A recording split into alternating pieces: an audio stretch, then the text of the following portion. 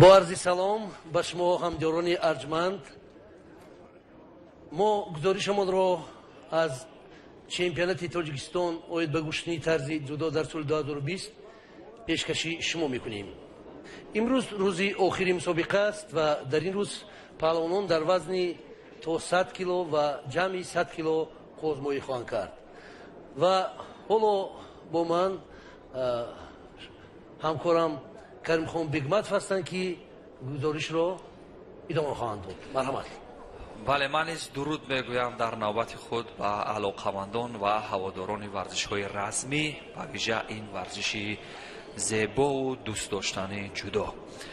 و همانطور که اشاره شد، گزارش مستقیم ما از جریان رقابت‌های روز سیوم چمپیونات جمهوری تاجیکستان اوید به جودو میان بزرگسالان برگزار می‌گردد و شما را بار دیگر به این قصر با شکوه تنیس و مجمع آبی پایتخت خوش آمد میگوییم و امیدوار هستیم که امروز نیز میان سنگین وزنها یک رقابت جذاب و دیدنی را با هم تماشا کنیم.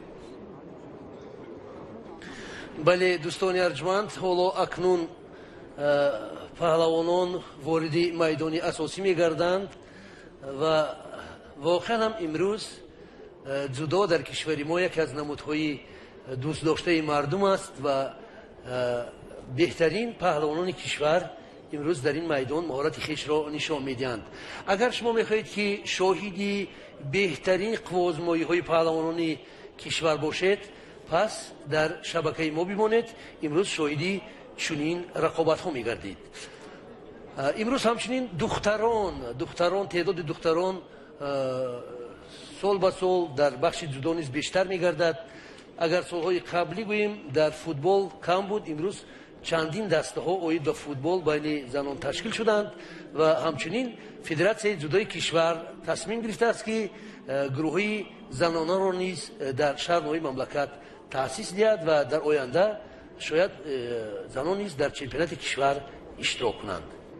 و دیروز پهلوانان در وزنهای 81 90 و 73 کیلو رقابت کردند و بهترین ها معلوم شدند و این رقابت ها توسط شبکه ورزش و شبکه فوتبال پخش گردید و مخلصان کشور توانستند از تمام رفت این رقابت ها واقف گردند که واقعا هم دیروز خیلی هم سبقت ها جالب دیدنی صورت گرفتند.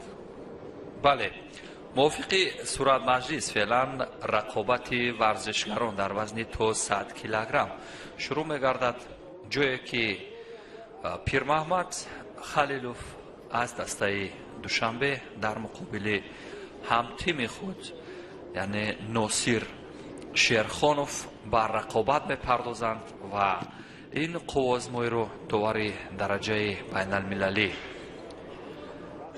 نظریوف ظریف جان دوباره میکند و روی تصویرهای ما نه اینجا ابوبکر و رقابت خواهد پرداخت و یادآور میشیم که در میان ورزشگران وزنشان تا 100 کیلوگرم نیست، یعنی تعداد اشتراکچیان نسبت به وزنهای سبکتر کمتر است. از این رو یعنی قسمت زیاد آنها یک دور استراحت خواهند کرد و قوازمویی که فعلا ما شما تماشا خواهیم کرد دوستان عزیز، قوازموی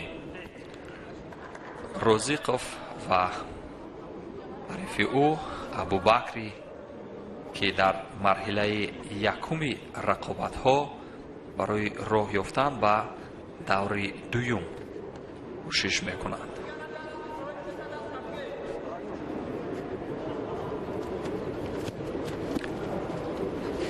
و اکثرا دوستان عزیز همانطور که اطلاع دادن و یک پرتافت بسیار جذاب و آساتگری در همون لحظه اول این موفقیت را آورد و ورزشگری که ابوبکر اکابیر این چمپیون جمهوری تاجیکستان در سال 2020 میان جوانان در ناحیه جبار رسولوف گردیده بود، این بار نیز درخشان ظاهر شد. در همان لحظه اول درخشندگی او را مشاهده کردیم. او حریفش محمد روزیقوف از شهر و نواحی توبه مرکز را در همان آن واحد یا یک لحظه معین در فرصت کوتاه از صدر راه برداشت و به مرحله بعدی رقابت ها راه خواهد گرفت. نوارهای تدریجی یا سوز کرده شده رو بار دیگر میبینیم و با این روش ببینید چگونه ساده از قسمت کمر حریف و یک پیشی پای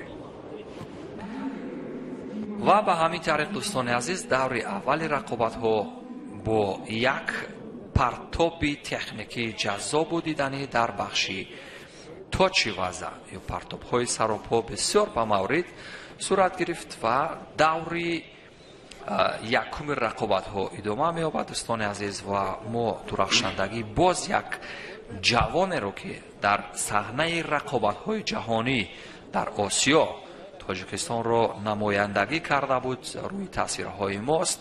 او دست پرور یا شاگرد فرخ صابیروف است، در کلوب ورزشی پرویز صابیروف تمرین میکند. یکی از جوانان درخشان این منصور رحمان بود روی تصویر ما چند لحظه. او در مقابل حریفش جمشید حمیدوف از شهر و نواحی توبه مرکز رقابت میکند.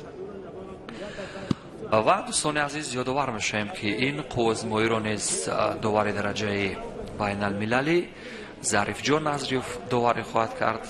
همون منصور رحمانوف یادآور میشیم که در جام آسیا توانسته که در میان نورسان با گرفتن موقع سیوم شرف یابی گردد. این ورزشگر 18 سال دارد، فعلا رو به توصیه است. ولادیمیر یلچنینوف نیز در جویای پدیده های نوروسته یا چهره های جوان و چهره های و پدیده های نوی که در واقعا این صحنه های رقابت یعنی گام های نخستین خش رو میگذارند. تیمور رحیموف از زمره اولین سنگین وزن هایی که برای تاجیکستان از مسابقات مراکش مدال برنجی آورده بود، فعلا به حیث مربی برای جمشید حمیدوف یعنی راهبلدی میکند و امروز نیز هیئت تشویقگران و خود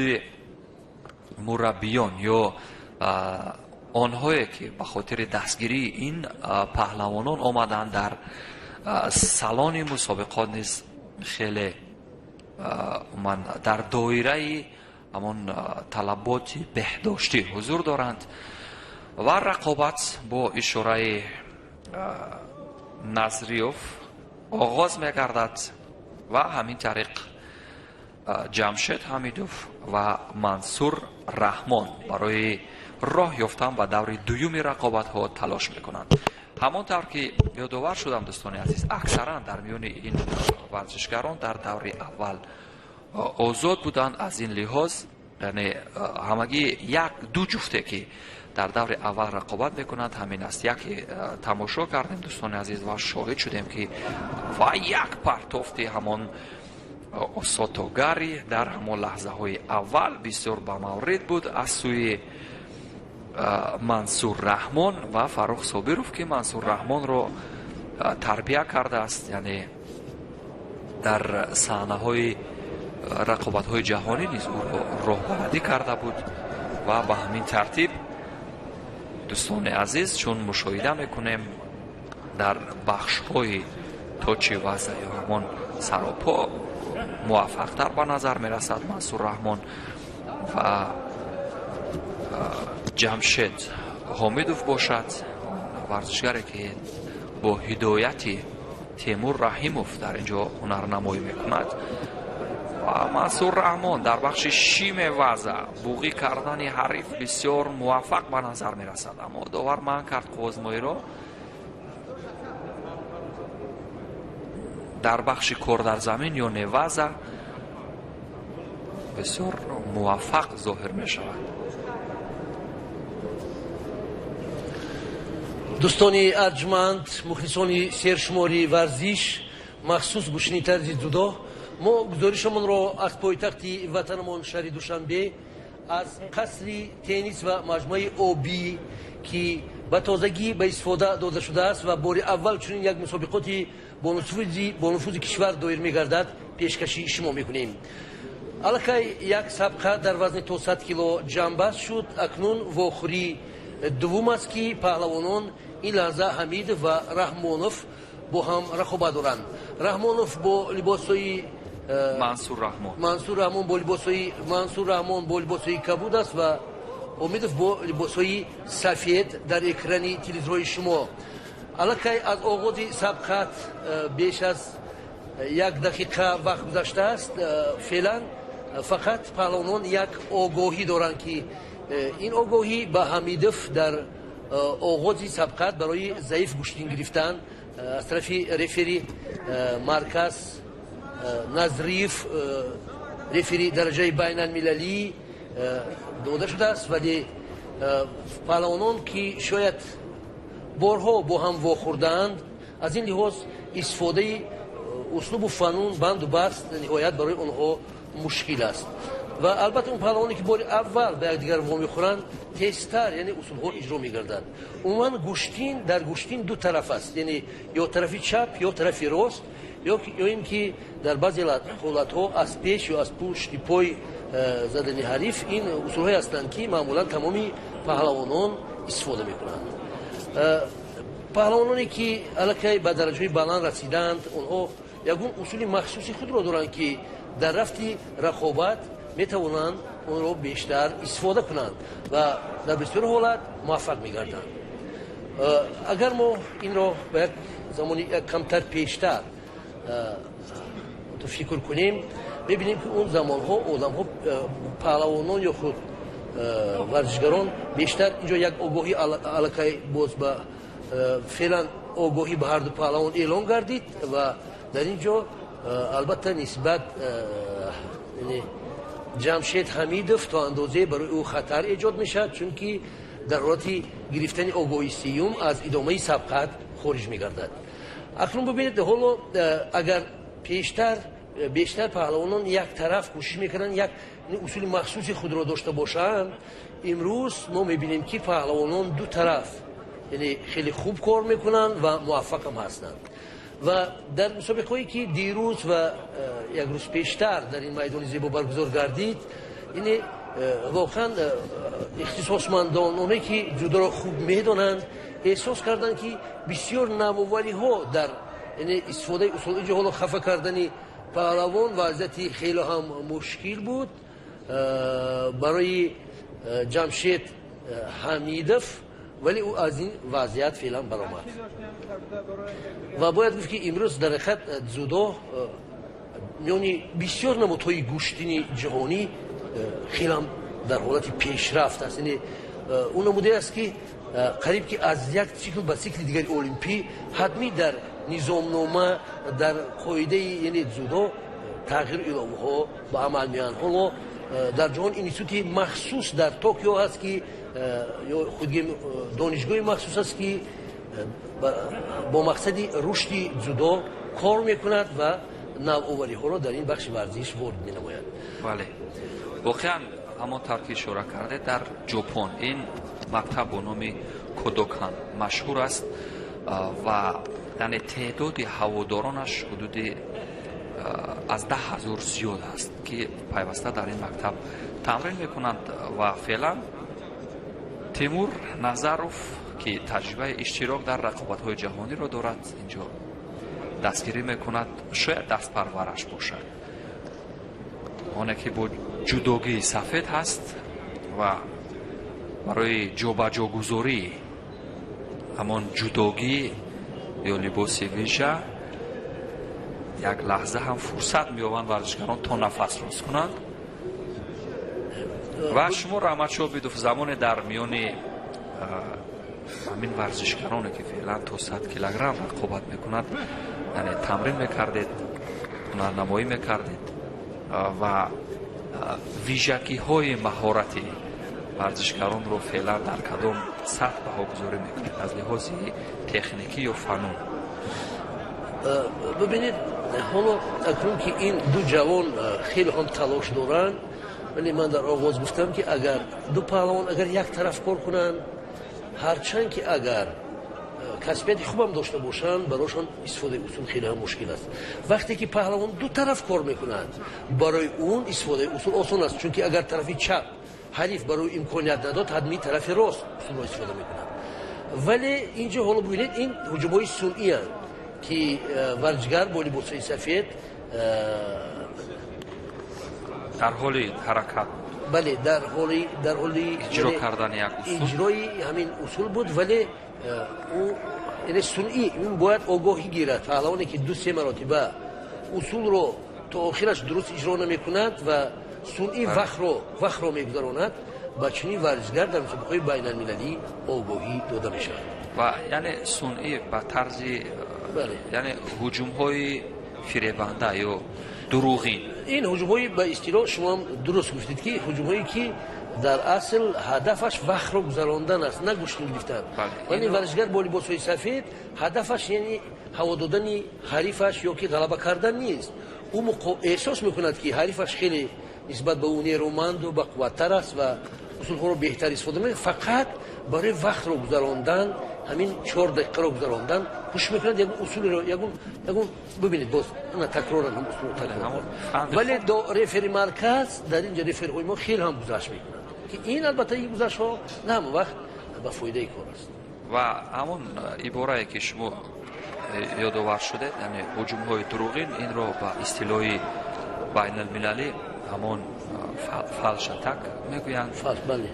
و شاید رخ داده باشد و از نظر کارت‌های زرد همانطور که به نظر میرسد نتیجه 2-2 هست، ولی گمان میکنم همانطور که شما نیز اینجا مشاهده کردید یعنی عمل کردی منصور رحمان نسبت به حریفش زیادتر است. او یعنی این قدم‌های نخستین خود رو در رقابت‌های بزرگسالان میگذارد. حریف او نسبت به رحمان منصور یعنی بزرگسال‌تر است و ببینیم خود داوران چه قضاوت میکنند، چون چند مرتبه اخیر یعنی هجوم‌ها بیشتر از سوی منصور رحمان صورت میگرفت. اینجا ببینید یعنی وقتی که پهلوانان بعد 1 دقیقه یا 2 دقیقه گوشت می‌گیرند، البته یک دیگر رو طرفای ضعیف قوی یک رو احساس میکنند. البته اونها اون نفری که کسبیت دارد البته این 2 دقیقه‌ای که باقی مانده است این رو درست یعنی آزمایی رو تشکیل میکند که کدام اصول رو باید استفاده کرد یا در کدام حالت باید حریف رو از موازنت بیرون کرد که این اصول رو استفاده کرد. بله و فعلا گلدن سکو است. این دقیقه هایی که ما میبینیم البته دقیقه 7 آغاز شد. در مجموع дақиқаи ҳафтум аст ки ин варзишгарон чанг ба гиребони ҳам мезананд, вале то ин ҷои кор бале рақобат хеле ҳам ҷолиб мегузарад. ман инҷо бубинед боз як бубинед паҳлавоне ки шумо воқеан ҳозир қисса кардед, мансур раҳмон боз дар ҳолати бояд шумо албатта бибинед то ин дараҷа, яъне вақте ки паҳлавон ба мусобиқа омода нест, ба ин дараҷа бояд ба ҳар сурат фикр кунад ки аввал бале эҳсос карданд.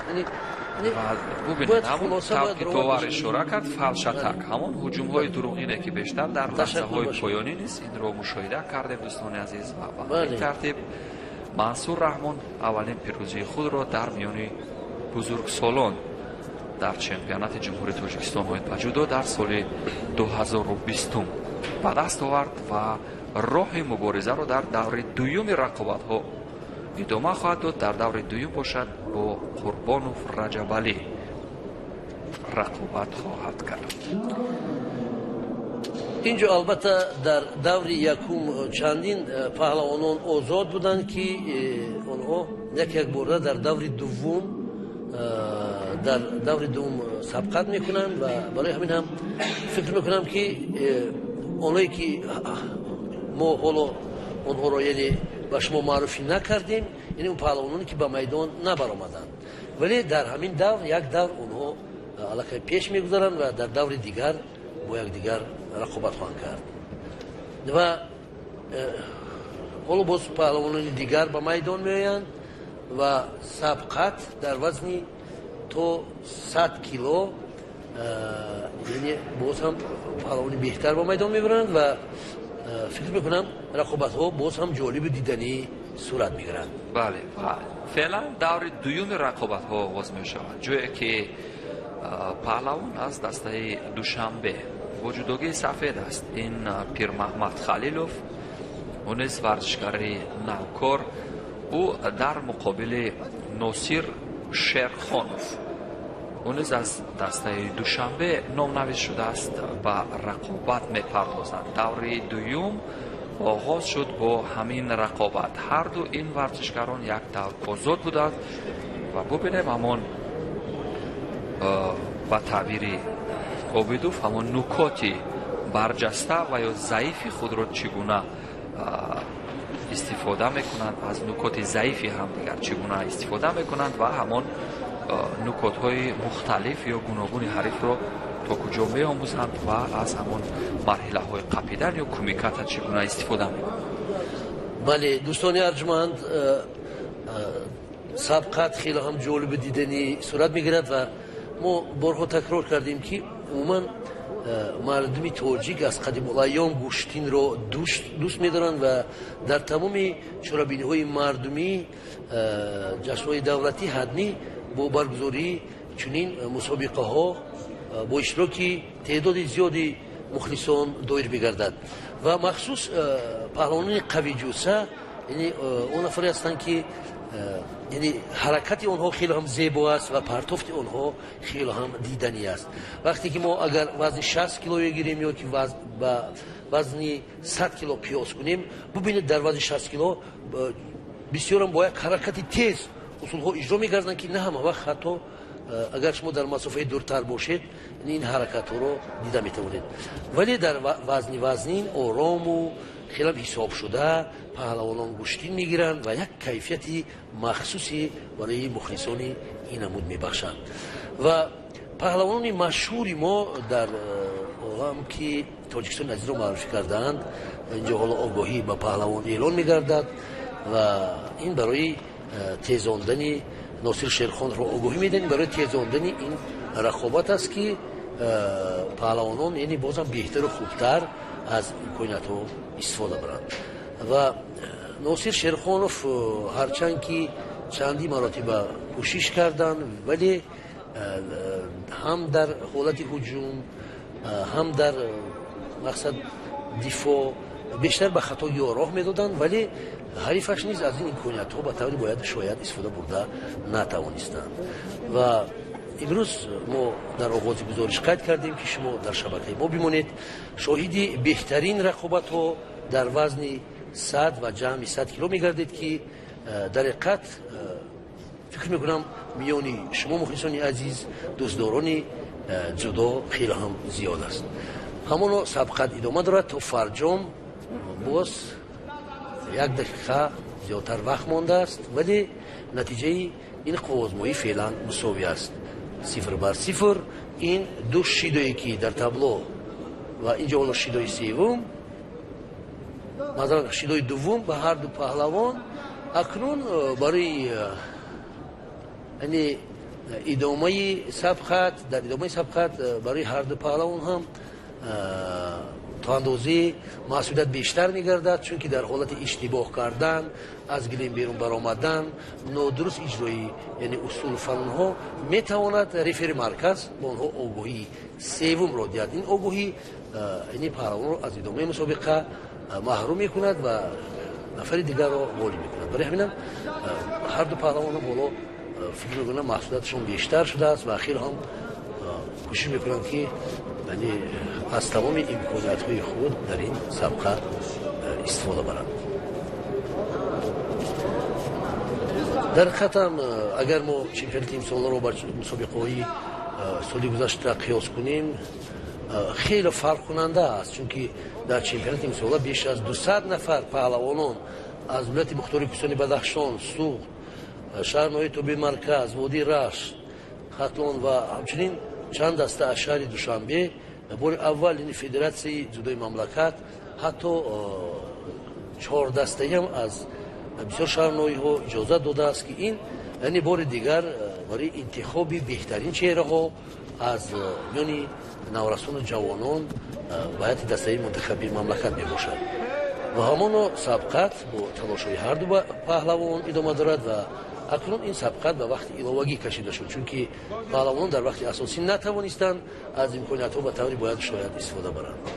ва фикр мекунам вақти иловагӣ ғолибро ҳатмӣ маълум мекунад. он паҳлавоне ки бештар заҳмат кашидааст ва аз имкониятҳо хубтар, яъне ман дар назар имкониятҳои машқу тамрин бештар истифода кардааст, дар ин майдон ҳатмӣ муваффақ мегардад. ва дар баъзе ҳолатҳо аст ки як хатогии ҷузъӣ боиси мағлубият мешавад. ҳатмӣ инсон метавонад иштибоҳ кунад. иштибоҳ яъне ба ҳисоб нагирифтани баъзе тарафҳои қавии ҳариф аст ки шумо дар ҳолати ҳуҷум аксуламали ҳарифи шумо ӯро ба ғалаба меорад. барои ҳаминам паҳлавон инҷо ҳозир бибинед беҳтарин имконоти аксуламал барои паҳлавон бо либосҳои кабуд аст, вале ӯ аз ин имконият ба таври бояду шояд истифода бурда натавонист. чунки агар аз як тараф техникаи хуб бошад, аз тарафи дигар бояд қувваи ҷисмонии хуб дошта бошад, аз тарафи дигар бояд ҳарифро ба тамоми ҷисми ҷони бадан бояд эҳсос кард ки ҳамин лаҳза ҳариф дар ҳамин лаҳза шумо метавонед усулро иҷро кардан. шояд баъди чанд лаҳза, чанд сония аллакай шумо ин усулро иҷро карда наметавонед. чунки барои ҳамин ҳам як фанни махсус аст ки мураббиён меомӯзанд. ин номаш биометрияи инсон аст. биометрия ин барои агар дар масалан соҳаи муҳандисӣ, инженерӣ махсус як предмети ба забони русӣ гӯем сапромат аст. як фан ҳаст ки барои муқовимати ҷинсҳоро омӯхтан аст, дар гӯштин бошад. мураббиён биометрия меомӯзанд, мисли ҳамун инженерҳо, мисли ҳамун муҳандисон меомӯзанд ки чӣ гуна бояд муқобили ҳариф усулро кадом вақт иҷро кард. ва вақте ки видео мегузоранд ва ҳар як ҳарифро меомӯзанд, ҳама тарафҳои ӯро мураббиён менависанд ки ӯ мана ин усулро ин гуна иҷро мекунад, дар ҳамин ҳолат иҷро мекунад, дар ҳолати масалан ҳаракати тез иҷро мекунад, дар ҳаракати сус иҷро мекунад. муқобили ӯ ҳама вақт як усули омода мекунанд. масалан мо барои мисол меорем ки соли 2008 дар олимпиадаи тобистонаи 29 Пекин намояндаи Озарбойҷон ки дар вазни Расул Бохов нарон мекард, дар сабқати финалӣ як усулро истифода кард ки дар чанд рӯзе ки мо дар он ҷо маъзарат мехоҳам, дар чанд соате ки мо дар ҳамон сабқатҳо иштирок доштем, ӯ ягон маротиба ин усулро истифода накарда буд. Яъне ӯ усулро муқобили фақат як варзишгар тайёр кардааст. инҷо ҳоло огоҳӣ ба варзишгар, ҳоло ба Шерхонов ва ин огоҳӣ, яъне ин рақобатро ҷамъбаст кард, якеро ғолиб кард ва дигаре дар ин сабқат мағлуб гардид. ин аст варзиш, яъне ду нафар наметавонанд ғолиб шаванд, ҳадми як нафар бояд ғолиб шавад ва мо Шерхоновро ба ин пирӯзӣ саймона таблиғ бибинем ва умед дорем ки дар даврҳои минбаъда боз бо ҳунари волои худ хотири мо шуморо шод мегардонад. Каримхон. бале, дар ҳақиқат як мурури таҳлилӣ ё тадқиқӣ ба равиш ва фануни ҷудо ва техникаҳои ҷудо кардед бисёр ба маврид ва феълан акнун рақобати варзишгарон дар вазни то 100 килограмм дар даври дуюм идома меёбад. дӯстони азиз,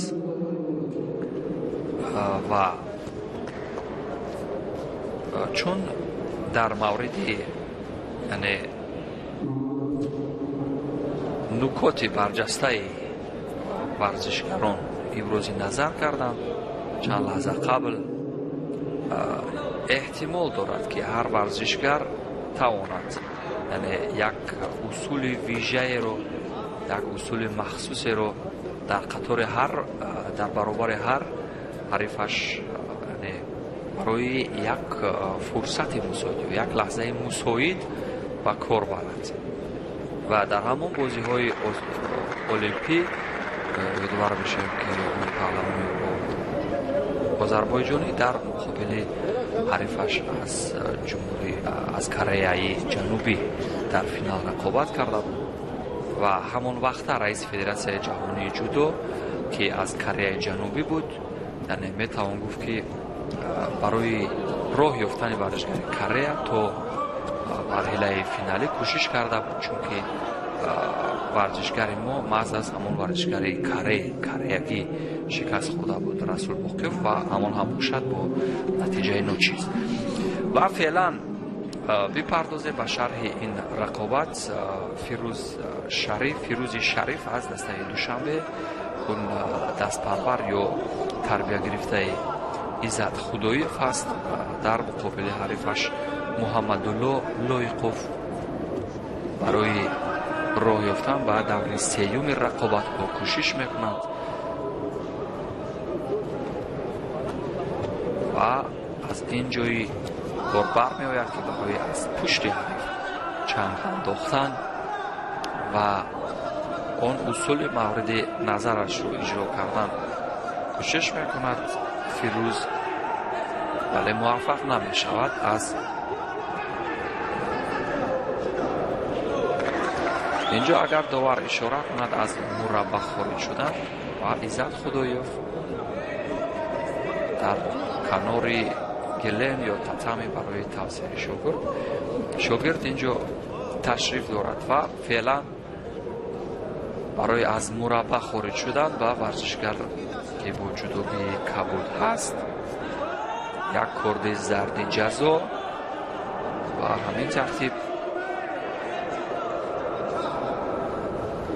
Муҳаммадулло бо сабаби як корди зарди ҷазо доштан нисбат ба ҳариф рӯ ба таназзул аст, вале ҳарифи ӯ бошад аз лиҳози оне ки ҳаракоти техникии хуб дорад, якам пешсаф ба назар мерасад. аммо ин оғози кор аст.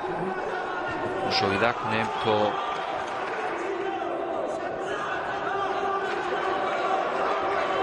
ва аз сикоми ваза идораи ҳариф ба тахтапушт сония шуморда шуд, вале на ҳадиақал 10 сония натавонист ки Лоиқов ҳарифашро ба тахтапуш контрол кунад, вагарна имконияти гирифтани як назариро дошт.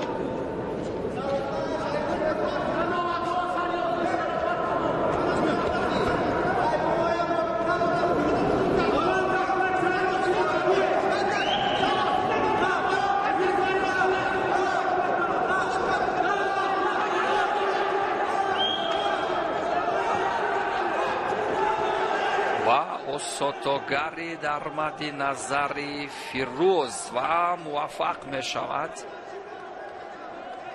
تو همون حلوکی که اجرا کرد حلوکی اسطوگری تو به پایان برساند ولی در لحظه پایانی اصول مورد نظر او نه و دویمین کارت زرد جزا به خاطر از مربع خارج شدن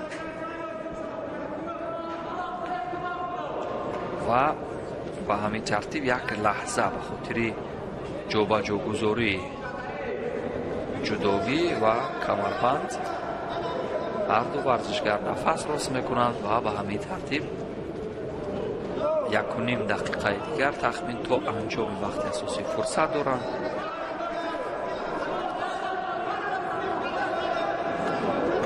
و برای موقعیت گرفتن همون کمیکات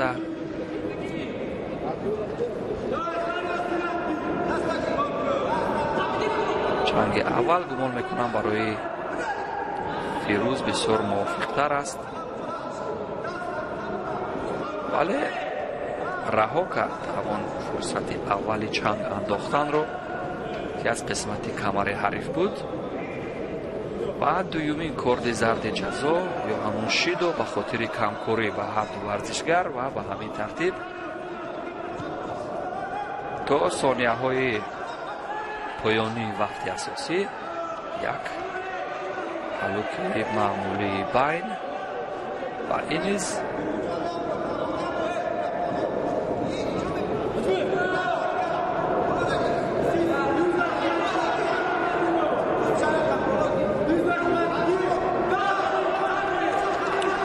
تا آخر نبرد همان اصول معمول و سر استعمال رو ولی به هر حال چون اون به طرف راست کوشش میکنند ولی اجرا کردن همان اصول رو به طرف راست دارد از این رو و تا ماه نگه با استفاده است همون فندی خوب ولی موفق نشد ثانیه های پایانی وقت اساسی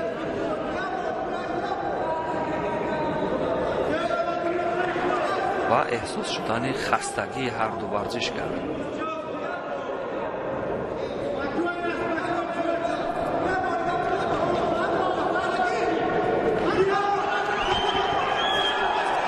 در همین لحظه های پایانی وقت اساسی یک امکان یا فرصت داشت برای از پای در آوردن حریف فیروزی شریف ولی موفق نشد وقتی اساسی به انجام میرسند 4 دقیقه وقتی معمولی یا مقرر شده و به همین ترتیب گلدن سکور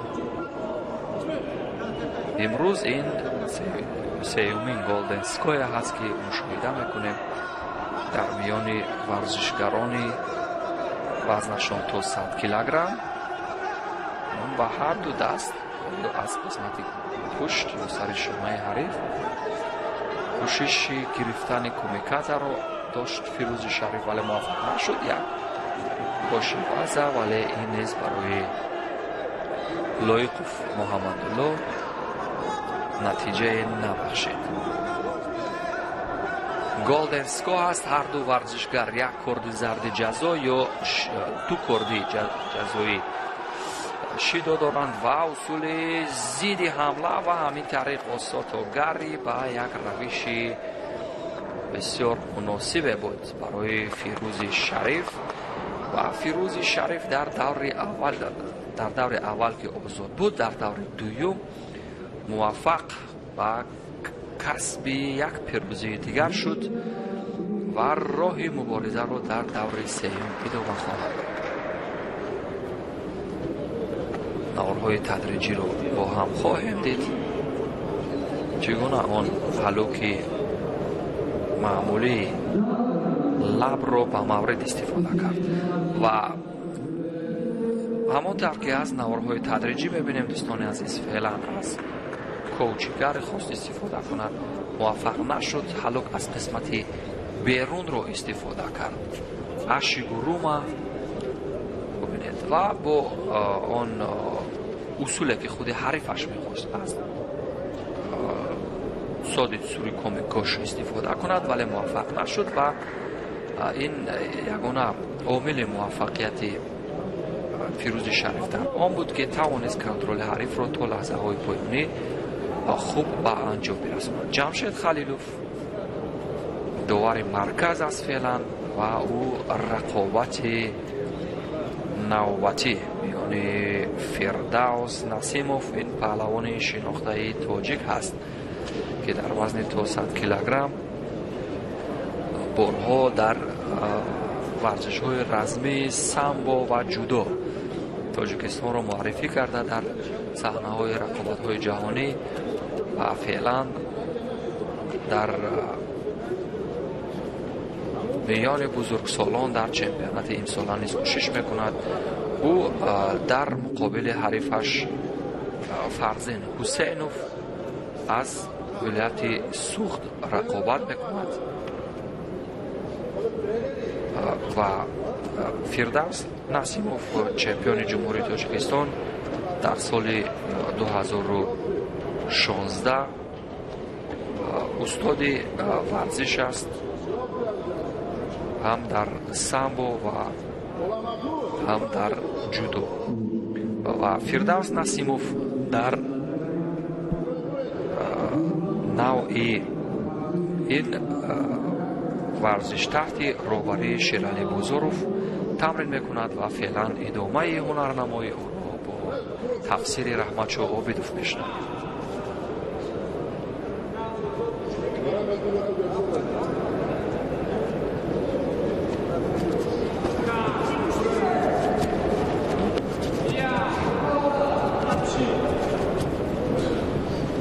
دوستانی ارجمند، مخلصانی سرشماری گوشنی طرزی جدا، باز ما گزارشمون را از پایتخت وطنمان شهر دوشنبه از قصر تنیس و مجمع آبی از چمپیونات سراسری کشور در سال 2020 در وزن تا 100 کیلو منظوری شما کرده ایستادیم.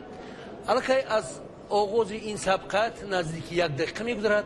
فعلا در تابلو نتیجه 0-0 است و یگون پهلوان تا این لحظه نتوانستند از یگون اصول فنون استفاده کنند و واقعا هم وزن 100 و از 100 زیاد بهترین پهلوانی کشور هنرنمایی میکنند. البته شما مخصوص فردوس نسیموف را خیلی هم خوب میشناسید. او در مسابقه های مردمی، در مسابقه های جمهوریوی و بین المللی، مخصوص در جام پرزیدنت جمهوری تاجیکستان که مسابقات بین المللی به حساب می رود مهارتی خیلی هم خوب نشان داده بود و عموما در مسابقه های مردمی فردوس جان خیلی هم مهارت خوب نشان میدهد. امروز نیز ببینیم چگونه به چمپیونات امسال آماده شده است و از فنون های استفاده شده پهلوانان، یعنی اینجا حالا رفری مرکز آگاهی و فردوس نسیموف نشان میدهد. این البته با مقصدی تیزاندن رقابت است، چون که اگر در یک حالت از میدان بیرون شدن پهلوان باشد، اگر در حالت هجوم باشد، دیگری از یعنی گریخته از میدان اساسی، یعنی از این بریا یا گلیم گوشتنگیری که هست بیرون رود، در اون حالت به او آگاهی داده می شود و همچنین یک طرف زیاد داشتن که حالا فردوس جان نمیکارا میکنن باید یعنی ایواز کنن داشتن رو، یعنی در حالت یک طرف زیاد داشتن یک طرف کار کردن، این الکی در جدا از ضعیفی پهلوان درک میدهد و به او آگاهی داده می شود و برای همین هم ما یعنی گروه مربیان تاجیکستان و تامین نیز چند قبل یک ماه پیشتر در کمیته ملی المپی چنین یک مشغولیتی 2 هفته بود که باز هم ما با نازکی یعنی علیقترش به اون اسلوب و نظامنامه نوی جدا از نزدیک آشنایی پیدا کردیم.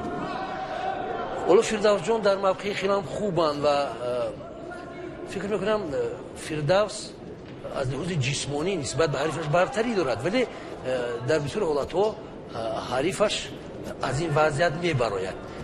ولی اکنون ببینید این باز با آمادگی همین چند ماه اخیر پیش از چمپیونات تاجیکستان است که چگونه آنها آماده شدند. چون که اگر ورزشگر حتی در این فرصتی دو ماه اگر یک بار دو بار اگر یکون شمال خورده باشد یا خود بیمار شده باشد، این به سلامتی او حتمی تأثیری منفی میرساند و او نمیتونه تمام ذخیره های بدنی. اینجا حالا یک پرتافتی زیبای فردوس و اینجا فکر میکنم البته ما بها دادن حقوق نداریم، ممتا در چشم ما پرتاف خیلی هم زیبا بود و حالا انتظار میشیم که چگونه رفر به این استفاده اصول واگذار میکند. شاید در حالت تکرار با کارگردان های ما از روی امکانات باید این اصول را شاید در وقت خودی به منظور شما کنند، ولی به هر صورت احساس میشود که فردوس به این رقابت تیار است و تا فرجام چند ثانیه دیگر باقی میماند و فکر میکنم حسین نیز کوشش کردند، یعنی ایستادگی خوب کردند، از بسیار وضعیت های دشوار برآمدند، ولی فعلا اون موفق نیست. موفق فعلا فقط وقت است، چون که یگون پهلوان نتوانست این 4 دقیقه طلایی را پرثمر استفاده کند و این دوری دومی سبقت ها ادامه دارند و حالا اکنون با وقت علاوگی کشیده می شود وارد استاف و این اون وقتی است که پهلوانی یا غالبی این سبقت را معلوم می کنند و اینجا فردوس جان خیلی هم ببینید با این مسابقه خوب تیار شده است، فقط چی باشد که اصولهایش نه چندان تا آخر خوب اجرا می گردند و باز هم ما گفتیم یعنی پهلوان باید حتمی یک اصول مخصوصی خود را داشته باشد که در وضعیت های مشکل یعنی از این اصول استفاده برده تواند. برای همین هم هزارها مراتب پهلوان یک دیگر را یعنی در وقت مشق هوا میدهد. یعنی برای چی؟ برای اون که به همون درجه یعنی برده رسانند که در همون حالت مشکل همون اصول رو اجرا کرده تواند. چون که این ساده نیست، یعنی در ما تماشا کردن ورزش ساده است ولی اجرا کردن اشتراک کردن این ساده نیست. از هر یک شخص از یک طرف اگر قوه جسمانی زیاد طلب کند، از طرف دیگر تکنیک و تاکتیک و همچنین روحیه بلند و روحیه قوی از انسان طلب می کند. فقط انسان قوی اراده می تواند ورزشگر باشد و به نتیجه یا خود به قلوهی بلندی ورزش راه یابد. این با زحمت های همه روزه یعنی روز یعنی به اصطلاح روسی رژیم دنیا، یعنی باید حتمی رژیم باشد که همه روزه ساعتی چند پهلوان میخیزد یا ورزشگر میخیزد، ساعتی چند صبحانه میخورد، ساعتی چند یعنی مشقی پگاهی روزی اجرا میکند، بعد ساعتی چند با استراحت غذا میخورد، بعد استراحت میکند. یعنی حیات ورزشگر در سیکل 4 ساله از همین عبارت است. یعنی تقریبا ورزشگرانی که در حیات دستای منتخب هستند اونها امکانیتی یعنی برآمدن از رژه مشقی خود را ندارند. حالا باز سبقت ادامه می‌یابد با هجوم طرفین خیلی هم زیبا و دیدنی این سبقت صورت میگیرد و واقعا فکر میکنم اونایی که امروز در شبکه ورزش با ما هستند از این پهلوانان قوی جوسه حرکت های آنها، البته نه همون وقت آنها شاید اصول های آنها اجرا کرد وگرنه اگر اجرا گردد خیلی هم زیبا است. اینجا اصولی یعنی تلاش فردوس بود ولی فردوس به تیاری اصول رو اجرا کرد. مثل که یک کمی فردوس گویا که نه خسته هم نشده است، البته ما اینو نزدیکتر دیدیم ولی چیزی نمیرسد، چیزی به فردوس امروز نمیرسد. از یک طرف اگر اراده قوی هر یک پهلوان باشد، از طرف دیگر قوه و نیروی خیلی هم زیاد است. مثلا حتی آدمان هر روز من بسیار رفیقایی دارم که هر روز به تربیت جسمانی مشغول میشن، بعضی ها سنگ برداری میکنن، баъзеҳо ба масофаи мухталиф медаванд. баъд якеро ман як рӯз дар суҳбат гуфтам ки аз ҳама намуди вазнин гӯштин аст. Гӯштин гуфт чи аст? Ман ин қадар медавам, масалан сангҳои вазнин мебардорам. Ман гуфтам майлаш, бед шумо ҳоле акнун ба як паҳлавон 2 дақиқа гӯштин гиред. ва вақте ки 2 дақиқа гӯштин гирифт ки нафас танг шуд, ба гуфт ки бародари азиз, акнун ман воқеан бовар кардам ки гӯштин ва бокс ин аз ҳама намуди вазнинтарин будааст. яъне хело ҳам нерӯю қувваи ҷисмонию рӯҳияи баландро талаб мекунад. барои ҳамин яъне дар бисёр ҳолатҳо ман фикр мекунам тамошо кардан осон аст. бибинед баъзе ҳолатҳо дар ҳузури 20 30 40 50 ҳазор дӯстдорони ё худгӯи мухлисон паҳлавонон баромада дар рӯи замин дар бисёри чорабиниҳои замонҳои пеш ин гилему ин имкониятҳо набуданд. яъне соатҳо паҳлавонон гӯштин мегирифтанд ва як тӯҳфаи ҷузъӣ буд, вале дар ҳамон борон, яъне дар ҳамон намедонам баъзи ҳолатҳо ҳатто барф ҳам меборид дар фасли наврӯз, вале паҳлавонон ҳунарнамоӣ мекарданд ва бо ҳунари худ хотири мухлисонро шод мегардонданд. ҳамон сабқат бо талошҳои тарафайн идома дорад. феълан паҳлавонон аз чӣ гӯем тамоми захираҳои худ истифода карданд, чунки вақти иловагӣ аллакай ин захираи охирини қувваи ҷисмонии паҳлавонон аст ки бояд яке ба таслим шудан қоил шавад ва дигаре бояд пирӯз гардад. ва инро фақат ин сабқати ин ду паҳлавон нишон медиҳад. чунки вақти инҳо масалан маҳдудият надорад, феълан агар ба он 4 дақиқа ҳисоб кунем, наздики 8 дақиқа иҷо боз як огоҳии дигар ва мисли ки моро паҳлавон фирдавсро аз дастаи хатлонду шаҳри кӯлоб ба ин пирӯзӣ мо самимона табрик мекунем ва орзуи иштироки ӯро дар сабқатҳои минбаъда дорем ки боз ӯ тавассути ҳунари хеш хотири мо шуморо шод гардонад. ӯ хеле ҳам аз ё ҷисмони нисбат ба ҳарифаш бартарӣ дошт, ҳарчанд ки натавонистанд ин ду паҳлавон ягон усулро истифода кунанд. Каримхон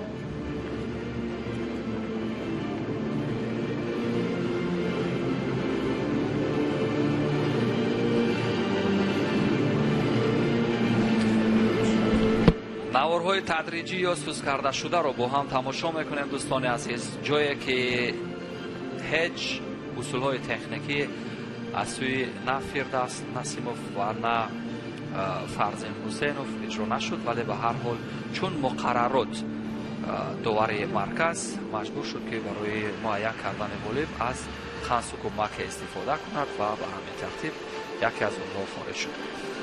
рақобати баъдӣ дӯстони азиз миёни варзишгарони вазнашон то 100 килограмм дар даври дуюм.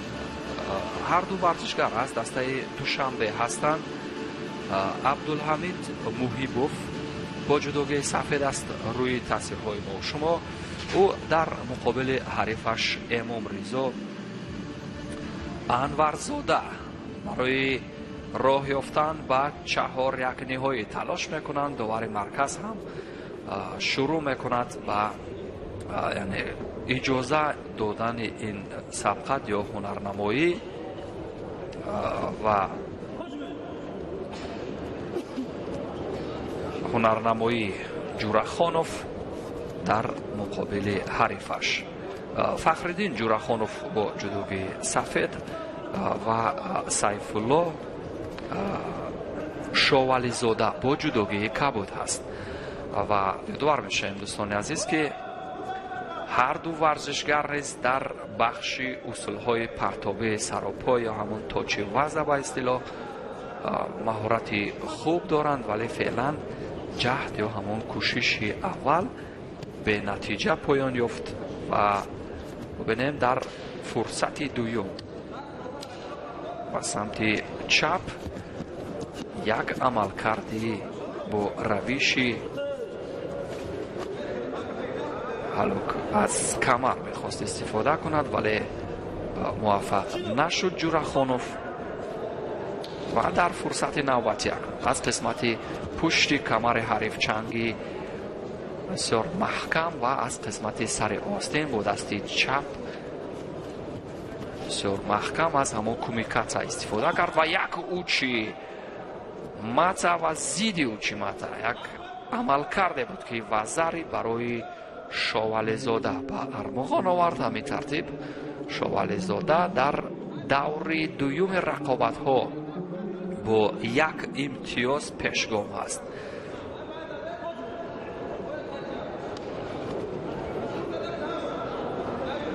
فرصت نوبتی ببینیم از کدام روش یا شیوه استفاده میکنند ورزشگران. به هر حال از ضد حمله در قسمتی میانه وقتی اساسی رقابت استفاده کردن جورخانوف بسیار به مورد بود و مراتب دیگر نیز از ضد حمله و ماکیکومی ساتو ماکیکومی بسیار یک نتیجه خوبه بود برای برابر کردن حساب برای شوالیزاده و به همین ترتیب نتیجه برابر است 1-1 از نظر آنه که هر دو ورزشگر یک امتیازی وزری دارند.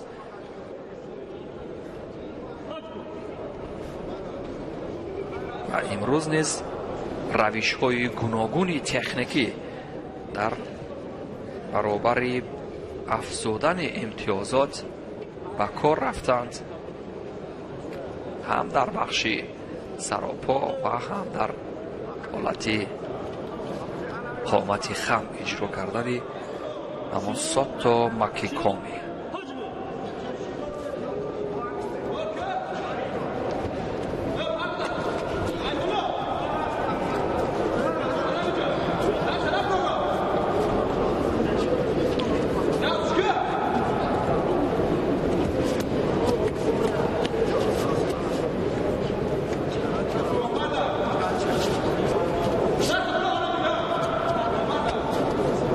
اکنون مسافه با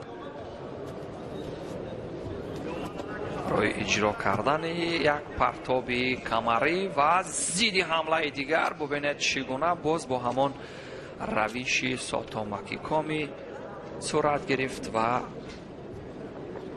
داور هنوز در این مورد قضاوت نکرده است.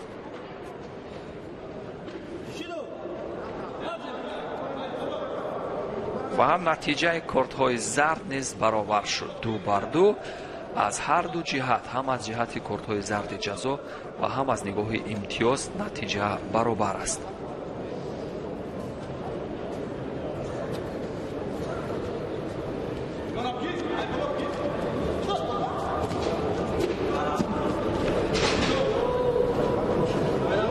ثانیه های پایانی وقتی اساسی رقابت است دوستان عزیز و در بخش سوم اصول ها در نوازه هیچ کدام از ورزشکاران نتوانست کاری را به سامان برساند.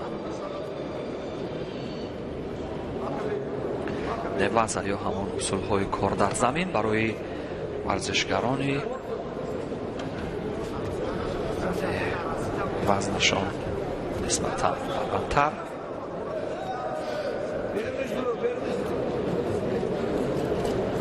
یک رده پایینتر نسبت به سنگین وزن ها میکنند و همون پرتاب آخره که از سوی دوران است هیچ امتیازی نگذاشت و به همین ترتیب نتیجه همون برابر است.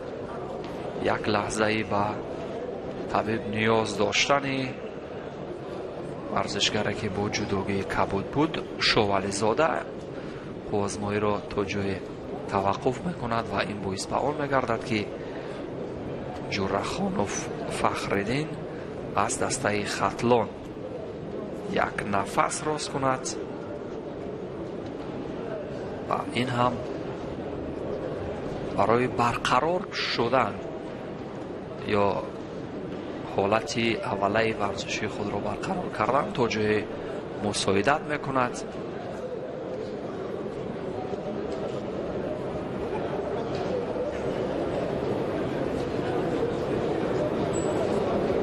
ببینیم اکنون این نوار تدریجی را در لحظه هایی که تنفس است به خاطر به طبیب نیاز داشتن اینجا در بخش نوازه اینجا اگر میتوانست که از کمربند حریف یعنی برداشته او رو به پهلوی دیگر پرتاید و در بخش کار در زمین یعنی عمل رو به سامان برساند، پس احتمالیت رشد و توسعه ورزشکاران رو در این بخش مهم که بر 3 قسمت جدا می شود امتیاز گرفتن از حریف می توانستند ورزشکاران نیز کار رو به سامان برسانند.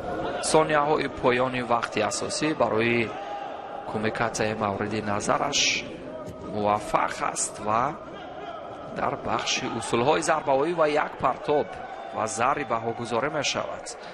اشیگوروما که استفاده شد از سوی جورخانوف از زاویه ما پهلوان نسبتاً به طرف شکم به زمین برخورد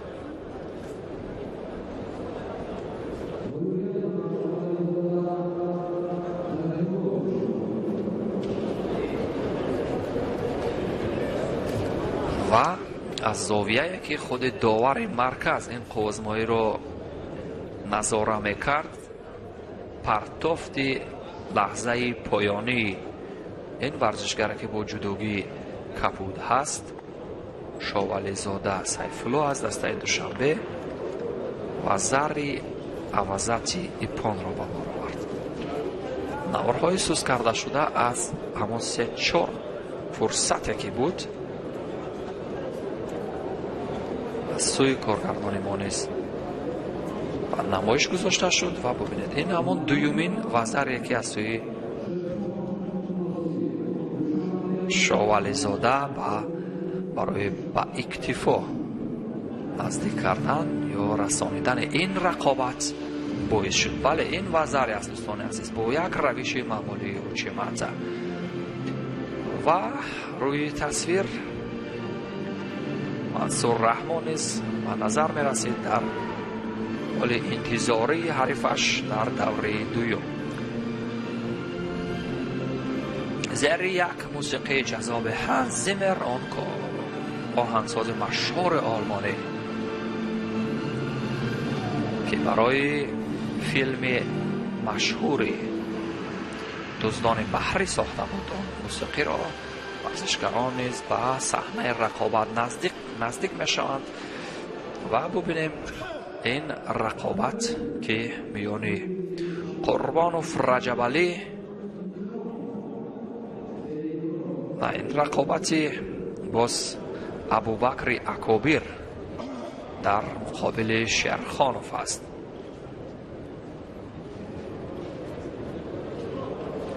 چهار یک نهایی دوره چهار یک نهایی رقابت ها آغاز گردید دوستان عزیز. شیرخانوف با جدوگی سفید هست، ابوبکر اکابر باشد با جدوگی سفید. ابوبکر با جدوگی کبود معذرت دوستان. ابوبکر اکابر در سال 2020 توانسته که در مسابقات یعنی جوانان تاجیکستان در ناحیه جبار رسول ولایت سوخت عنوان چمپیونی را به دست بیارد و فعلا او 20 سال دارد.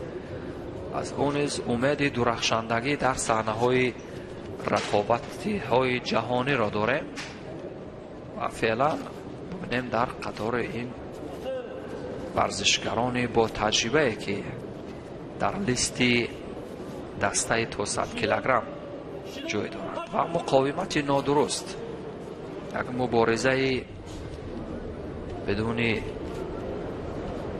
سنجیده شده و همین ترتیب برای هر دو ورزشکار یک کارت زرد جزا داد داور مرکز و رقابت ادامه می‌یابد.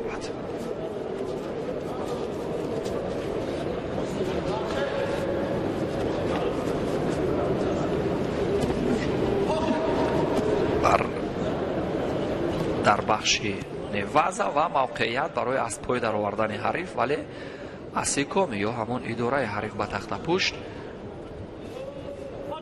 برای ابوبکر اکابر بسیار موافق بود ولی نتوانست تا لحظه های پایانی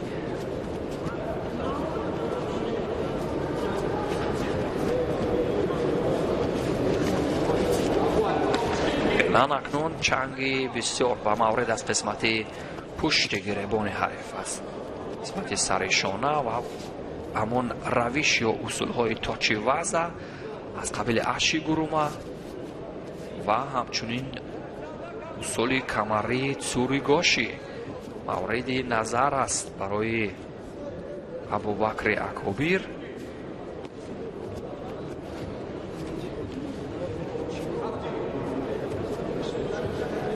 ولی لحظه ببینید که اشی گرومه رو از سوی خود شیرخانوف استفاده شد، اگرچه تا به لحظه های پایانی موافق نبود برای گرفتن یک امتیاز، ولی توانست که تا پایان برساند. حداقل از همون اصولی که حریف میخواست اجرا کند از همون راه گریز جست و اصول های یا تکنیک های گریز از اصول های حریف نیز در جودو نهایت زیاد هستند و یکی از آنها همین بود که در همین لحظه پایانی استفاده شد از سوی شیرخانوف ناصیر. باز سمت مقبول یا مورد نظر ابوبکر اکابیر و سمت راست موقعیت دارد برای اجرا کردن یک پرتاب کمری. ولی ببینید که بهترین راه برای صد ایجاد کردن به هجوم حریف این هم میتواند همون حمله باشد یا به هجوم گذشتن باشد. دویمین کارد زرد با سبب کمکاری.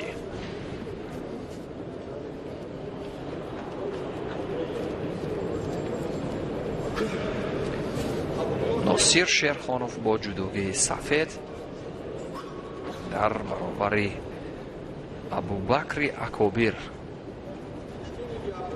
داور مرکز نیز از نتیجه یعنی چندان سرعت نداشتن این ورزشگران با دست اشاره میکند و با امر مته یا من کردن قوزمایی که وقتی اساسی نیست به پایان میرسد برای در گلدن سکور رقابت کردن این ورزشگران اکنون اجازه خواهد داد. گلدن سکور هر دو ورزشگر نیز دو کارد زرد جزا یا شیدو دارند که سومین شیدو با خنث کمک یا شکستن مقررات باعث خواهد شد. ولی فعلا در جوی یک کمیکته موافق و مساعد هست ابوبکر اکابیر، ولی حریفی ناباب دارد در روبروی خود. مرحله چهار یک نهایی این ورزشگران و یک هلوک معمولی، هلوک از قسمت پیش رنگاشی و اینیز به نتیجه.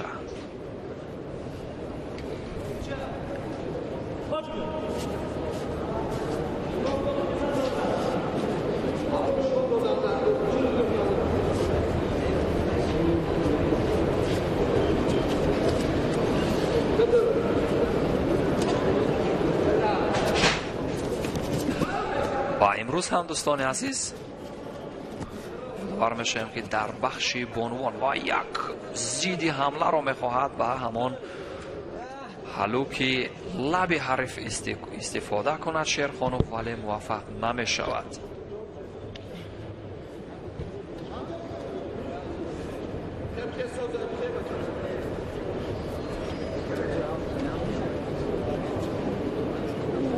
به نظر میرسد که ابوبکر اکابیر آسیب دیده باشد. اینجا دو قوه واقعا با هم برابر یک مقاومت بسیار شدید داشتند. ببینید از یک اصول ضربه‌ای پیشپای میخواست استفاده کند با همون روشی یاکو آتاشی، ولی زیدی حمله بود از سوی شیرخانوف ناصیر، ولی موفقیت ҳамоно рӯшан нест ки ба кадом ҷониб бошад.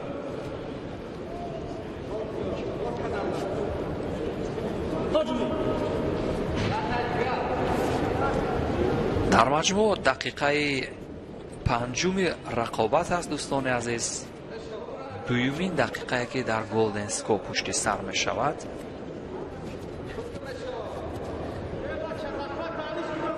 ва ҳамон тарафи мақбул ё писандидаи абубакри акобир, он коммуникатсияи мавриди назараш аз қисмати пушти гиребони ҳариф ва маротибаи дигар низ кӯшиш кард аз усули зарбаоӣ аз самти пушт бо равиши косото гаке истифода кунад, вале муваффақ нашуд. имрӯз дар бахши точи ваза ё ҳамон партобҳои саропо абубакри акобир бисёр кӯшиш кард ва зидди ҳамла сотомаки коми нез бенатиҷа буд.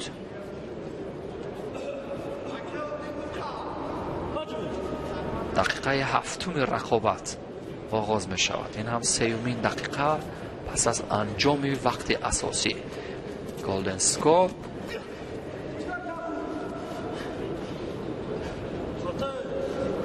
ва сангинвазнҳои дараҷаи 2 ё ҳамон варзишгарони дастаи то 100 килограмм феълан ба назар мерасад ки хаста шуданд. коши гурума, усули камарӣ мавриди назари шерхонов, вале то ба поён нарасид.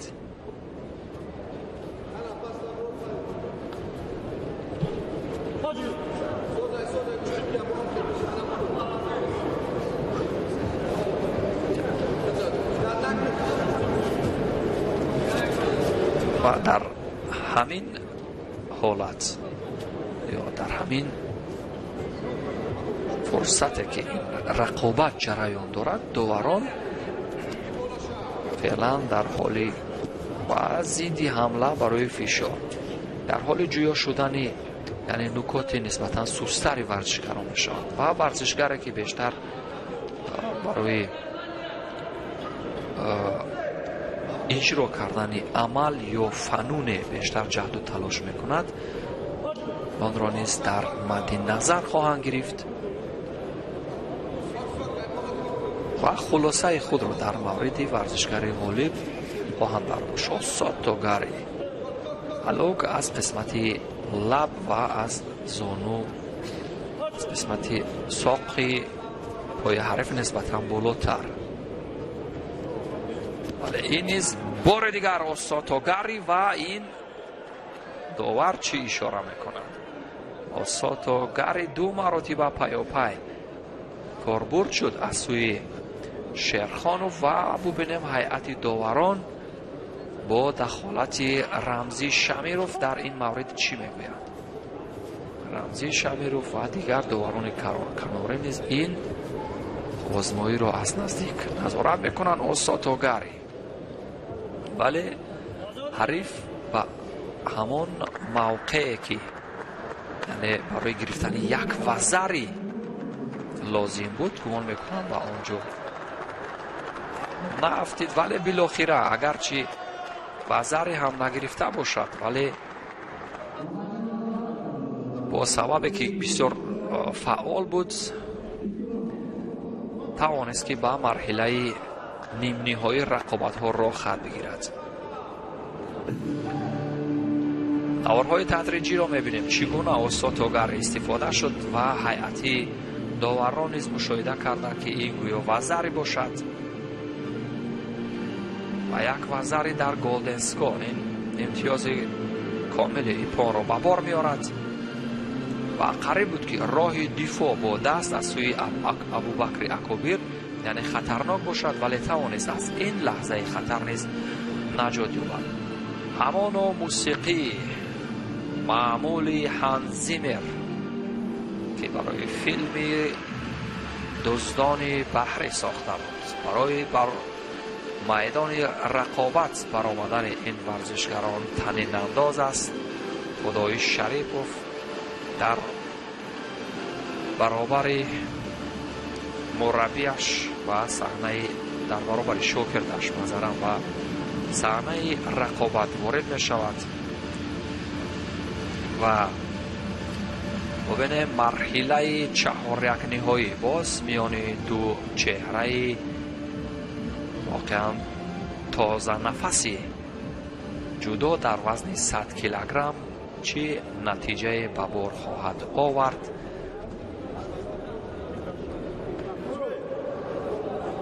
бо ҷудогии кабуд ин варзишгар аз вилояти суғд аст. Сейдиброр Икромов ӯ дар муқобили Фирӯзи Шариф рақобат мекунад. Фирӯзи Шариф ки дар марҳилаи дуюми рақобатҳо пас аз озод будан дар як давр бар муқобили Муҳаммадулло Лоиқов аз дастаи душанбе ғолиб шуд ва ба даври чаҳорякниҳоӣ роҳ хат гирифт. ва бубинем акнун варзишгари қоматбаланд Фирӯзи Шариф дар муқобили Икромов Сейдиброс зарад аз кадом равиш истифода мекунад. варзишгари вилояти суғд барои اجرای یک کاشی گرومه بسیار موقعیت داشت عزت خداییف که برای با کمال رسانیدن ورزشگرانی هم نورس و جوان سهم گذاشته است و دیروز یکی از دستپروران او در وزن تا 90 کیلوگرم به عنوان قهرمانی رسید. اگرچه ҷаҳонгир маҷидов ё хуршед маҷидов феълан дар таҳти роҳбарии дигар мураббӣ атоуллоҳ аббоснажод тамрин мекунанд, вале қадамҳои нахустини онҳоро дар ин ҷода Иззат Худоев гузоштааст ва феълан як ҳаракоти нодуруст барои осеб дидани Фирӯзи Собир боис шуд.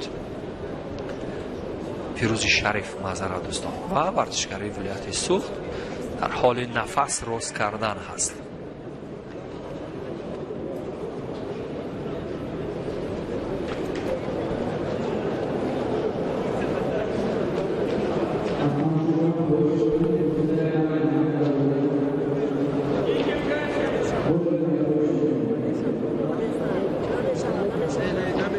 баъз наворҳои тадриҷӣ мушоҳида мекунем ки чӣ гуна ин лаҳза иттифоқ уфтод. вале нӯки ангушти калони ин варзишгар шояд нохунаш нодуруст бархӯрда бошад ва рӯи татами ё ягон зарбаи пои ҳариф ба ӯ бархӯрда бошад.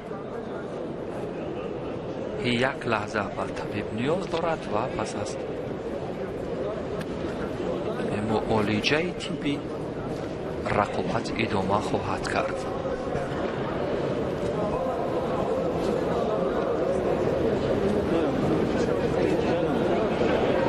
нигаронии Иззат Худоев аз ҳамин хоҳад буд ки чӣ иттифоқе барои шогирди ӯ афтод.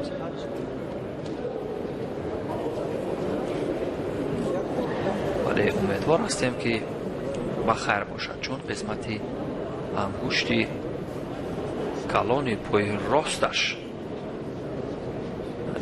ба назар мерасид ки осеб дида бошад ва эҳтимол осеб чандон ҷиддӣ набошад, чун табибон низ як лаҳза ба муолиҷа шитофтанд ва Икромов рӯи тасвирҳои мо буд чанд лаҳза дар ҳоли мунтазир аз ҳарифаш. федератсияи ҷудои тоҷикистон ва кумитаи кор бо ҷавонон ва варзиши ҷумҳурӣ барои баргузории ин мусобиқот аз тадбирҳои беҳдоштӣ низ бисёр бамаврид истифода кардан дар остонаи ҳамагирии он вабои воқеан нав ва бо сабаби фалшатак ё ҳамон ҳуҷуми дуруғин ин тартиб ба Фирӯзи Шариф як корти зарди ҷазо аз сӯи довари марказ дода шуд ва рақобат идома меёбад. масофа наздик мешавад барои иҷро кардани коши гурума бисёр لحظه موافق ولی طرز نادرست داشتن یا شکستن مقررات در بخش کومیکات یک کارت زرد جزای دیگر با اکراموف سید ابرار و به همین ترتیب نتیجه کارت‌های آگاهی برابر شد. از مربع شاید خارج شدن فیروز شریف باعث گرفتن نه فشار با سبب فشار دادن حریف، یعنی قصداً بعضا ورزشگران همین عمل رو اجرا میکنند که با فشار محکم آوردن برای حریف از مربع بیرون کردن گویا و حریف کارت زرد داده شد، ولی داوران مشاهده میکنند که یعنی عمل غیر قاعده از سوی کدام ورزشگر بود. از همین خاطر بود که با اکراموف یک کارت زرد جزای دوم این از خلاصگیری داور مرکز دادن. بار دیگر همین لحظه رو مشاهده میکنیم. شاید در مورد گرفتن همین کومیکات داور مرکز اشاره میکند که باید توجه کنیم و هیئت داوران ببینیم چی خلاصه میکنند.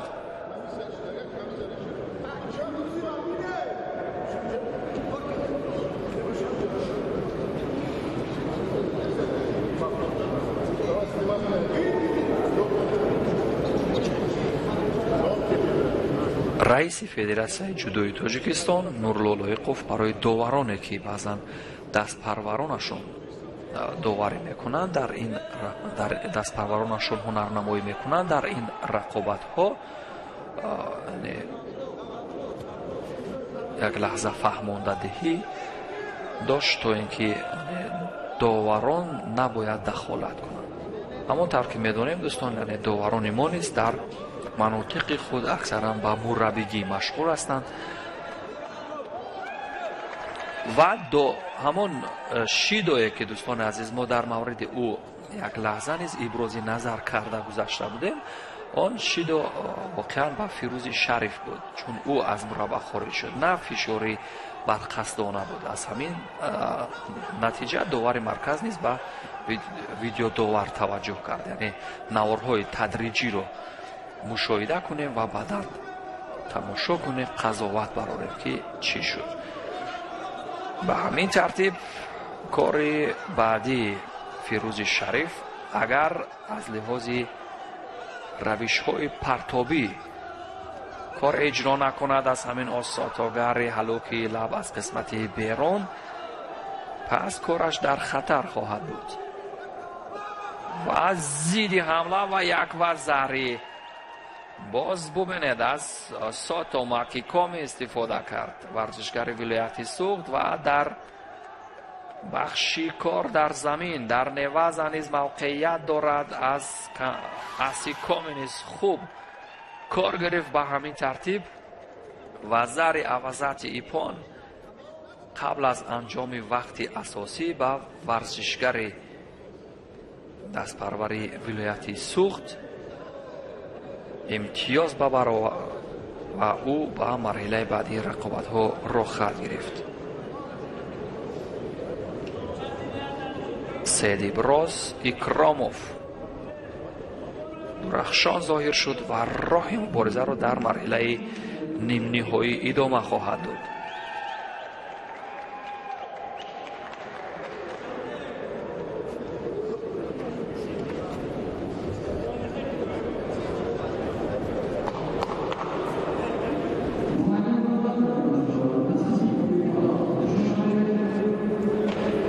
های تدریجی رو بار دیگر مشاهده میکنیم دوستان عزیز و این زیدی حمله بود که برای سید ابراز امتیاز به بار آورد و در بخش اسیکوم وضع اداره حریف به تخت پوش نیز بسیار موفق ظاهر شد و به همین ترتیب در این مرحله رقابت ها غالب شد. فیروز شریف باشد از دور رقابت ها حذف شد.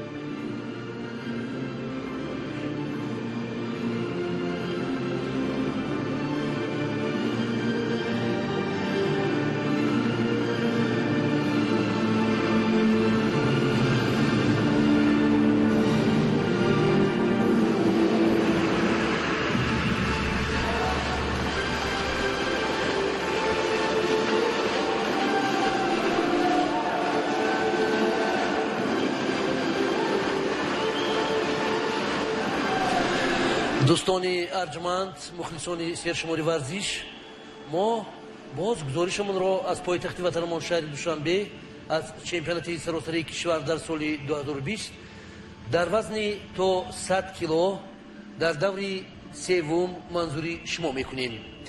حالا دو پهلوان دیگر به میدان وارد میشوند و این لحظه آزمایی آغاز میگردد. در اکران تلویزیونی شما فردوس جان بودند که با تازگی در سبقت گذشته غالب آمدند. بله و حریفی او باشد انورزاده امام رضا. این ورزشگری جوان و امیدبخش ببینیم در مقابل ورزشگری با تجربه از کدام روش و فنون استفاده میکند و تا کدام حد میتواند که در مقابل این حریفان استادگری کند. به هر حال اینجا تجربه در مقابل جوانی خواهد بود. بله، امام رضا خیلی هم جوان است و به جوانی خود نگاه نکرده الکی جایزه داری چمپیونات آسیا ولی بسیار مسابقه‌های بین المللی و جمهوری بین نورسان و جوانان گردیده است. او در کلوب کونیگورگ در پایتخت وطنمان شهر دوشنبه تمرین میکند و چند مربی زیر راهبری طالبوف، خال محمد، همچنین ولادیمیر نیکولایویچ یلچینینوف و با چندین مربیان دیگر مشق میکند. اینجا شیرعلی بازاروف اشتراکچی بازی المپی در شهر پکین غالب و جایزه‌دار بسیار مسابقه‌های سطح بین المللی و قله‌ای میباشد. این جوان خیلی هم امیدبخش بود اون سالهایی که او برآمد میکرد در بسیار مسابقه‌های جمهوریوی، مسابقه‌های مردمی واقعا هم مهارت بلند نشان میداد و عموما سلاله بازاروف‌ها در گوشتین در کشور سهم ارزنده دارند و امروز آنها یک کلوب مخصوص خود را تأسیس دادند و تعداد زیادی نورسان را در پایتخت وطنمان شهر دوشنبه به گوشتین فرا گرفتند. همان اکنون سبقت ادامه می‌یابد با تلاش‌های هر دو ورزشگر. اینجا هم ببینید فردوس جان که سن سالش نسبت به حریفش امام رضا یک کمی فرق میکند و البته اون ملکه و تکنیک و تاکتیک، ولی باز امام رضا او جوان است، باید نیروی قوه تازه دارد و برای همین هم چنین که میگویند میدان از دلیر است و اون نفری که با این مسابقه همه جانبه آماده شده است میتواند پیروزی به دست بیارد. حالا تلاش ها برای موقعیت پیدا کردن یا طرف خود را گرفتن از دو پهلوان بود ولی فعلا پهلوانان موفق نشدند و حالا باز داوران اینجا داوران درجه بین المللی هستند، اهل حکمان که حالا میخواد برشد و رفت این مسابقه برشد به رفری مرکز کمک کنند و اکنون حالا ببینیم چی خلاصه اینجا. بله، مسابقه ادامه می‌یابد و ببینیم با هم پهلوانان به چی آمادگی آمدند. حالا یعنی داشتی یکم مهم نیست، اساساً داشتی دوم که پهلوان یعنی دست دومش وقتی که با دست دوم می‌دارد حریف رو، این اساسی موفقیت او است. اگر او تواند طرف خود را گیرد پس میتواند اصول را به طور وسیع استفاده کند. اکنون که گوشتنی جدا خیلی به گوشتنی ملی ما سال به سال نزدیک می شود، مثلا حالا از پای گرفتن به گوشتنی جدا ممنوع شده است و این تقریبا به گوشتنی ملی ما خیلی هم نزدیک است. اگر ما اصولهای خفه کردن، آزار دادن، حریف را تسلیم کردن، حریف را در پارتر داشتن، یعنی اینها اگر نباشند تقریبا به گوشتی ملی ما برابر است. ولی اینجا باز به سرعت حرکت پهلوانان یعنی داوران دقت اینجا پرتافتی غیر مقرری فردوس خیلی هم آزادانه هوا دادن ولی چیزی مثل که نرسید و حریفش را او بعد هوا دادن داشته نتوانست که این اصل هدف بود و مشکل است. به این البته ما داور نیستیم، باز هم فکر میکنیم به این اصول استفاده شده варшад ҳаводон бале инҷо албатта метавонанд баҳо диҳанд, вале боз ҳам инҷо боз доварони дараҷаи байналмилӣ ҳастанд, ки баъди дидани ин навор ягон хулосаи бояд дошта бошад. Хулосаи онҳо ба ин партофт баҳо дода нашуд. баъзан бубинед паҳлавон хелам хуб ҳаво медиҳад, вале вақти афтидан дар болои гилем ё худ гӯем татами варзишгар ба пӯш ё ба тахтапӯш намеафтад ва дар дигар ҳолатҳо баҳо додани махсус вазари ғайриимкон аст, ҳарчанд ки дар замонҳои пеш боз ду фарз мисол коко ва юка буд, ки ин ба баъзи ин партофти ки ҳоло фирдавс анҷом доданд метавонистанд баҳои юко диҳанд, вале акнун коко бардошта шудааст. барои ҳамин ҳам барои вазари як каме чизе дар ин партоф нарасид.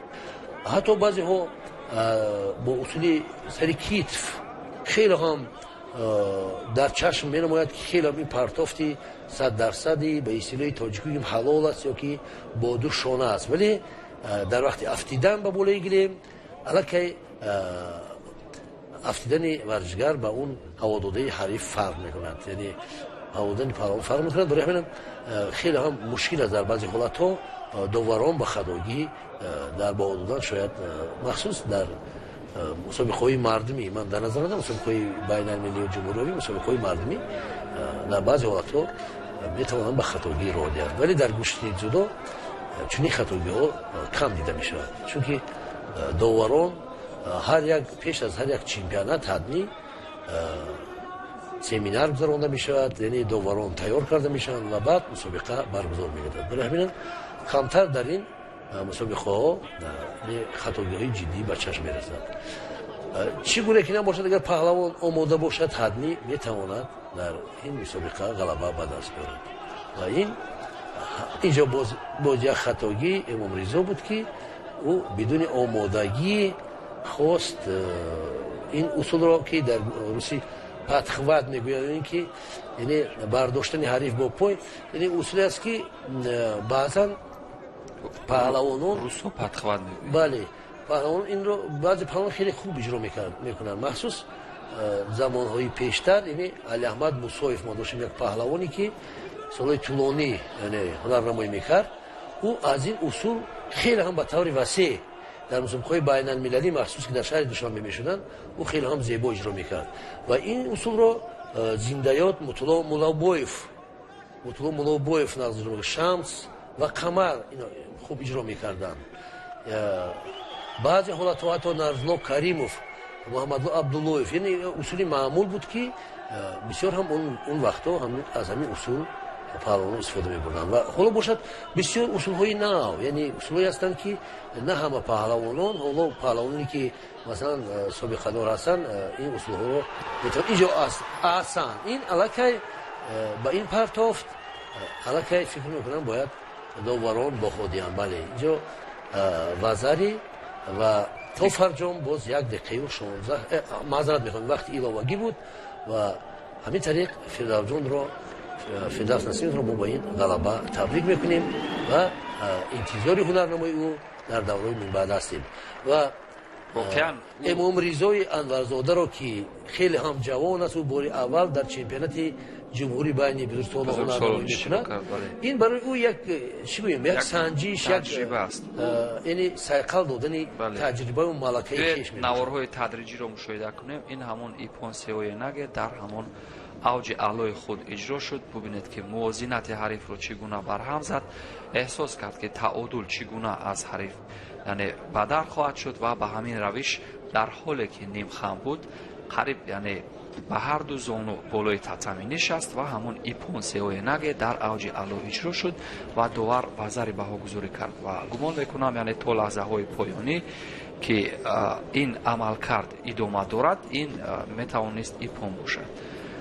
ва ёдовар мешавем, ки Эмом Ризо ҳам таҳти роҳбарии Фаррух Собиров замоне тамрин карда буд ва ӯ дар мусобиқоти наврасони осиё низ иштирок кардааст дар чандин мусобиқот ва феълан дастпарвари дигари Фаррух Собиров ин ҳамон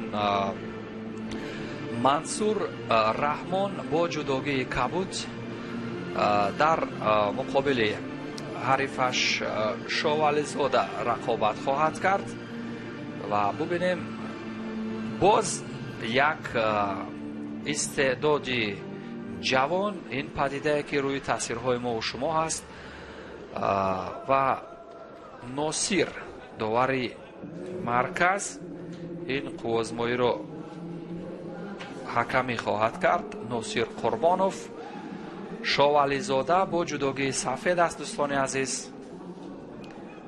Шовализода аз шаҳри Душанбе Сайфулло Шовализода дар марҳилаи қаблӣ ҳудуди 7 дақиқа қуввозмоӣ карда буд. Фаррух Собиров ҳам аз оғози рақобат барои машварати шогирдаш кӯшиш мекунад чизи шояд нозукро фаҳмонад ва овчигаре буд инҷо аз мадди назари худи Мансур Раҳмон, вале дар бахши кор дар замин ё неваза бо пой истифода кардан аз ин бахши неваза чандон мавқеият надошт ва идомаи рақобатро хоҳем дид. Шовализода аз лиҳози доштани сину соли бузургтар инҷо тафовут дорад ва худи Мансур Раҳмон бошад ҳамоно мавриди истифодаи овчигари ва зидди ҳамлаи ҳариф низ бенатиҷа. Ба ҳамин тартиб аз лиҳози иҷро шудани фанун ва заработи техникӣ ба назар мерасад ки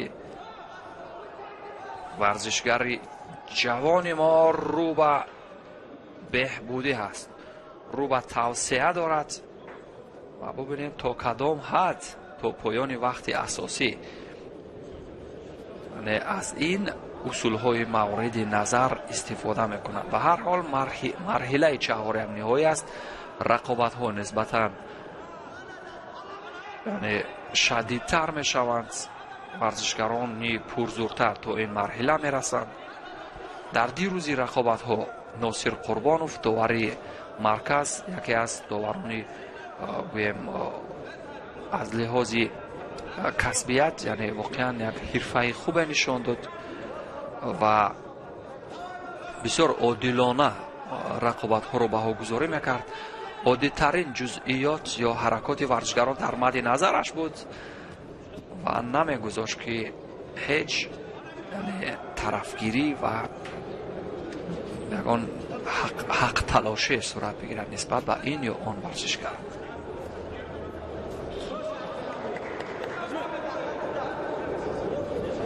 ва гумон мекунам ин гуна доварон барои варзишгарони мо дар арсаи ҷаҳонӣ низ ҳузурашон бисёр муҳим аст ва барои роҳ ёфтан ба арсаи ҷаҳонӣ буро хеле мебояд талош кунад. акнун бубинем инҷо хансуку маке ё шикастани муқаррарот шуд. дӯстони азиз, ба ҳамин тартиб бубинед чӣ гуна хулосагирӣ мекунад худи довари марказ ва Мансур Раҳмон ба марҳилаи нимниҳоии рақобатҳо роҳ хоҳад гирифт, ҷое ки дар муқобили Фирдавс Насимов талош хоҳад кард. ба ҳар ҳол наворҳои тадриҷиро мебинем ва ҳамон ҷузъиёти ҳаракоте ки боиси шикастани муқаррарот шуд бо ҳам мушоҳида мекунем. дӯстони азиз, як лаҳза танаффус дорем. шабакаи телевизионии варзиширо тарк накунед дӯстони азиз, то шоҳиди иттифоқоти варзиши рӯз бигардед. аз лиҳози доштани фанун ва тактика ва истифодаи ҷузъиёти техникӣ Мансури Раҳмон бартарӣ дошт. бо шабакаи телевизионии варзиш бошед.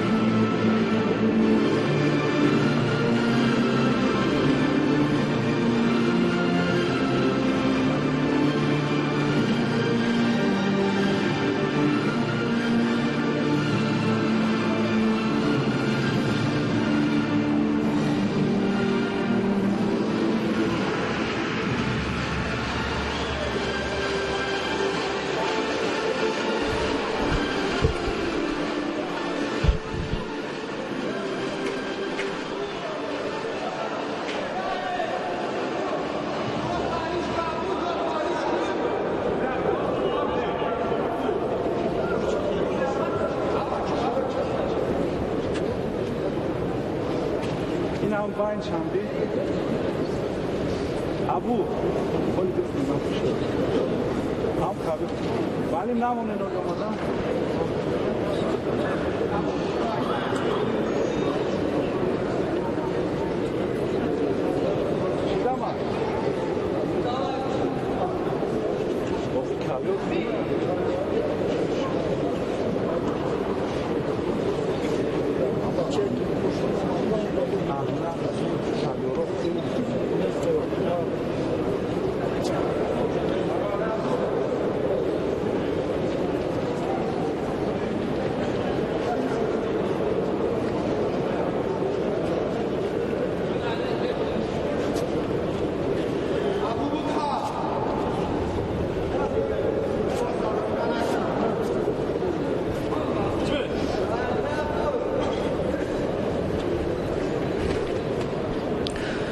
دوستان عزیز برمیگردیم با مرحله نیمنهایی رقابت‌ها. خوش آمده در چمپیونات جمهوری تاجیکستان اوید به جودو در سال 2020.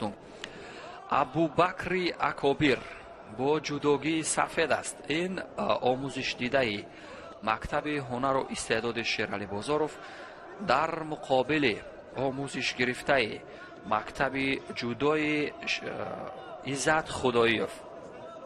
ببینیم نتیجه چگونه صورت میگیرد. فیروزی شریف با جودوگی کبود است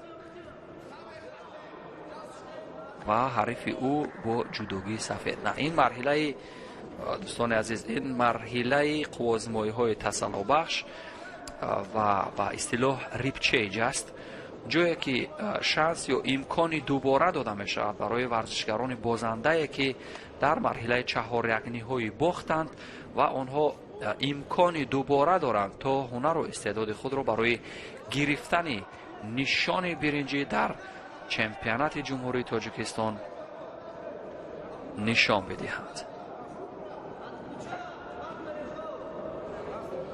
بله، ابوبکر اکابیر با جودوگی سفید است و فیروزی شریف با جودوگی کبود.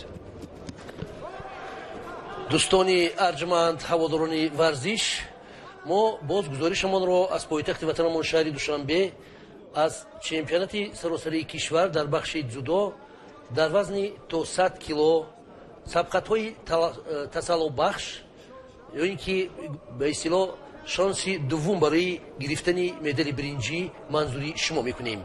حالا دو پهلوانی خیلی هم به اصطلاح پهلوان معروفی کشورمان ابوبکر اکابیر و فیروزی شریف در اکران تلویزیون شما قوزمایی دارند. فیروزی شریف با لباسهای کبود است و حریفش با لباسهای سفید. از آغاز این سبقت علاقه بیش از 2 دقیقه وقت گذشته است، ولی در هنرنمایی پهلوانان یگون تغییرات جدی دیده نمی شود و هر دو پهلوان هم مثل که یکدیگر را خیلی هم خوب میدانند. برای همین هم یعنی طرفی خود را گرفتن، استفاده اصول یا خود فنون برای پهلوانان خیلی هم مشکل گردیده است. من احساس میکنم که هر دو پهلوان هم مثل که یک طرف گوشتی میگیرند. این از همه مشکل است وقتی که در گوشنی جودو، سامبو و میلی دو پهلوانی که یک طرف گوشتی میگیرند. البته در گوشنی طرز آزاد نیست این احساس میگردد. همچنین در گوشنی یونان و رومی این اصول اینجا حالا آگاهی یعنی سوم و اینجا غالب معلوم شد و ما این ورزشگر را که امروز توانست هنری والا نشان دهد در وقت ایلاوگی صمیمانه تبریک میکنیم و در دورهای میانبعده باز با هنری والای خود خاطری ما شما را شاد خواهد کرد. اینجا بازاروف با شاگردش بود یک لحظه در اکران انتظار شما.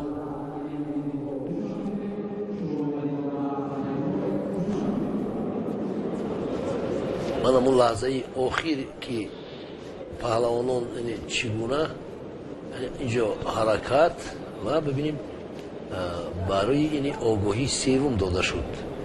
اینجا یک فکر میکنم برای از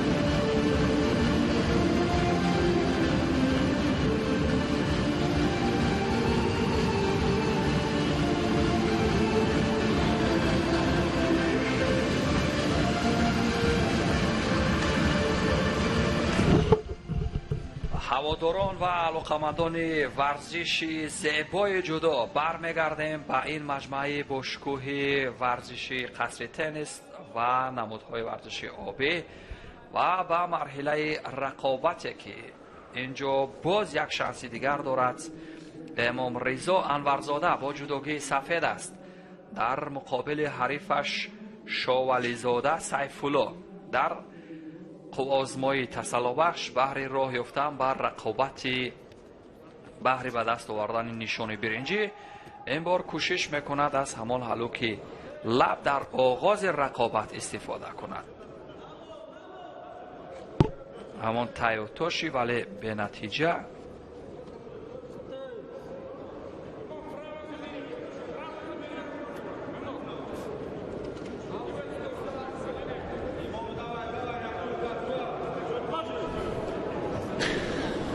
дӯстони арҷманд, ҳаводорони сершумори варзиш, акнун бибинед онҳое ки бо мо буданд дар шабакаи варзиш ва шоҳиди бисёр қувозмоиҳо гардиданд, аллакай баъди чанд қувозмоӣ сабқатҳои финалӣ дар ин майдони зебо баргузор мегарданд.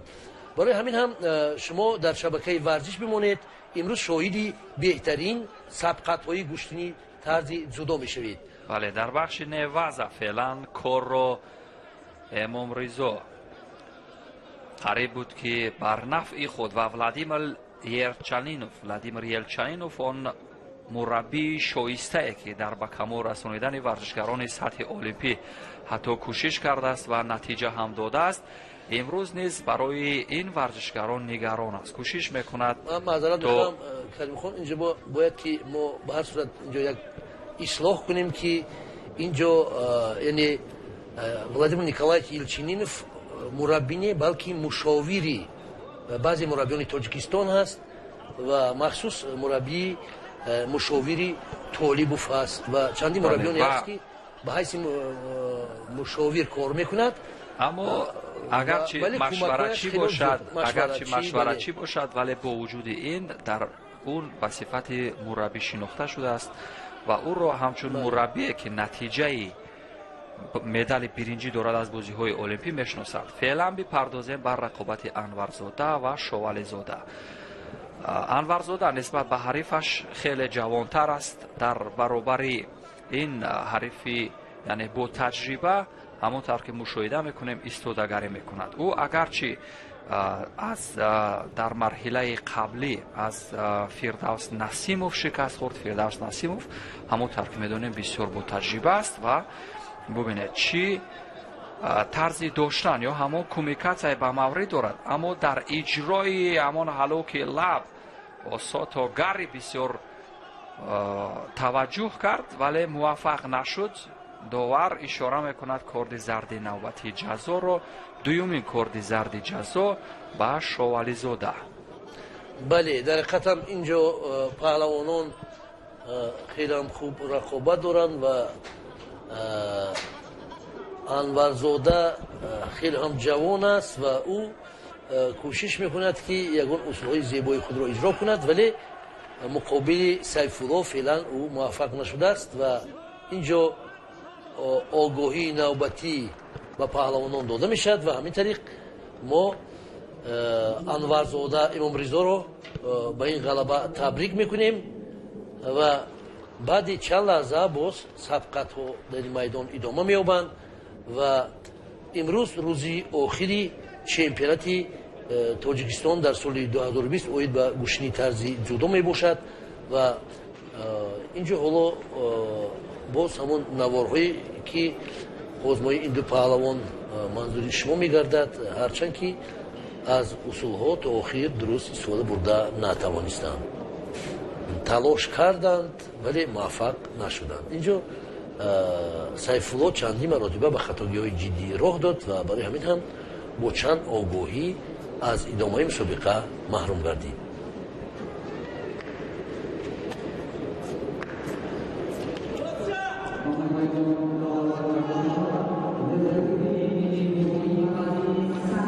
рақобатҳои ҳассостар ва рақобатҳои мушкилгузартар дар пеш доранд ин варзишгарон. бо ҳунарнамоии Носир Шерхонов از دسته دوشنبه در مقابل حریفش سیدیبروز ایکراموف از ولایت سوخت رو با هم تماشا خواهیم کرد. این قوازمای یکم مرحله نیم نهایی هست. شیرعلی بازارов هم کنار دست پرورش و صحنه رقابت نزدیک می شوند و تماشا خواهیم کرد هنرنمایی این دو ورزشگر رو که در مرحله های قبلی خوش درخشیدند.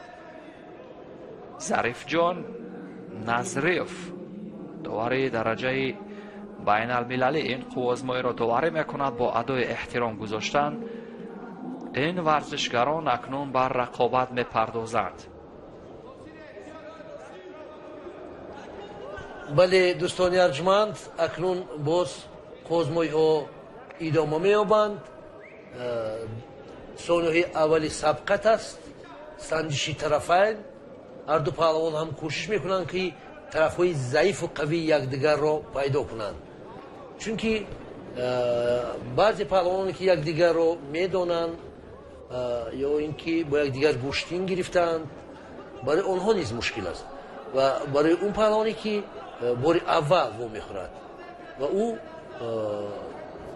البته نمیداند کدام طرف حریف ضعیف است و کدام طرف حریف قوی است که اینجا نظریف به هر دو پهلوان برای ضعیف گوشتین گرفتن آگاهی یکمی شیدو اعلان کرد. بله. هدف عموما شیدو دادن این تیزاندن گوشتین است. بله، مقاومت نادرست بود. یعنی هر دو نمیگذاشتند که یعنی همون کمیکاتای حریفشون گرفته شود. فعلا در بخش همون سراپا یا توچی وضع اصولهای پرتابی در مد نظر هر دو ورزشگر است و چون در مورد طرف ها صحبت شد، آن ورزشگری که یعنی موفق ظاهر می شود یعنی به هر دو طرف باید یک سر گوشتین بگیرد، همان گونه ای که یعنی ورزشگری که در فوتبال یعنی با هر دو پا همون ضربات مورد نظرش رو خوب نشان میگیرد، در گوشتین جدا نیست همون ورزشگر موفق خواهد شد که به هر دو طرف آن کمیکات مورد نظرش رو بینوبت میگیرد و پرتاب رو فوراً اجرا میکند، یعنی به هر دو طرف یک سر. همون طور که یعنی ما بارها مشاهده کردیم رسول باقیوف به هر دو طرف قریب که یک سر گوشتین میگرفت و این یکی از عامل‌های موفقیت ورزشگر بود. حالا که از بین همون اوچیمات معمولی ولی به نتیجه شد، تا آخر نرسانید چون از مربع بیرون بود.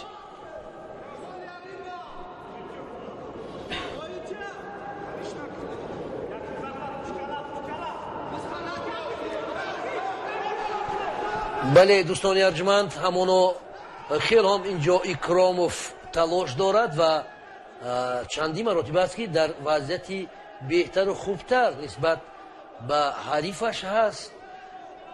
شیرخانوف باشد راستی که بیشتر در خطی دفاع خوزمایی کرده ایستاده است که این البته خیلی هم شانس خوب برای ایکراموف است، ولی ایکراموف نیز از این امکانیت ها به طوری باید و شاید استفاده برده نمیتواند. ولی حالا وقت هست تا فرجامی این قوازمایی. حالا قوازمایی جدا خیلی هم یعنی به اصطلاح چند سال است که خیلی هم کم شده، 4 دقیقه برای پهلوان. اگر ما گیریم اون گوشتین هایی که پیش بود اینجا پرتافت 100% اینجا میتوان وزری داد، چون که این پهلوان دستی حریف رو کنترل کرد و پرتافتش 100% با یک شانه بود و این فکر میکنم وزری است. وزری و هوا دادن پهلوان هم خیلی هم زیبا بود و تا فرجام با ثانیه‌های به شمار باقی مانده است. اکنون ایکراموف در این سبقت بعد این اصولی که مورد استفاده قرار داد پیش صف شد و میتوان گفت که ایکراموف از اول برتری را به دست گرفته بود، ولی حریفش بیشتر در خط دفاع اینجا حالا بود او باز هر دو هم از گریم بیرون، ولی در حالت گوشتین اینجا اکنون گویا که شیرخانوف ما رو احساس کرده باشد او یک باره خطاگیهای خود را اصلاح کرد و یک پرتافت زیبای انجام داد. هرچند که این اصول امتیازی نبود، منتها به هر صورت یک حرکت انجام داد که باز یک پیشپایی دیگر، یعنی از پیش یا گویم حلوک پیشی پای با یک فشاری خیلی هم زیبا، ولی او یک کمی مثل که نتوانید یا قوه جسمانیش نرسید. باز یک بار دیگر این دفعه 100% وزری است. این وزری است چون که او خیلی هم زیبا. ببینید کسی که تلاش میکند در تکاپو است او حتمی موفق میگردد، چون که فقط در تلاش و در زحمت است موفقیت. و اگر با این طرف اگر اصول اجرا نشد، حتمی با طرف دیگر اجرا میشود. اگر دری برای شما میگوید پوشیده شد، حتمی جای دیگر دری باز میشد و اگر شما زحمت کشید حتمی موفق میشوید. و در ورزش نیست، ورزش مثل همون زحمتی زندگی انسان است. هر اون نفری که زحمت میکشد او حتمی موفق میگردد. اکنون اینجا ببینید جالب شد، یعنی حالا نتیجه مساوی شدند، هر دو پهلوان هم وزری دارند و وقتی ایلاوگی میتواند غالب را معلوم کند. ولی ببینید دقیقه آخری قسم اولی رقابت با برتری پهلوان با لباسهای سفید بود شیرخانوف، و فکر میکنم که او این برتری را تا فرجام باید از دست ندهد، وگرنه اینجا باید یک بار دیگر اصلا ببینید الکی او از لحاظ روحی حریفش را شکست. او الکی برتری دارد، او الکی امکانیت دارد که یعنی غالبیت به دست بیارد. این از اساس ورزش که یعنی هم جسماً هم روحاً حریف را احساس کرد و او حالا واقعا در امکانات بهتر و هرچند که قریب 3 دقیقه با برتری اکراموف قسم اولی رقابت میگذاشت و او بیشتر کوشش میکرد، در تلاش بود، هرچند که نتیجه رو بهتر به دست آورد، ولی او خیلی هم برتری نسبت به حریف خود داشت. و حالا باز شیرخانوف یک کمی باز وقتی خیلی هم خوبی که برای او این لحظه وقت فراهم آمده است، وقتی ایلاوگی که میتواند یعنی یک بار دیگر اگر همون اصول را زیبا اجرا کنند. اینجا اکنون با آگاهی که شیدای سوم غلبه را به دست آوردن و ما او را به این غلبه تبریک میکنیم. احسن به هر دو پهلوان، واقعا هم هر دو هم ارزنده یکدیگر بودند و اینجا واقعا هم ما به هر دو پهلوان احسن میگیم، چون که آنها توانستند با اصولهای خود، با زحمتهای خود خاطری ما و شما را شاد گردانند. این ببینید گوشتین چی زیبا است و ورزش هرچند که ما چقدر زحمت میکشیم، مهنت میکنیم، در مسابقه ها اشتراک میکنیم، ولی که وقتی مسابقه انجام یابد و مثلا ورزشگر ببینید یک بار دیگر این حالت و ورزشگر به یکون نتیجه بلند نائل میشود، تمام خستگی و تمام اون زحمت ها فراموش میشن،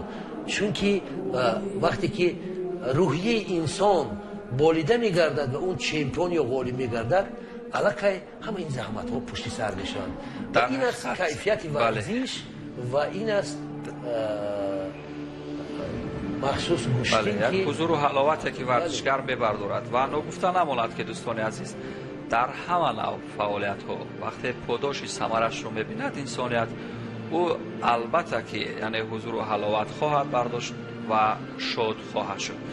و آخرین رقابت دوستان عزیز در دسته ورزشکاران وزنشان تا 100 کیلوگرم فروخ صابروف در برابر دست پرورش منصور رحمان و صحنه رقابت نزدیک می شوند، جایی که یک گام دیگر مانده است برای منصور رحمانوف تا به مرحله فینالی رقابت ها راه یابد، اما او حریف جدی تر دارد. حریف مرحله نیم نهایی او انا این ورزشگر که با جودوگی سفید است، فردوس نسیموف او شاگرد یا تربیه گرفته هنر و استعداد شیرالی بازارف است و ببینیم این رقابت چگونه انجام خواهد پذیرفت. یک رقابت دیدنی ما و شما را انتظار است دوستان عزیز و این هم نتیجه که ما و شما شاهد خواهیم شد تو فایل پخش مستقیم از شبکه تلویزیونی ورزش. باز یک تجربه در مقابل جوانی یا استعداد جوانی و ببینیم فردوس نسیموف با داشتن همون پرتوهای سراپا یا اینکه همون به اصطلاح سیاه نگ در مقابل دیگر حریفانش واقعا خوب ظاهر شده است و شاید فاروق صابروف هم در برابر تمرین یا مشورت همین روش رو بیشتر کار میگیرد، یعنی در مقابل همین روش حریف و داور اشاره میکند که با سبب یک مقاومت نادرست نگذاشتن از گرفتن کومیکاتسا به هر دو ورزشگر کارت زرد جزا یا شیدوی اول رو داد. از این لحاظ نتیجه برابر است. موقعیت برای گرفتن از قسمت کمر برای منصور رحمان، ولی راه گریز از همین اصول مورد نظر رحمان گریز برای فردوس نسیموف همین بود که خود عمل را به انجام برساند، اگرچه به سمت چپ بود ولی توانست که از اصول حریف راه گریز و یک اصول کمری و زید حمله با همان روش معمول تانیوتوشی ولی تو آخر هم نرسید. تانیوتوشی بله تانیوتوشی آن اصول نیز بسیار اصول مورد نظر است ولی تو آخر هم نرسید. به هر حال فرصت زیاد است تا انجام وقتی اساسی هلوک از پیش میخواهد استفاده کند و این اصول های هلوک از پیش که در بخش همان اصول های پرتابی نوکوازه شامل می شوند، اینها نیز به زیر و سه زیر مجموعه داخل می شوند که ورزشگران در عین فرصت دست دادن وابسته به امکانیت از همان روش استفاده خواهند کرد و تا این جای کار هنوز کسی از ورزشگران همان فرصت اجرای اصول های پرتابی را نیافته است. فقط به خاطر دوری جستن از اصول های تکنیکی حریف بعضا اجرا میکنند همین گونه حرکات رو و فعلا با سبب نتیجه نداشتن این رقابت شیدوی نوبتی داور پیشنهاد میکند یا نه. به هر حال اینجا یک لحظه تنفس یا توقف شد خوب از مای و شیدو با سبب کندن کومیکات حریف به رحمان منصور و به همین ترتیب رقابت ادامه میکند. به هر حال ورزشگر جوان و نو تجربه رحمان منصور در یعنی جام آسیا توانسته بود که بزینه سیوم برایت میان نورسان آسیا درخشندگی داشت. ورزشگر 18 ساله است. او در قطار حریف با تجربهش یک لحظه که یعنی اون امکان و فرصت ها به پایان میرسند مربیان امکان دارند تا در همان فرصت مشورت بدهند به شاگردشان. از همین فرصت نیز شیرالی بازار استفاده کرد و نسیم یک مصلحت داد و در بخش نوازه اینجا علاقه آگویی به فکرم انتظار است. بله این فلشتک یا همان هجوم دروغین بود، یعنی گریختن از اصول حریف بود. از همین رو داور هم اشاره کرد فورا. اینجا این جوان خیلی برتریش احساس میگردد از آن لحاظ که یعنی راه نفس کشیش نسبتا خوبتر است و در قریب که بخش های مختلف کوشش میکند. 33 ثانیه دیگر تا پایان وقت اساسی شیرالی بازار خیلی بله شیرالی هم در مورد کمیکات حریف میگوید که اون شاید نادرست بود چرا دوار در آن مورد قضاوت نکرد. ادامه دقیقه های باقی مانده را ببینیم. ثانیه های باقی مانده اینجا حالا باز برتری و توموی نگه نه این سومیگایشی بود. اینجا وزر نشون میده. بله وزر داور اینجا بهاگذاری کرد و در بخشی و تسلیم شد و فکرم. بله چون شیم وزر همون حالتی غافلگیر کردن حریف بسیار با مورد بود. از این توانست که خوب استفاده کند و برای منصور رحمان نباید قابل نگرانی باشد چون او مراتبه اول است که میان بزرگ سالان ما در چمپیونات جمهوری تاجیکستان اشتراک میکند.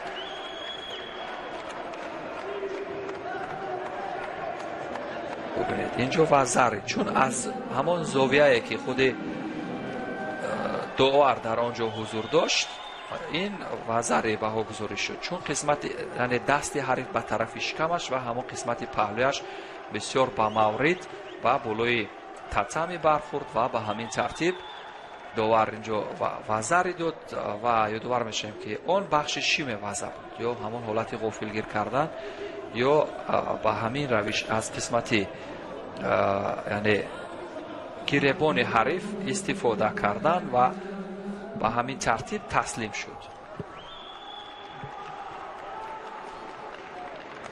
و دوستان عزیز یک لحظه نیست تنفس داریم و پس از چند لحظه دیگر به رقابت سنگین وزن ها میگذاریم جایی که بهترین پهلوانان سنگین وزن در مرحله یکم رقابت ها برای راه یافتن به دور دوم تلاش میکنند و شبکه تلویزیونی ورزش را دنبالگیری کنید تا شاهد اتفاقات ورزشی روز بگردید. دوستان عزیز در میان سنگین وزن ها یعنی رقابت در همه نوع ورزش ها همواره مورد تشویق و ترغیب هواداران و علاقمندان این نوع ورزش بود و دو چهره که یعنی در صحنه های رقابت های جهانی ما هنر آنها را مشاهده نکرده ایم.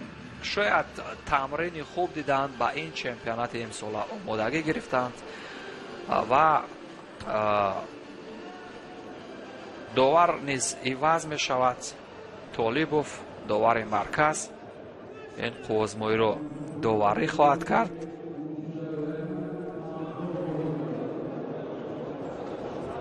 و موافق صورت مجلس باید در این دوری رقابت ها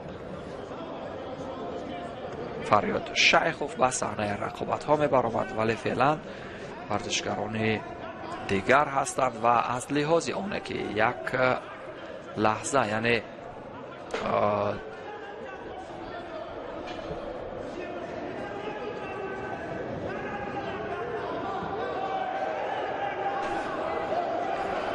به خاطر به ترتیب در آوردن همان جریان ترتیبات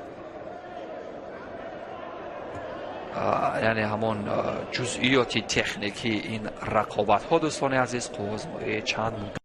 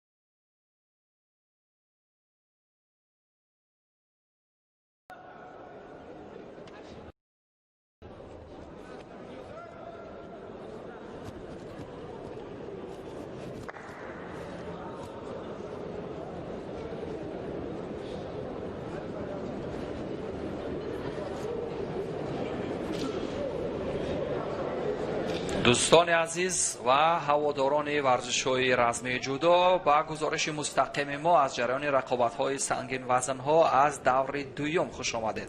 همانطور که یادآور شدم، یعنی میان سنگین وزن‌ها تعداد اشتراکچیان نسبتاً کمتر هستند. از این لحاظ قسمت زیادی آنها در دور اول آزاد هستند.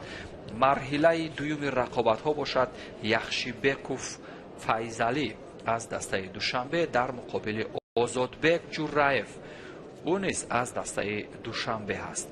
رقابت این ورزشکاران بسیار نزدیک و از فاصله هم میانه کم کم استفاده می شود به خاطر یعنی آن رعایت کردن تعادل در بین هر دو ورزشکار و به خاطر موقعیت جستن، به خاطر یک پرتابی که مورد نظر باشد.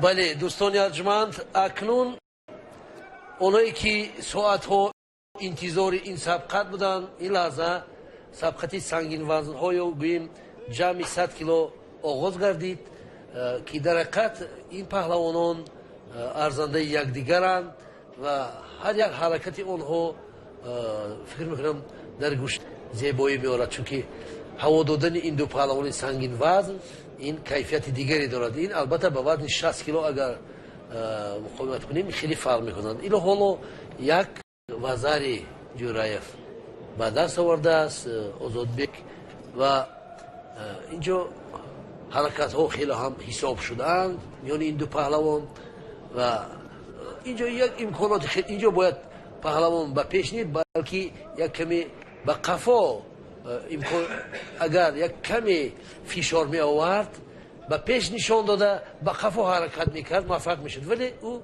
البته تا آخر این اصول رو رسانده نتوانست، ولی خیلی زیبا بود، اون خیلی هم آزادانه. ببینید اینها مثل وزنهایی که نسبتا کمتر هستن، وزنهای 60-70 کیلو، اینجا اولو باز آگاهی نشان دادن و دو آگاهی به فیضعلی یخشیبکوف داده می شود و فکر میکنم که این خیلی هم برای او علاقه خطرناک میگردد، چون که اگر یک آگاهی دیگر اگر داده شود او اینجا اصلا این ایپون است، یعنی این چون این پرتاف میتوان ایپون، چون که خودش هم وزاری بود، وزاری افستی ایپون، ولی این پرتاف خیلی هم زیبا بود. ما از کارگردان های عزیز ما اینجا به غلبه پهلوان رو متبریک میکنیم و از آنها خواهش میکنیم که یک بار دیگر یعنی این رقابت رو، همین لحظه زیبا رو، همین لحظه جذاب رو به تماشابینان پیشکش نمایند.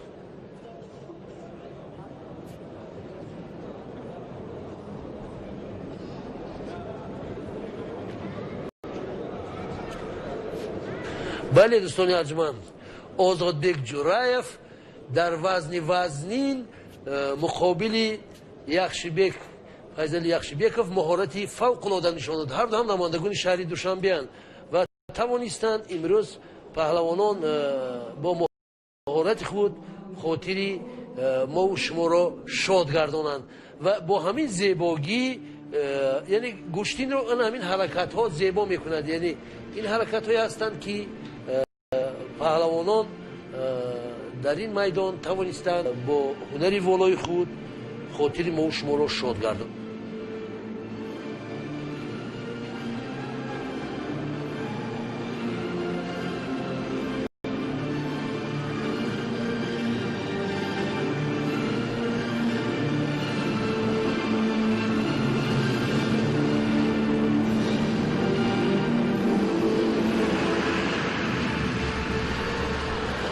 با اصطلاح این پرتافت با اصطلاح ژاپنی خوش گرومه، یعنی با روسی چریز بیدرو می شود و با زبان تاجیکی توسطی یعنی کمربند یعنی سر سیفجی حریف رو هوا دادن می شود که این اصول را زندیات از همه خوبتر و زیباتر اجرا می کردند.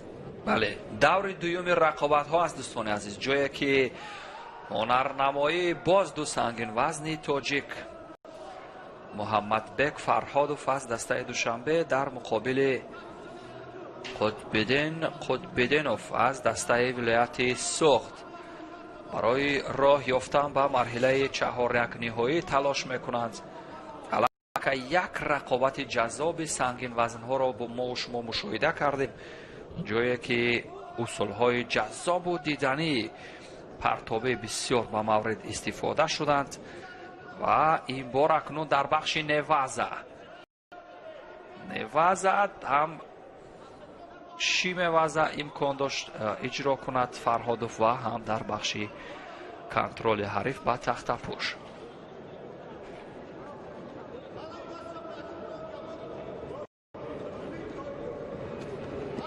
فرهادوف در مسابقات و ببینید چگونه اصولهای پرتاب از بالای شانه را استفاده میکند. فرهادوف موقعیت دارد برای کنترل حریف در بخش استحکام وضع و میتواند 8 9 و به همین ترتیب قبل از انجام وقتی اساسی این فرهادوف محمد بک بود که درخشان ظاهر شد و در دو روش ببینید ابتدا در سراپا یا تاچ وضع، بعدا در اصولهای نوازه یا کار در زمین همون توتم وضع بسیار خوب ظاهر شد و جمشید خلیلوف داور نیز این عملکرد او را فوراً ابتدا وزری و بعدا خودی کنسیتسو وزر را نیز خوب قبول کرد و فرهادوف در گشتین‌های ملی نیز همه ساله اشتراک میکند. ببینید چگونه از همان پرتاب قسمت پشت گردن خود استفاده کرد و اینجا بیشتر همون تکنیک های اشی وضع به کار رفت، چون از قسمت شانه استفاده شد و بعدا با فشار با تکنیک های پای حریف را از پای در آورد و بعدا در نوازه با این روش جذاب و دیدنی محکم حریف را داشت که جای نگرانی نبود و همین ترتیب این ورزشگر درخشان به مرحله بعدی راه خط گرفت. فرهادوف محمد بک و دوستان عزیز و ارجمند، اینجا دولت جان نظریف که خود باید گوشتین میگرفت در این چمپیونات فعلا به حیث مشاور به تعبیر رحمت شاهبدوف حضور دارد. او اینجا داوود فتح‌الله زاده رو نمایندگی یعنی مشورت خواهد داد و ببینیم اکنون این رقابت به چی می انجامد. با جداگی سفید هست دوستان عزیز بشیر فخرالدین و با جداگی کبود باشد فتح‌الله زاده داوود، ورزشگری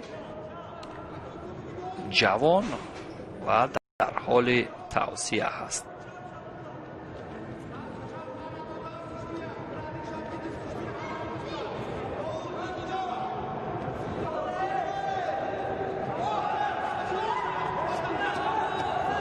و تا ماینگ اصول اجرا کرده فتح‌الله زاده بود ولی تا به پایان نرسید که یعنی در صورت به همان جزئیات خود اجرا کردن این فن چه جذابیتی دارد، اما چون سنگین وزن ها یعنی در مقابل همدیگر در میافتند آنها رو یعنی به پشت زده و بعدا بود قوه پای با یک سمت پرتاب کردن، این هم کار سهل و ساده نیست.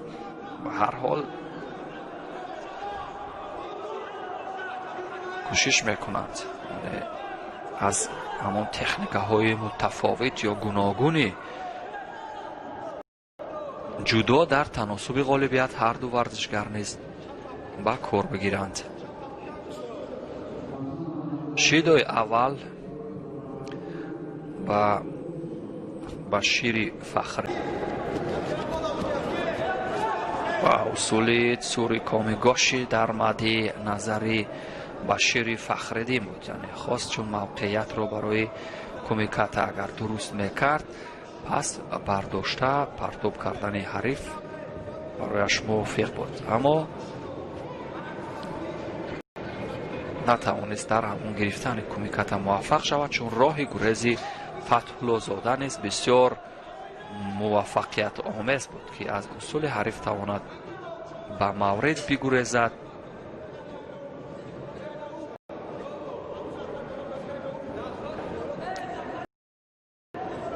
خیرالله نظریف و دیگر هواداران سابقه‌داران گشنین سامبو و جودوی تاجیک نیز در سالن این مسابقات یا در میان تماشاچیان حرکات این ورزشکاران را محاکمه میکنند و واقعا صحبت پهلوانان و آن داستان‌هایی که از سوی پهلوانان یعنی در هر یک معرکه برمیخیزد واقعا شنیدنی است. آنها هر یک حرکات ورزشکاران را جزئیات آنها را موشکافانه تحلیل میکنند استاد تاگری و بعدا چه مطبع نتیجه داور مرکز برای جوگذاری باز جداگی فتح‌الله زاده اشاره میکند. سیومین کارت زرد جزا و شکستن مقررات. همین طریق فتح‌الله زاده داوود و مرحله بعدی رقابت ها را خط گرفت. ورزشکار 23 ساله تاجیک از شهر دوشنبه نامزد به استادی ورزش است و در این چمپیونات آرزوی موفقیت برای او میکنیم. بشیر فخرالدین باشد از دور رقابت ها حذف شد.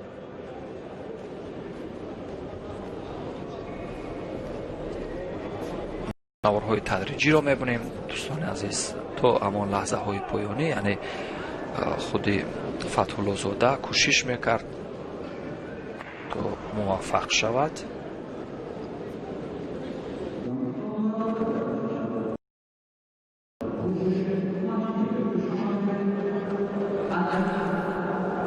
و دوستان عزیز و ارجمند فعلا رقابتی که واقعا شاید خیلی ها انتظارش بودند در رسید، هنرنمایی یکی از پهلوانان شناخته تاجیک که با جدوگی سفید به میدان میبراید در مقابل حریفش، یعنی خورشید مجیدوف را ما پس از چند لحظه تماشا میکنیم که آن را طالبوف داوری خواهد کرد.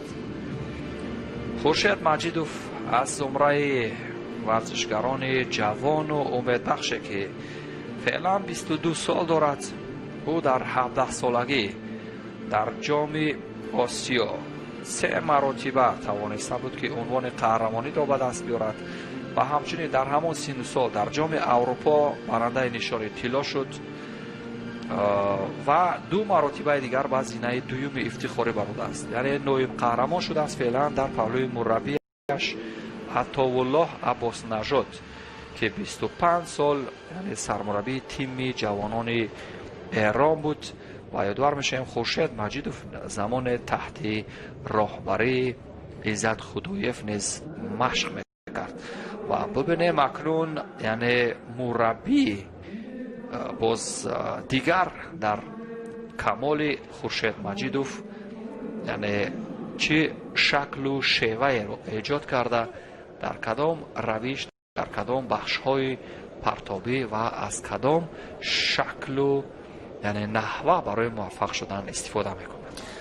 بله دوستان ارجمند، اکنون زمانی رسید که بهترین چهرهای جدای کشور به میدان برآمدند و مخصوص خورشید مجیدوف جایزه‌داری چمپیونات جهان بین جوانان، یکی از پهلوانان امیدبخش کشور و همچنین پهلوانی که در جام پرزیدنت جمهوری تاجیک اینجا حالا پرتافت خیلی زیبایی مجیدوف بود که این فکر میکنم امتیاز یپان بهاگذاری شد و ببینید در چند ثانیه بر حریف خود علی سعیدوف پیروزی به دست آورد. واقعا هم خورشید مجیدوف آینده درخشان دارد. اگر در حقیقت گوشنی جودو را انتخاب کرده است تا آخر تمرین کند، هم از لحاظ وزن هم از لحاظ بیومتری بسیار امکانات خوبی به اصطلاح ذخیره خوبی دارد که آینده میتواند در مسابقه‌های جهانی و المپی شرف کشور عزیزمون رو حمایت کند. ببینید چی پرتافتی زیبای او با آسانی اجرا گردید که این از ملکه و تکنیک و تاکتیک بلندی این ورزشگری تاجیک در مسابقات امروزه درک می‌دهد. واقعا او امروز توانست در چند ثانیه بر حریفش پیروزی به دست بیارد. این البته از امکانات از قوه جسمانی بلندی او درک می‌دهد.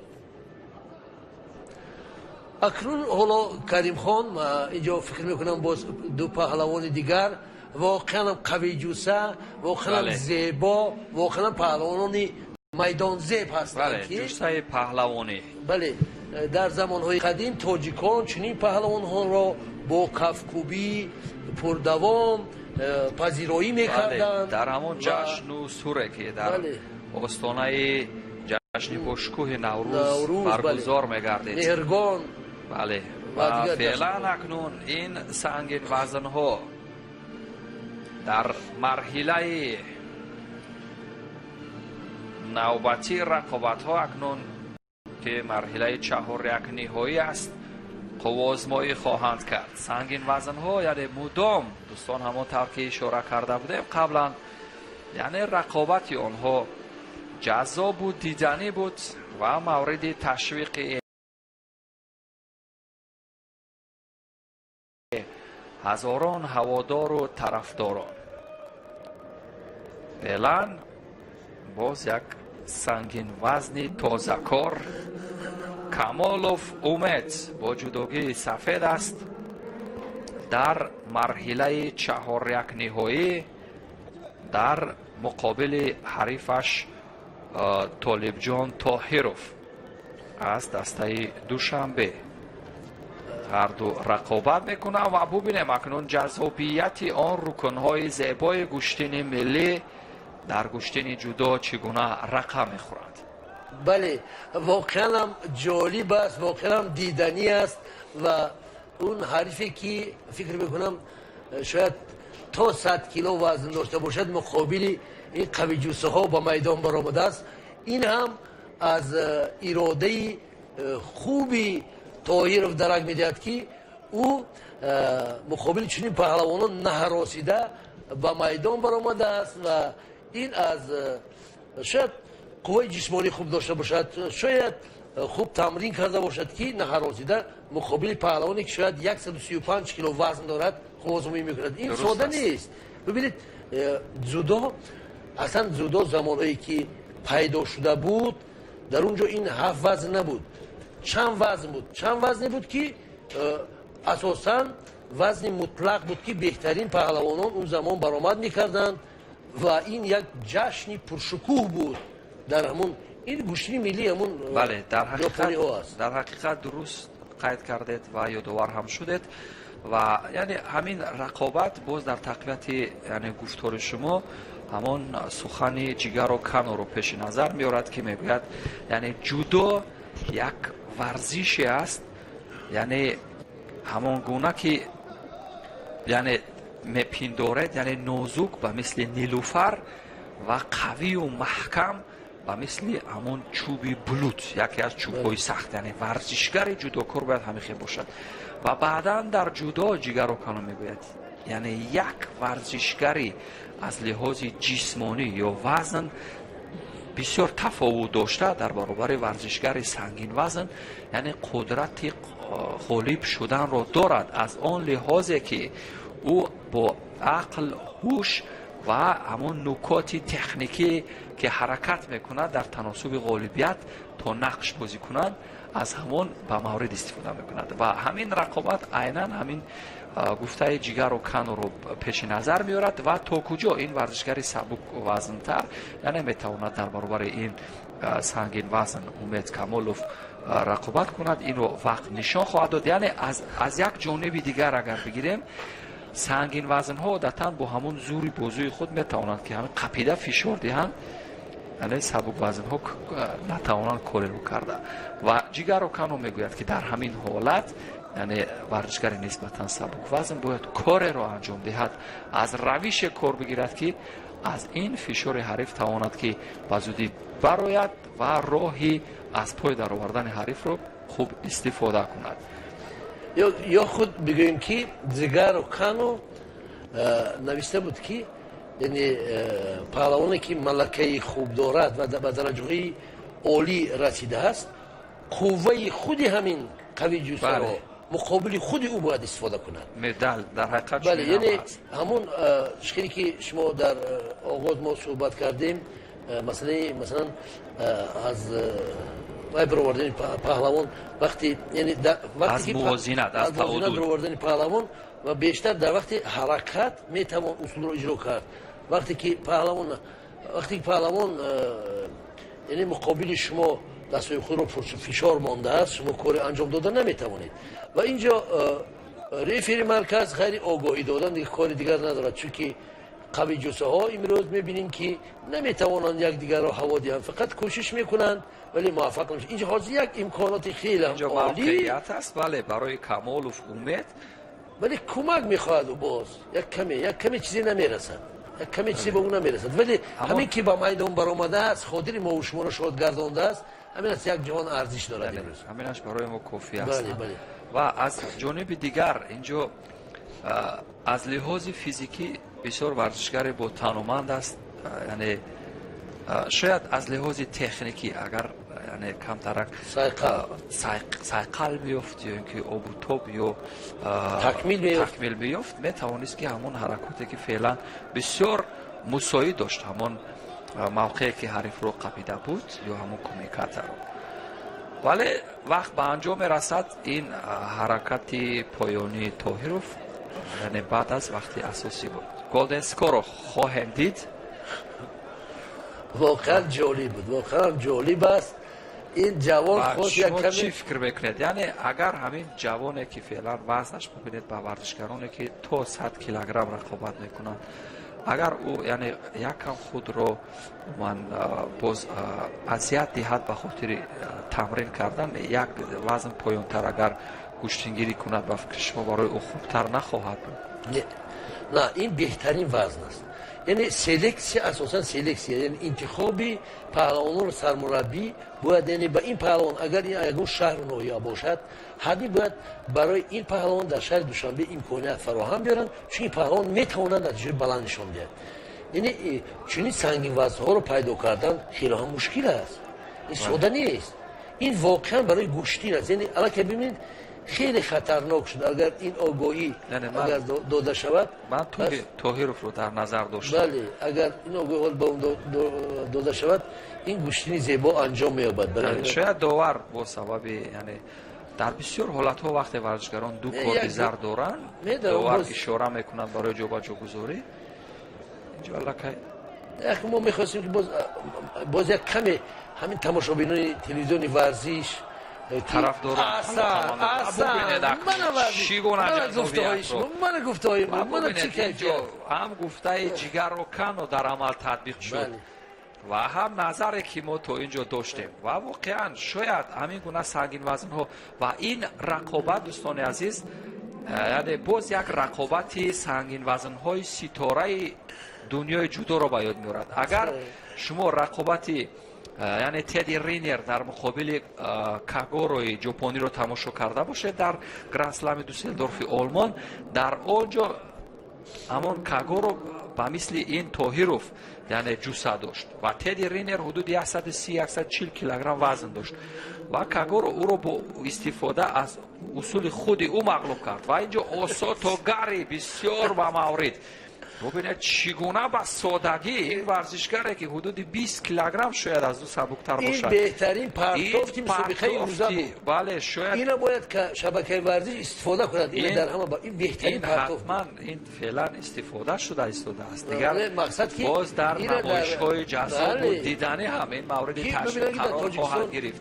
در تاجیکستان قوی جوسه هستند، قوی جوسه هایی که ببینید چگونه از خودش حدود 30 کیلوگرم زیادتر وزن داشته رو پرتاب نمود با روش اوساتوگاری. و رقابت بعدی دوستان عزیز، ببینیم میان باز دیگر سنگین وزن ها چگونه صورت میگیرد.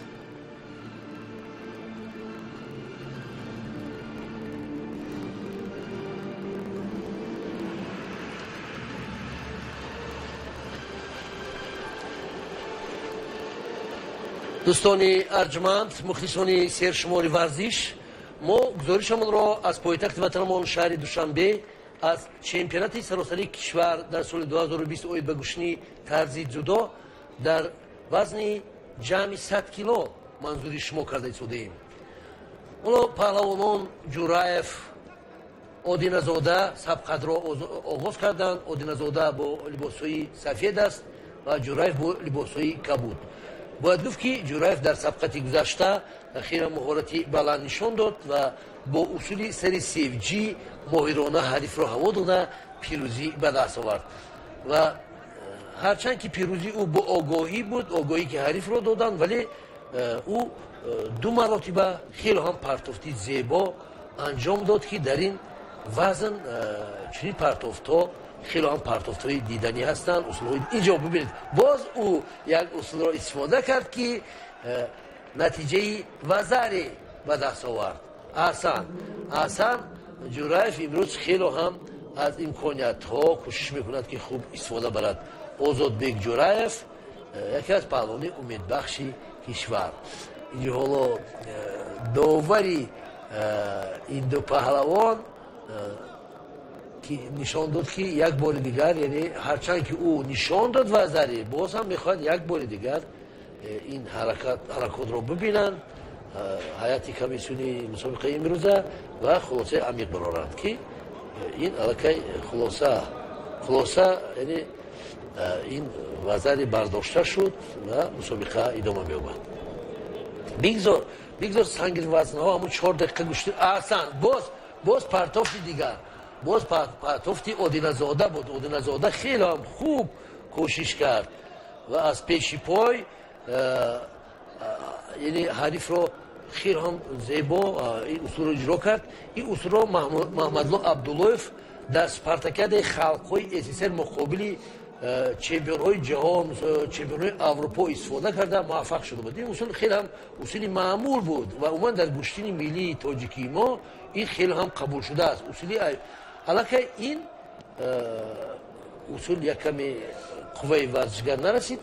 یعنی اصولی که ما میگیم تقریبا در بسیار مسابقه‌های معمولی، هم مسابقه‌های جمهوری هم مسابقه‌های مردمی، این اصول مورد استفاده قرار میگیرد که مخصوص این اصول بین سنگین وزن‌ها معمول است. این اون افرادی که خط وزنشان زیاد است. اونا باز در حالتی اودینزاده در حالت هجوم است و آزادبek جورایف باشد بیشتر خط دفاع را انتخاب کرده است. او چیزی رو انتظار است ولی امکانات خیلی هم خوب رو از دست داد. آزادبek امکانات خیلی هم خوب داشت. یک کمی اگر فشار می آورد می توانست در این سبقت. اینجا حالا آزادبek صاحب امتیاز شده است، امتیاز وزری، ولی جورایف باشد فعلا یک حرکتی او که در آغاز بود با این بها داده نشد و بعدا حریف او از این امکانیت ها بهتر خوبتر استفاده کردن.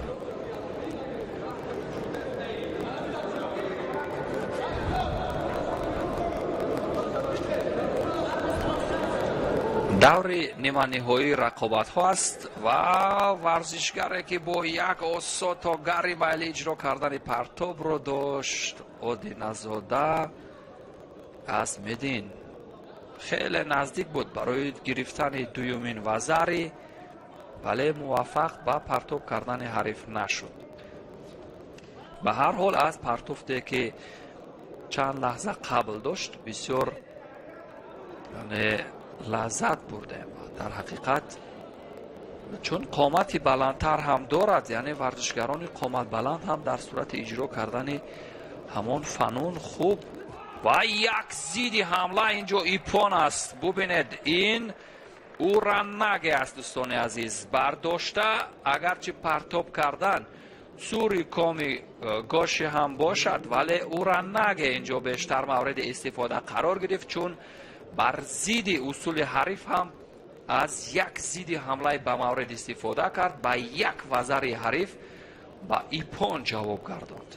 یعنی اگرچه امتیاز حریف ناکامل بود ولی با یک امتیاز کامل. ببینید این وزری بود که بر روش استاد توگری در توچ وزر رقم خورد در بخش پرتاب های سراپا و بعدا این همان جوابه که با یک روش او را نگه این نیز در زید حمله رقم خورد و به همین ترتیب این ورزشگری خوشتاله آزادبek جورایف به مرحله نیم نهایی رقابت ها را خط گرفت.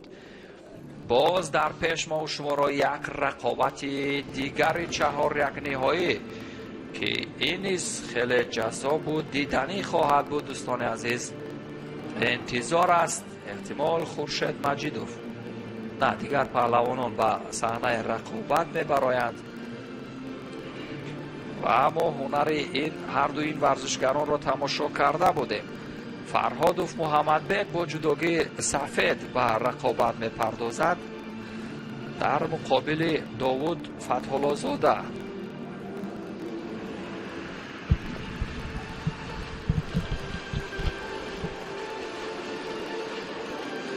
فرهاد محمدبek فرهادوف این ورزشگره که بسیار خوب درخشید در دوری قبلی رقابت ها دوستان عزیز و فعلا ببینیم اکنون چون حریف جدی تر دارد این حریفش نیز بسیار حریف از لحاظ جسمانی هم آب و تاب یافته است و هم از نقطه فنون جدا نیز بسیار توسعه یافته است ولی فرهادوف محمدبek نیز گفتم در حال توسعه است شاید در فرم خوب ورزشی خود قرار داشته باشد ولی یک اوچی مقطعی همان لحظه های اول رقابت از سوی حریف او بود ولی موفق نشد. مرحله 4 یک نهایی محمدبek فرهادوف در مقابل فتح‌الله زاده.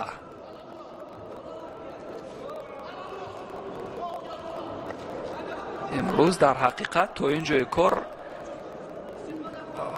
ورزشگران سنگین وزن هنر و استعداد خوب داشتند.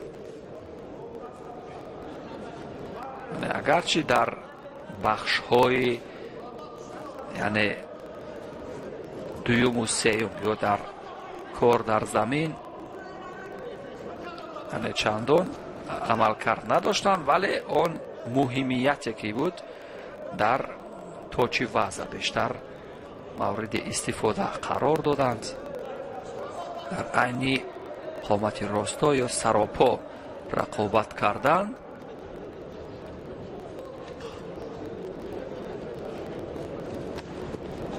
اون برای فتح‌الله زاده به سمت چپ و چپکاران در برابر ورزشگرانی به سمت راست کار میکرده یکم مشکلی دارند و این شاید با سبب یعنی همان موقع گذاشتن نادرستی دست برای مقابله با حریف کرد زرد یا شیدو گرفت. همین طریق نتیجه 1-1 از نظر کردهای زرد جزو یا همون شیدو ها است.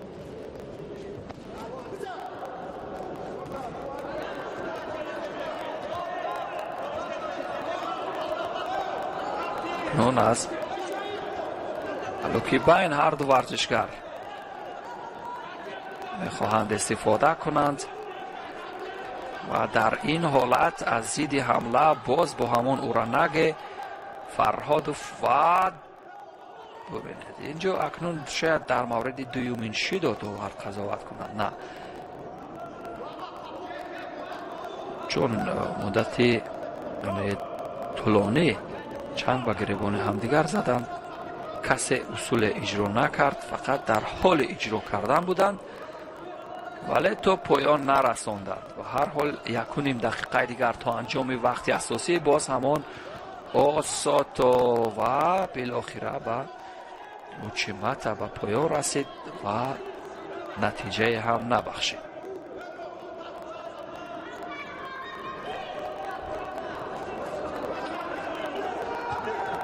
و توموی نگه امروز کم استفاده شد از سوی ورزشگران یعنی جودو ورزانی ما و اینجا در بخش نواز موقعیت و تخت پشت حریف رو نگاه داشت، ولی داور در حالی که پای فرهادوف در عین فشار بود قوزموی رو منع کرده بود.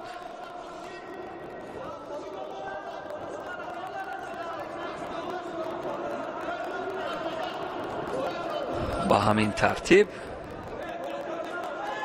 ثانیه های پایانی وقت اساسی و یک هلوک از قسمت بیرون از همان اوساتوگاری و وزری فرهادوف محمد بک توانست که یک وزری بگیرد و راه خود را برای مبارزه با خورشید مجیدوف در مرحله نیم نهایی نزدیک کند.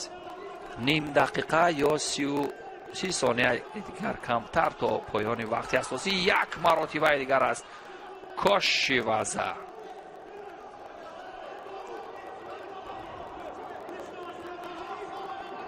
استفاده برد، ولی این برای تلف دادن وقت اساسی برای ورزشگر فرهادوف میتواند که مساعدت کند. ثانیه های پایانی وقت اساسی اینجا فرهادوف پس از 8 ثانیه دیگر در مرحله نیمه نهایی رقابت ها قرار خواهد گرفت، در صورتی که در رقابت بعدی خورشید مجیدوف پیروز ظاهر شود و به مرحله نیمه نهایی برآید. به هر حال این ورزش است، نتیجه هیچ کدام از ورزشگران را نمیتوان پیشگویی کرد. همان مقال معمول خلقی ما که هر بیشگمان مبر که خالص را میتوان در ورزش نسبت داد، چون ورزشگران نمیتوانند، یعنی یک ورزشگر با تجربه میتواند در صورت یک اشتباه کوچک در قطار ورزشگر نوکار و نو تجربه یعنی به شکست رو برو شود. و به همین ترتیب ثانیه های پایانی وقت اساسی و فرهادوف توانست که در این قسمت رقابت نیز پیروز ظاهر شود با یک وزری که به دست آورد و راه مبارزه را برای به دست آوردن قهرمانی در سال جاری ادامه خواهد داد. اما او در پیش حریفان جدی‌تر و با تجربه تر دارد، ولی وقت نشان خواهد داد که کدام ورزشگر که تمرینی بیشتر کرده است او غالب خواهد شد. اوساتوگاری در همین لحظه های اول رقابت بود که نه در دقیقه پایانی در ثانیه های انجام بخش ساتوگاری با این روش از قسمت زانو بالا و بعدا ببینید چگونه حریف رو از پای در آورد. در میان سنگین وزن ها ساتوگاری مراتبه دوم هست که یعنی ورزشگری در حال اجرا رو به موفقیت میرسانند. خورشید مجیدوف و رقابت میبراید دوستان عزیز، این بار با جودوگی کبود و ورزشگری که در مرحله قبلی رقابت ها آزاد بود برای راه یافتن به فینال تلاش میکند. اون مربی که 25 سال دسته منتخب جوانان ایران را تمرین داده است بعد از یعنی تحریم شدن فدراسیون جودوی ایران از جانب فدراسیون جهانی جودو، یعنی این مربی رو و یعنی پایتخت دعوت کردن و فعلا در تربیه جوانان تاجیک سهم دارد. و ببینیم اکنون باباجان این ورزشگر 20 ساله هست، این چمپیون جمهوری تاجیکستان بود و این ورزشگر از شهر کلوب دست پروری یعنی کلوب ورزشی یا مکتب ورزشی شهر کلوب است تحت راهبری نظریوف борҳо тамрин кардааст ва бубинем акнун дар баробари Маҷидови бо таҷриба ва чемпиони ҷоми Аврупо ҳам дар Осиё ҳам дар Аврупо чӣ гуна ҳунарнамоӣ мекунад. Бобоев низ қомати баланд дорад ва эҳтимол дар форми хуби варзишӣ бошад, чун дар миёни ҷавонон тавониста ки дар соли 2020 яъне дар ҳамин сол унвони чемпиониро ба даст биёрад ва ӯ устоди варзиш аст ва ҷаҳонгир Хуршед Маҷидов бошад, яъне устоди варзиши дараҷаи байналмилалӣ. ҷаҳонгир Маҷидов яъне он варзишгаре ки дар айни камоли хеш дар наврасӣ мо ёд дорем ки дар баробари чеҳраҳое ки имрӯз дар саҳнаҳои рақобати ҷаҳонӣ ҳунарнамоӣ мекунанд аз қабили Инал Тасоев ва даҳҳо варзишгарони яъне шинохтаи арсаи ҷаҳонӣ ё ситораҳои ҷудои сангинвазнҳо ҳунарнамоӣ кардааст ва Бобоев бошад қадамҳои нахустини худро мегузорад дар миёни бузургсолон ва ҷаҳонгир Маҷидов низ 22 сол дорад ва аз ҳар ду варзишгар ки эҳтимол падидаҳои ҷудои тоҷик дар саҳнаи рақобатҳои ҷаҳонӣ бошад ва назари Раҳматшо Обидов муфассири ҷудо ва собиқ тамриндидаи ин риштаи варзиш дар мавриди сангинвазнҳое ки қувваҳошон баробар аст чӣ гуна аст. Як сеоянаге ва зари самти чап ва гумон мекунам Маҷидов дар ҳар ду самт низ хуб зоҳир шуд.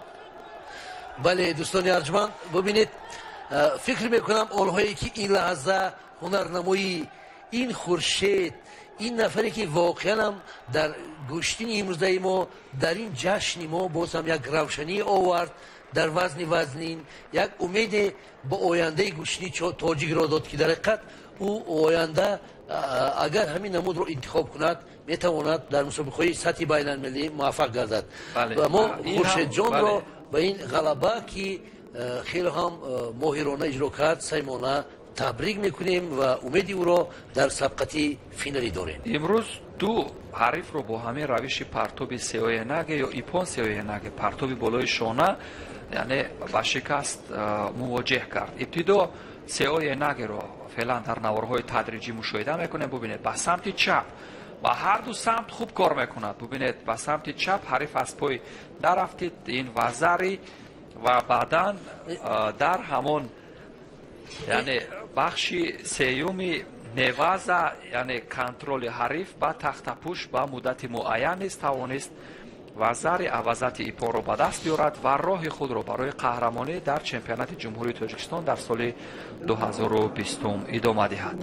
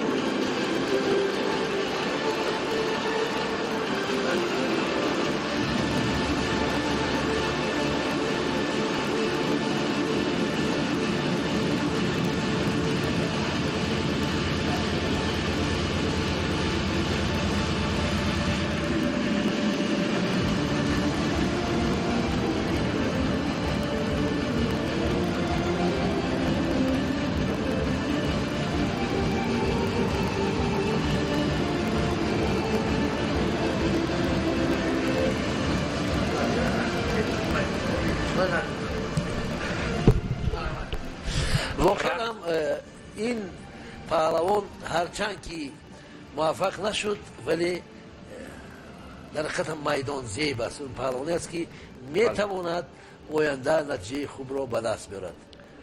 ولی هنوز موفقیت او تحت سوال است، چون فعلا در مرحله شانس دوم یا امکان دوم او یعنی میتواند که اگر غالب برای راه یافتن به مرحله بعدی تلاش کند. و ببینید بنابر سبب نبرآمدن حریفش او الکی شانس دارد برای به دست آوردن نشانی برنجی سنگین وزن ها کوشش کند. به هر صورت این پهلوان رو باید دستگیری کنند، این آینده خوب دارد. بله. اکنون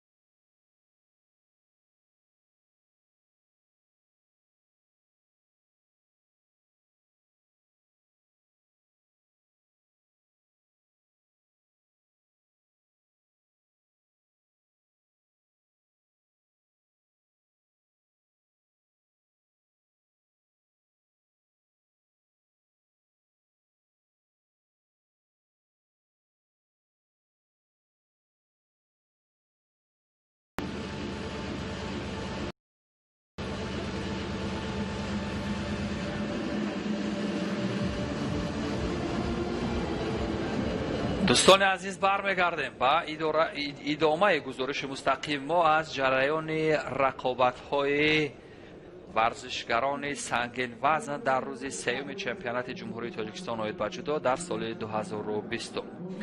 ما فعلا رقابت ورزشگران را که در وزن جمع 100 کیلوگرم یعنی شانس دوم یا امکان دومی خود را برای گرفتن برنجی میسنجند. فتح‌الله زاده با جودوگی سفید است. او در مقابل باباجان بابایف از دسته شهر و نواحی توبه مرکز نه دوشنبه نام‌نویس شده است و ببینیم اکنون برای مقابله با فتح‌الله زاده از کدام روش و ضد حمله. اما داور اینجا هنوز هیچ قضاوت نکرد، چون همین لحظه افتیش حریف هیچ شباهت برای گرفتن امتیاز هم نداشت، چون با شکم افتید ورزشگر.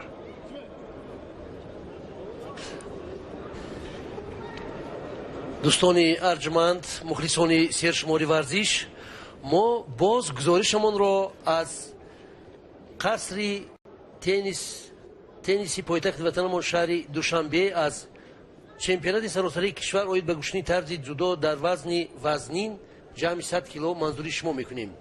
حالا در اکران تلویزیون شما داوود فتح‌الله زاده مقابل باباجان بابایف با لباس‌های کبود، فتح‌الله زاده با لباس‌های سفید هنرنمایی دارند. از آغاز سبقت نزدیک 2 دقیقه گذشته است و سبقت که 4 دقیقه معین شده است. علاقه پهلوانان بیشتری وقت خود را از دست دادند، ولی تا این لحظه یگون پهلوان نتوانسته است یعنی یگون اصول را مورد استفاده قرار دهد.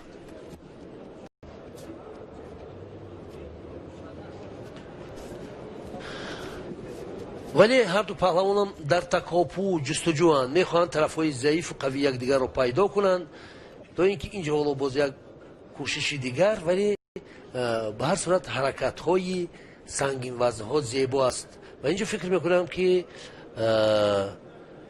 باباجان بابایف ضرب شاید یک کمی لط خوردند یا ضرب یافتند، چون که به هر صورت اینجا وقتی افتیدن سنگین وزن ها در بعضی حالت ها میتوانند حتی بدون هوا دادن هم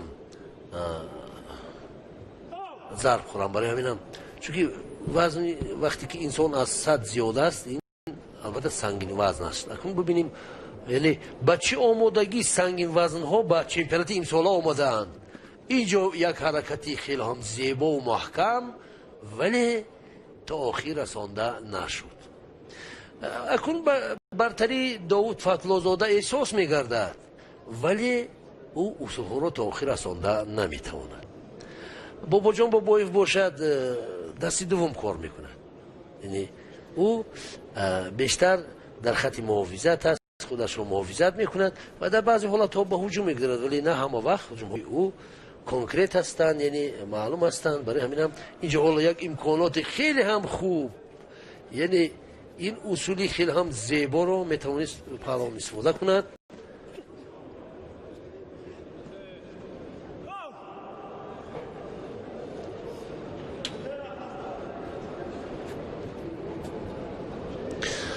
ولی باز هم موفق نشد. به هر صورت حرکت این پهلوانان خیلی هم زیبا است. اینجا آگاهی به پهلوان داده می شود به باباجان بابایف که برای ضعیف گوشتین گرفتن ولی وقت خیلی هم کم مانده است و شاید سبقت این دو پهلوان به وقت علاوگی کشیده شود.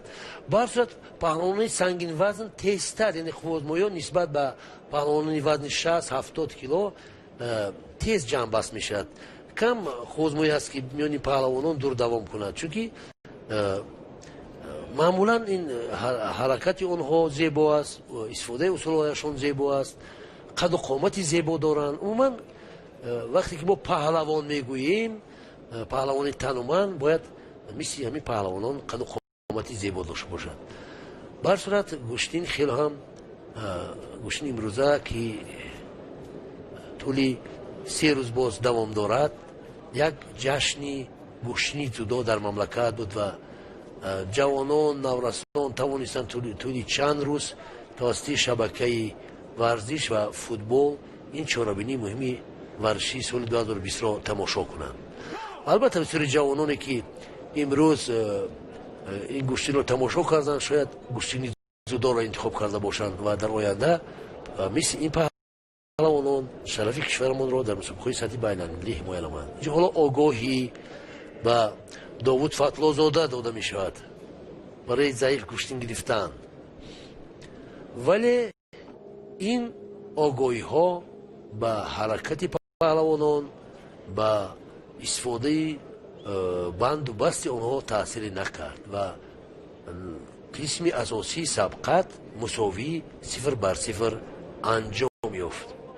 ва акнун вақти иловагӣ он вақте ки вобаста ба ҳаракати ин паҳлавонон маҳдудият надорад, то он ки яке аз ин паҳлавонон бояд ғолиб бояд ё ба касе 3 огоҳӣ дода мешавад ва дар ҳамон вақт ғолиб муайян мегардад. акнун сабқат боз идома меёбад.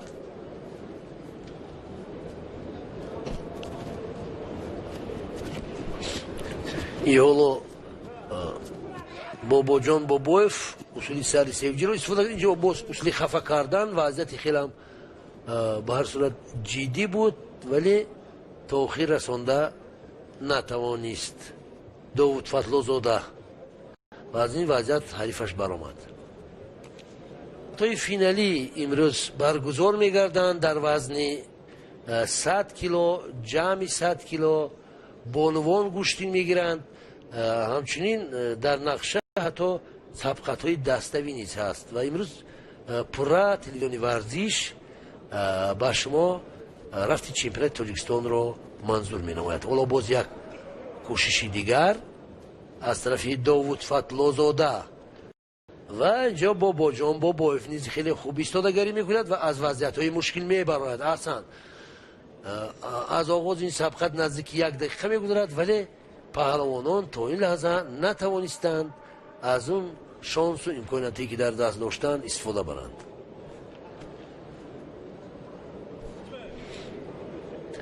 ҳоло бо сабқат идома меёбад.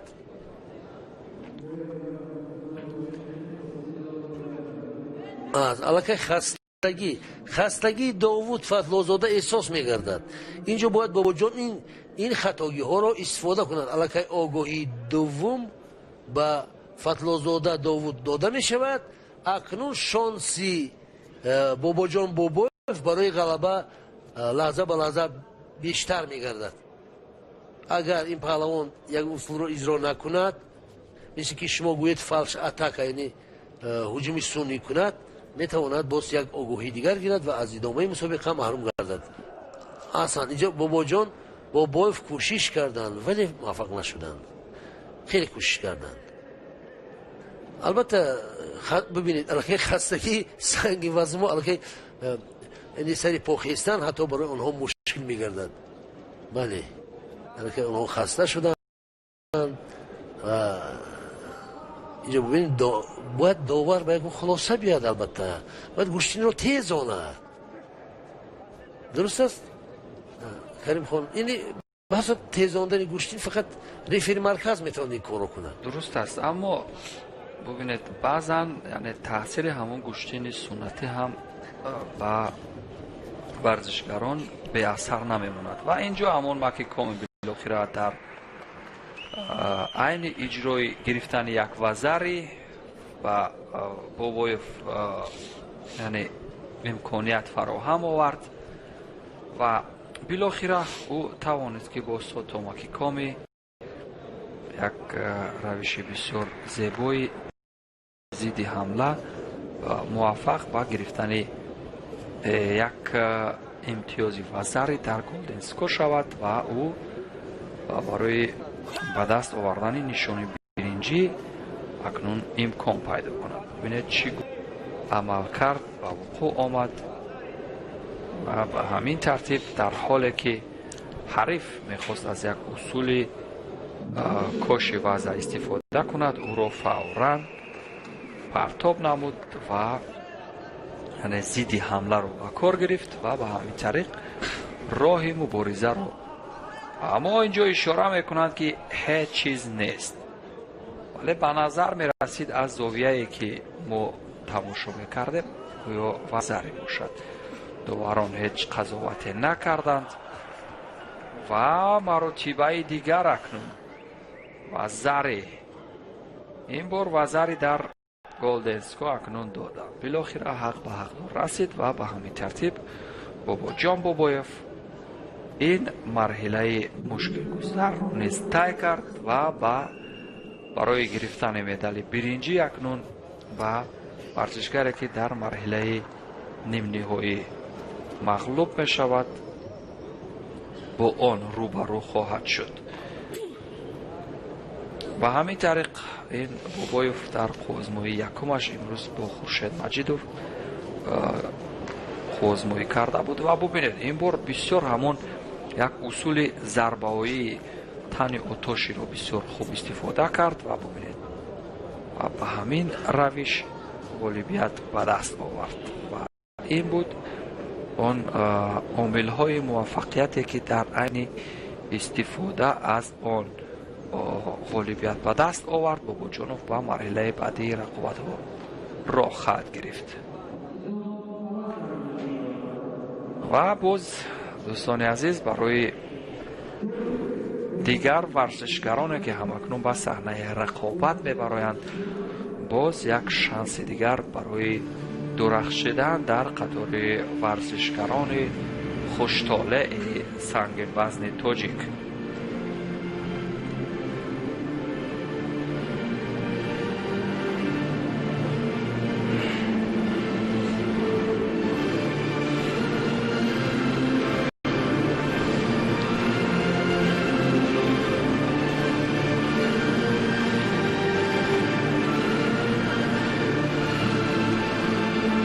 ва ин марҳилаи нимниҳоӣ аст дӯстони азиз, ҷое ки мо ин паҳлавони ҷавону бо истеъдодро тамошо кардем ки чӣ гуна ҳарифе ҳудуди 30 кило ё 35 кило аз худаш вазнинро бо як равиши ҳалуки лаби маъмулӣ ва ба таври оддӣ ё сода аз пеши рӯ бардошт. толибҷон тоҳиров бо ҷудогии сафед ҳаст ва дар муқобили ҳариф мана ҳамин паҳлавоне ки бо ин бор либосҳои сафед ба рақобат мепардозад ва ҳамдигар адои эҳтиром мегузоранд. ҷураев озодбек бошад, ӯ низ имрӯз хуб ҳунарнамоӣ кард. озодбек ҷураев варзишгар аз шаҳри душанбе, ҳарду ҳам аз дастаи шаҳри душанбе яъне номнавис шудаанд дар сурат маҷлис ва акнун аз он лиҳози физикӣ ё аз нигоҳи аввал ва як зидди ҳамла дасти варзишгар аз қисмати миёнаш буд, вагарна эҳтимолият дошт ки инҷо як вазари рақам бихӯрад бар суди яъне озодбек. ин марҳилаи нимниҳоии якум ҳаст ва акнун яъне назари коршиносонаи обидов раҳматшуд дар ин маврид чӣ хоҳад буд ки яъне нав яъне ҳамвазни худ ба он варзишгаре ки аз нигоҳи аввал ба назар мерасад бо ӯ хеле шабоҳат дошта бошадро яъне дар пеши рӯ дорад. толибҷон, бале, толибҷон толибов ки бисёр ба истилоҳ ба содагӣ ғалаба ба даст овард ва акнун муқобили озодбек ҷураев ӯ на чандон хуб омода аст ва озодбек метавонад аз ин имкониятҳо ба таври васеъ истифода барад, чунки вазни толибов хеле ҳам нисбат ба ҳарифонаш фарқ мекунад. ӯ бояд шояд дар вазни то 100 кило баромад кунад, шояд якчанд кило аз 100 зиёд бошад ки ин албатта در سنگین وزن‌ها نه چندان تاثیر میکنند. ولی озодбек جورایف این پهلوانی واقعا روز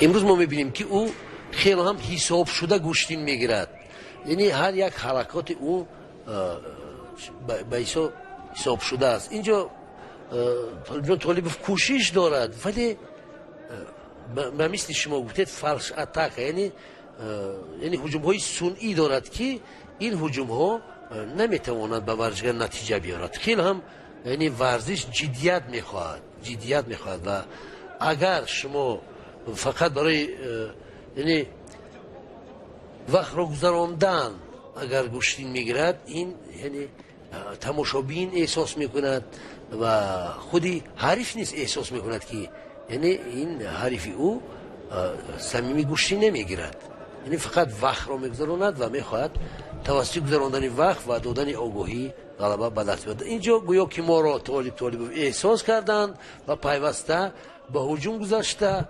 از این لحاظ به озодбек جورایف حالا رفری مرکز آگاهی دادند، آگاهی شیده و واقعا برای او خطرناک شد، چون که دو آگاهی دارد.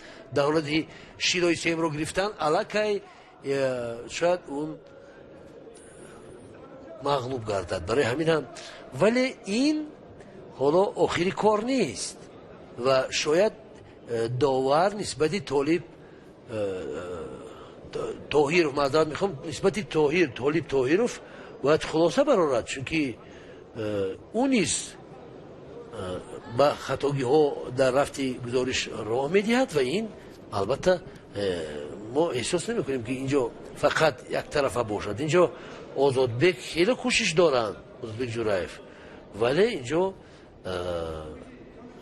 طاهیروف نیست که یک چند مرتبه کوشش میکنند فعلا موفق نشدند و اینجا قوه ها برابرند فعلا. اگر نمیتوان گفت که یکی از آنها برتری پره دارد و اینجا در این هنرنمایی چند ثانیه دیگر باقی ماند و озодбек جورایف دو آگاهی دارد، دو آگاهی شیدا و برای او خیلی هم الکی خطرناک است و کوشش کند که به خطاگی جدی راه ندهد. و اینجا ببینید اینجا هجوم های طاهیروف بود، طاهیروف، ولی بدون یگون حرکاتی که تا آخر، یعنی اگر اصول از یگون حرکت آغاز میگردد باید تا آخر رسانده شود. یعنی در خود مکتبی گوشینی جدا هر یک اصولی که مثلا راستا پهلوانان اجرا میکنند تا پارتر، اینجا ببینید سیم آگاهی به озодбек داده می شود و озодбек با فکرم ما البته حالا این را اگر در حال کمکاری به هر ورزشگر اگر بله همون نقشه است، همون نقشه که همون طرفی شما ذکر بله، هرچند که озодбек نیست هنری خوب داشت ولی نتوانست در این سبقت پیروزی به دست بیارد. به هر صورت میدان نزدیک است و او به مرحله فینالی راه یافت.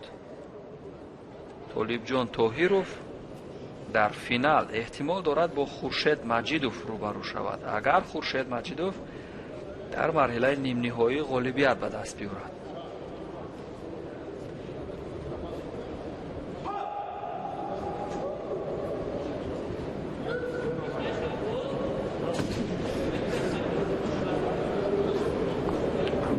پهلوان هایی که در این وزن باید رقابت میکردن، بعضی آنها با سبب نامعلوم نتوانستن به صحنه رقابت ها برآیند. اکنون باز خورشید مجیدوف که امروز با داشتن پرتاب بالای شانه همون سیاه نگه امتیازهای کامل ایپان و وزری به دست آورده بود، در مقابل حریف جدی تر است. فرهاد محمدبک فرهادوف ما در مورد ویژگی های مهارت این ورزشگران و آن مشخصات دستاورد این ورزشگران برای شما در دورهای اول و دوم ابراز نظر کردیم. ва бубинем дар сурати пирӯзӣ ба сеюмин ҳарифаш Хуршед Маҷидов дар финал қарор хоҳад гирифт ва ҳамчунин Муҳаммадбек Фарҳодов. дар фурсати аввал чанд бар қисмати пушти ҳариф аз сӯи Фарҳодов ва Ҷаҳонгир Маҷидов дар ҷӯёи ҳамон фурсат боз ҳамон сеҳои наги мавриди назараш ба самти чап. ва шояд ин қисмати рақобат ё ин ҳамон доштани маҳорати махсуси Ҷаҳонгирро эҳсос карда ва ба ҳамин зидди ин тамрин карда бошад Фарҳодов. вале ба ҳар ҳол вақт нишон хоҳад дод Ҷаҳонгир Маҷидов аз гирифтани он қисмати рости гиребони ҳариф сари остини ҳарифро ҷӯё шуд чанд маротиба барои гирифтани ҳамон комиката ва як усули зарбаҳои тани отоши низ дар сурати хуб иҷро шудан муваффақият омез хоҳад буд. аммо агар тавонад варзишгар ҳамин лаҳзаро хуб иҷро кунад, чун Хуршед Маҷидов барои иҷрои усулҳои яъне партоби болои шона ҳамон сеҳои наге ҷаҳду талош кард, вале чун эҳсос мекунад ки ҳариф низ дар муқобили ӯ аз ҳамон дифои ба маврид кор мегирад, аз ҳамин хотир усулҳои зарбаоиро иҷро кард чанд маротиба.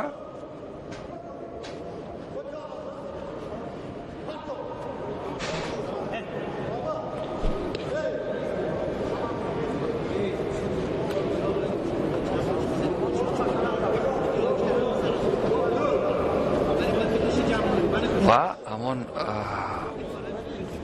ногаҳон яъне расидани чанги ҳариф буд ё ягон зарбаи ногаҳонӣ аст ҳамон кумикатаи ҳариф буд ки як муддат Фарҳодов ба табиб эҳтиёҷ пайдо кард ва ин низ ба хайр аст эҳтимол, чун табибон дар ҳолати расонидани ҳамон ёрии аввалияи тиббӣ ба Фарҳодов рақобат идома меёбад.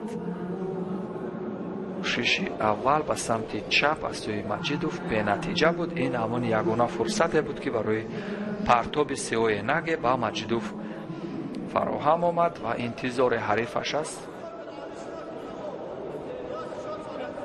мураббии эронӣ Хуршед Маҷидов низ дар ҳоли тавсея ва пешниҳод ки аз қисмати гирифтани ҳамон кумиката як нав тағйирот шояд ворид кунад. шакли гирифтани кумикатаи яктарафа ба Фарҳодов як корди зарди ҷазо ё шидо. акнун шояд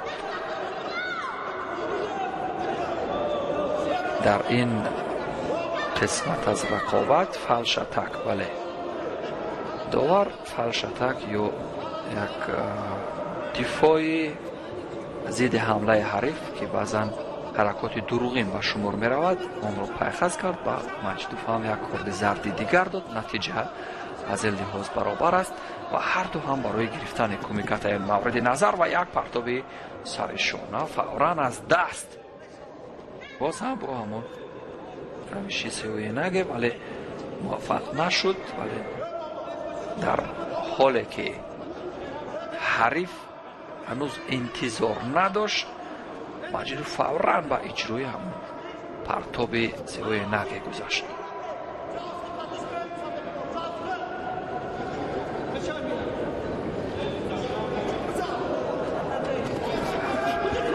ва аз усули зарбаҳои пеши пой мавриди истифодаи Фарҳодов буд, вале натавонист. акнун Маҷидов низ боз агар суръатро тавонад мисли чанд лаҳзаи қабл афзун кунад, шояд боз як партоби ҷаззоби дигарро аз Хуршед Маҷидов инҷо мушоҳида кунем. вале ба ҳар ҳол вақт нишон хоҳад дод. ҳарду ҳам дар ҷӯёи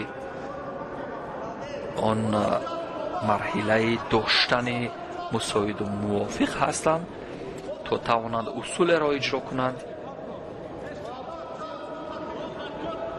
вале чун ба назар мерасад ҳарду низ дар баробари ҳамдигар ҳарифи арзанда ҳастанд, ҳарду низ хуб омӯзиш гирифтаанд, таҷриба андохтаанд ва боз ҳам ҳамон усули мавриди назари Хуршед Маҷидов ва натиҷае набахшед. 10 сонияи дигар то поёни вақти асосӣ боқӣ мондааст.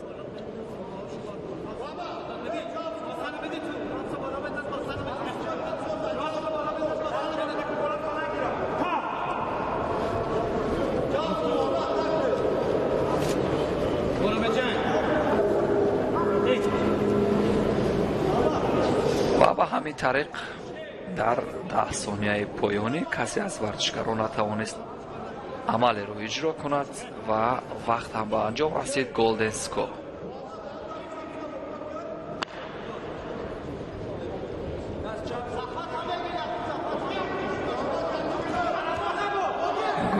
Скол ва дар ин марҳилаи бисёр ҳассосу нозук ҳарду варзишгар бояд ҳамон ҳушёриро аз даст надиҳад. яъне дар сурати як иштибоҳ мумкин аст ки кор ранги дигар бигирад, вагарна аз ҳамон ҳаракоти бештар дар самти ҳамла қарор гирифтан мувофиқтар хоҳад буд.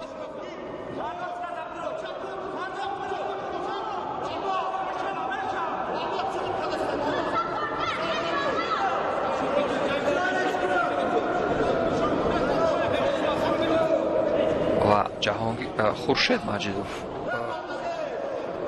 ва ҳамчунин Фарҳодов ва ҳарду бо сабаби камкорӣ корди зарди ҷазо пешниҳод шуд аз сӯи Зарифҷон Назриев бо сабаби камкориашон ва ин ҳам бар аъло эҳсос шуд. як тарафа қапида истоданд, вале кореро иҷро накарданд. як усули зарбаоии дигар бо ҳамон равиши тани утоши, вале ин низ муваффақият ба бор наовард.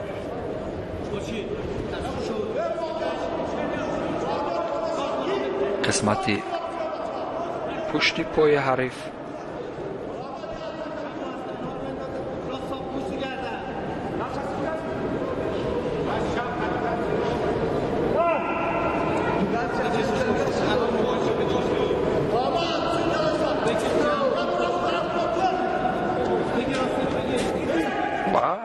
боз ҳамон зеҳои наге ки Хуршед Маҷидов иҷро мекард, ин маротиба ҳарифаш хост аз ин равиш истифода барад. роҳ ёфтан ба финал ҳамвора мушкил хоҳад буд.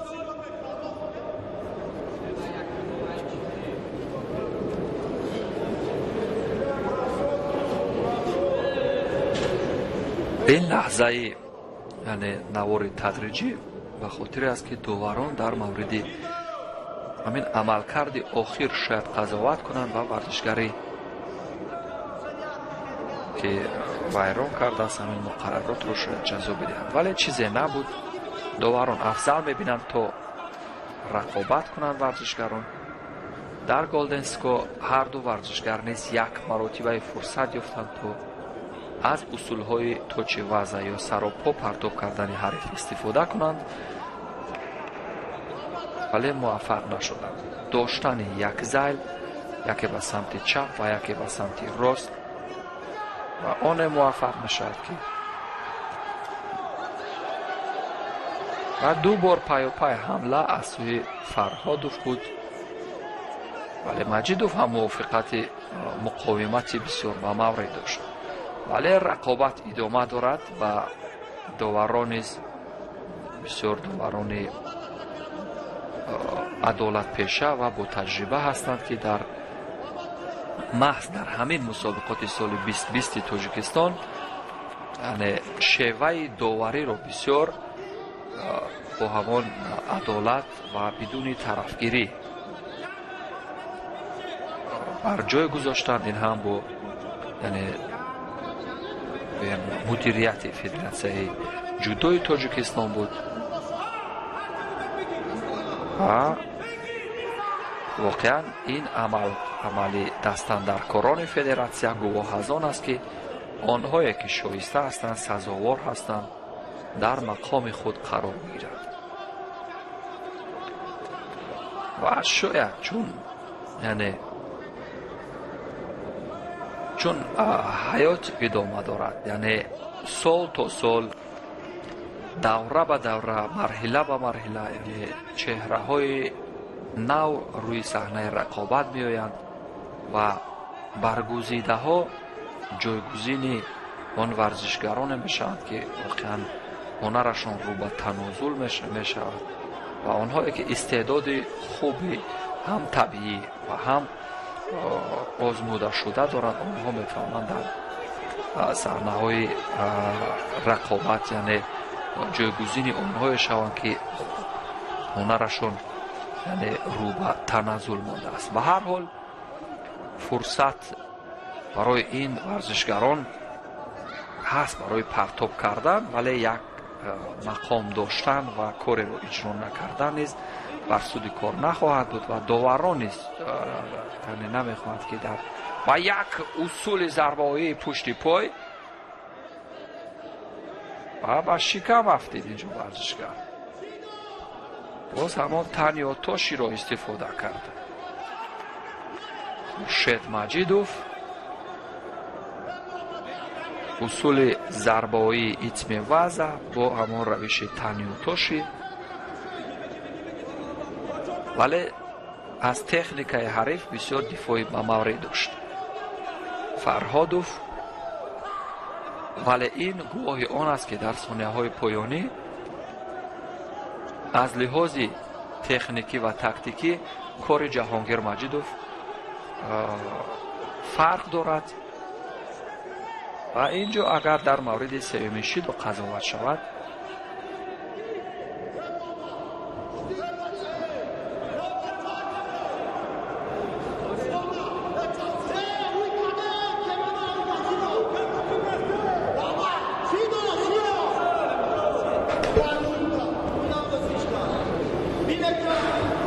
ташвиқгарон ё ҳаводорон аз саҳнаи салони рақобат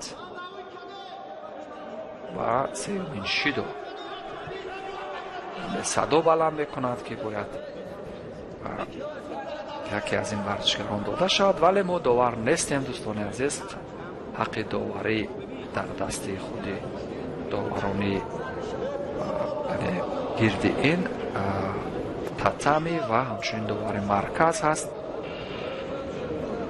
шояд ба навории тадриҷии лаҳзаҳои поёнии рақобат мушоҳида кунанд ва баъдан қазоват кунанд. хуб бинем, инҷо усул аз ҷониби Фарҳодов иҷро шуд ва як муқовимат барои гурехтан аз усули ҳариф аз сӯи Хуршед Маҷидов он низ ба маврид буд. Яъне инҷо ҳеҷ иштибоҳе гумон мекунам сар назада бошад ва агар ин рақобат идома ёбад, яъне ба гумонам афзалтар хоҳад буд.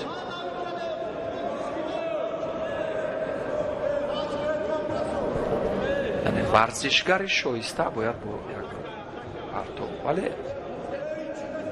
дар ҳоли ҳаракат буд барои иҷро кардани як усули ёко отоши, вале Хуршед Маҷидов ҳимоя кард. доварон чӣ қазоват мекунанд, ҳаминро хоҳем дид ва яке аз рақобатҳое ки воқеан барои Хуршед Маҷидов мушкилгузар буд ва ҳамчунин дар баробари ҳарифи нисбатан сарсахт ва ҳарифи گردنشخ و قوی. ولی اینجا قدرت و توان آن ورزشگر طالع آن ورزشگر گمان میکنم بلندی خواهد کرد که او در تمرین ها بیشتر تمرین کرده است و با این مسابقات آماده گرفته. در مورد همین لحظه آخر اگر قضاوت شود دوستان، یعنی نمیدونیم چی خواهد شد. اینجا یعنی بزرگانی بخش های تکنیکی اینجا قضاوت میکنند. جهانگیر مجیدوف، جهانگیر رو میتوان تبریک کرد. نه، خورشید مجیدوف. خورشید مجیدوف دیروز جهانگیر مجیدوف بود که وزنه اولی افتخاری برآمد و خورشید مجیدوف هم امروز بسیار هنرنمایی خوب کرد. ولی این شیدو رو گمان میکنم اگر قبلتر میدونن خوبتر بود، چون که حرکات تکنیکی خورشید مجیدوف نسبت به حریف زیادتر بود. او بیشتر در حال حمله و او بیشتر در اجرا کردن همین اصولهای تکنیکی بود.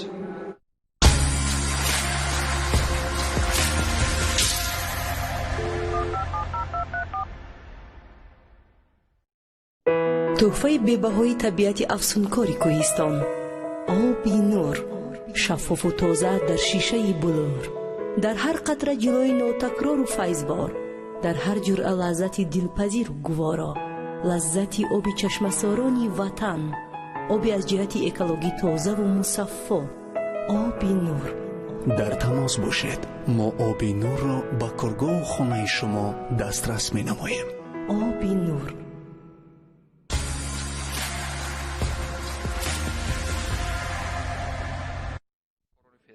در هیئت دستوی نیز رقابت ها برگزار خواهد شد، چون که یعنی برگزاری این مسابقات میتواند که یعنی هم مهارت و ملکه ورزشگران را زیاد کند، هم برای تجربه انداختن آنها خیلی و خیلی مساعدت کند.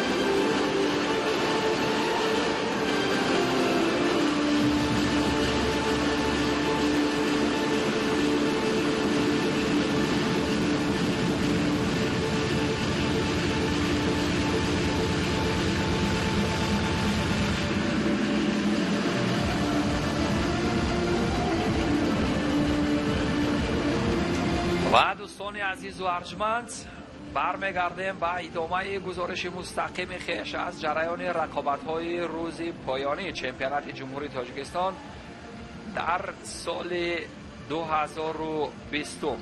همانطور که گفتم در وزن 57 کیلوگرم رقابت‌ها دوستان عزیز فعلا هنرنمایی اهلیه مومینووا را در برابر وطن سلطان شکرشویوا با هم تماشا خواهیم کرد. این ورزشگران هر دو یعنی تجربه اشتراک در صحنه‌های رقابت‌های جهانی را دارند و ببینیم اکنون در این مسابقات کدامین درخشان ظاهر خواهد شد.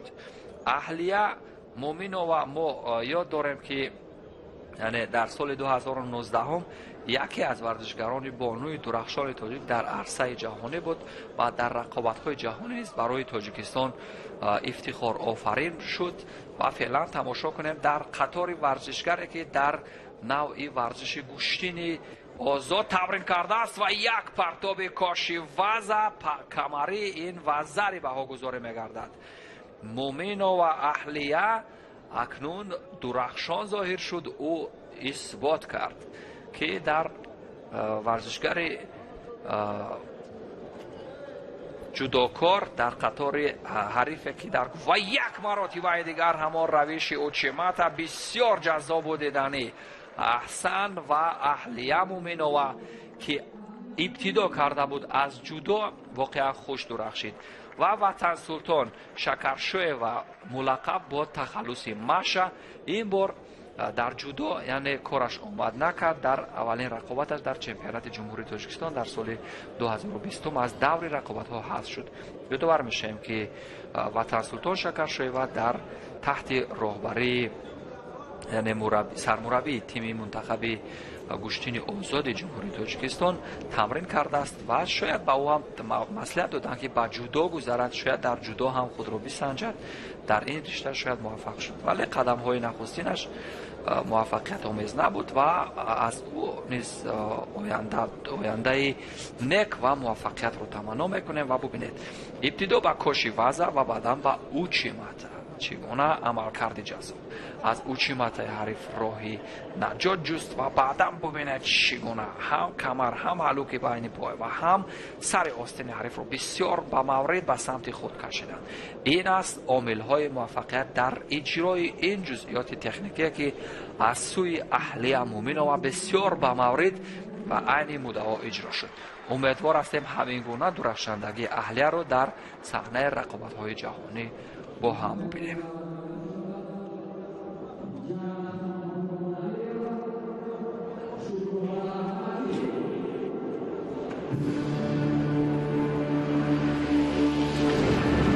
و اکنون دوستان عزیز شکرانه قرچه و همراه رستم نظر شکرانه قرچه و نیز در صحنه رقابت های جهانی بسیار درخشان ظاهر شده بود.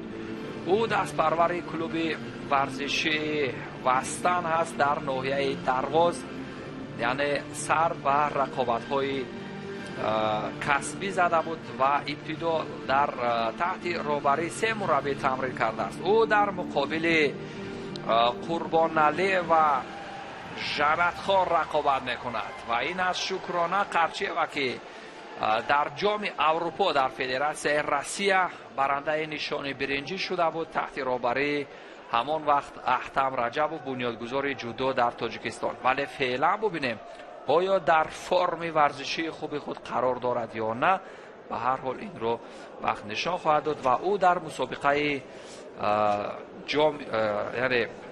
جام وستن نیز بارها غالبیت به دست آورده است و در قطار بهترین پهلوانانی که از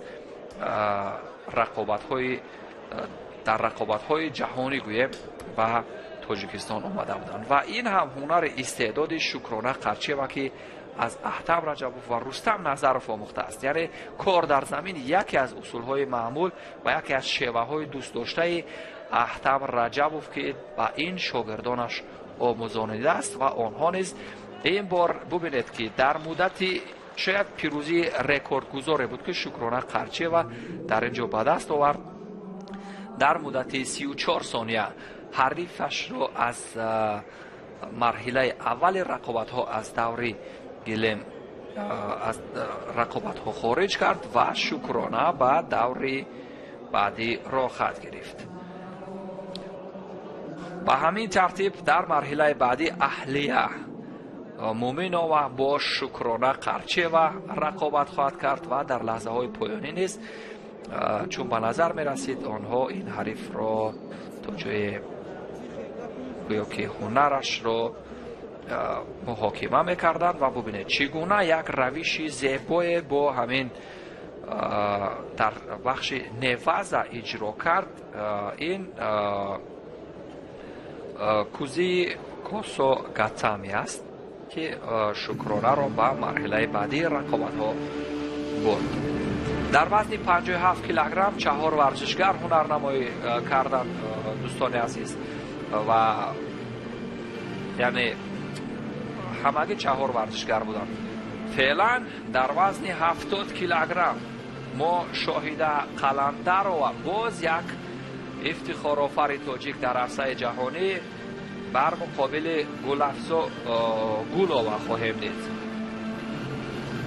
گلافزا گولووا قدم های نخستین خود را میگذارد و شاهد قلندر و این ورزشگری که در بازی های آسیایی یعنی در تالار سرپوشیده در ترکمنستان برگزار گردیده بود در آنجا اشتراک کرده بود و او یعنی تجربه اشتراک در صحنه‌های رقابت‌های جهانی را دارد و برای تاجیکستان نیز یک نشان برنجی در کارنامه دارد از صحنه‌های رقابت‌های جهانی. ولی فعلا ببینیم باز یک تجربه‌ناک در مقابل نوکار از کدام روش و شیوه‌ها استفاده می‌کند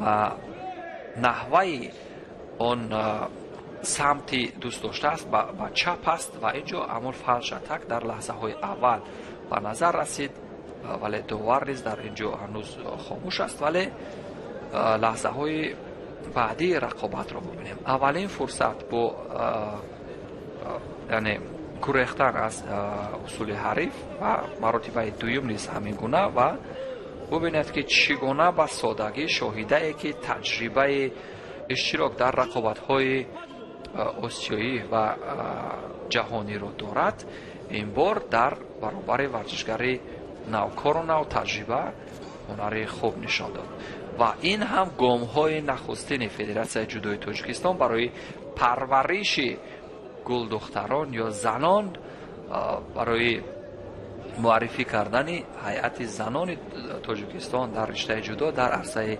جهانی خواهد بود و امیدوار هستیم.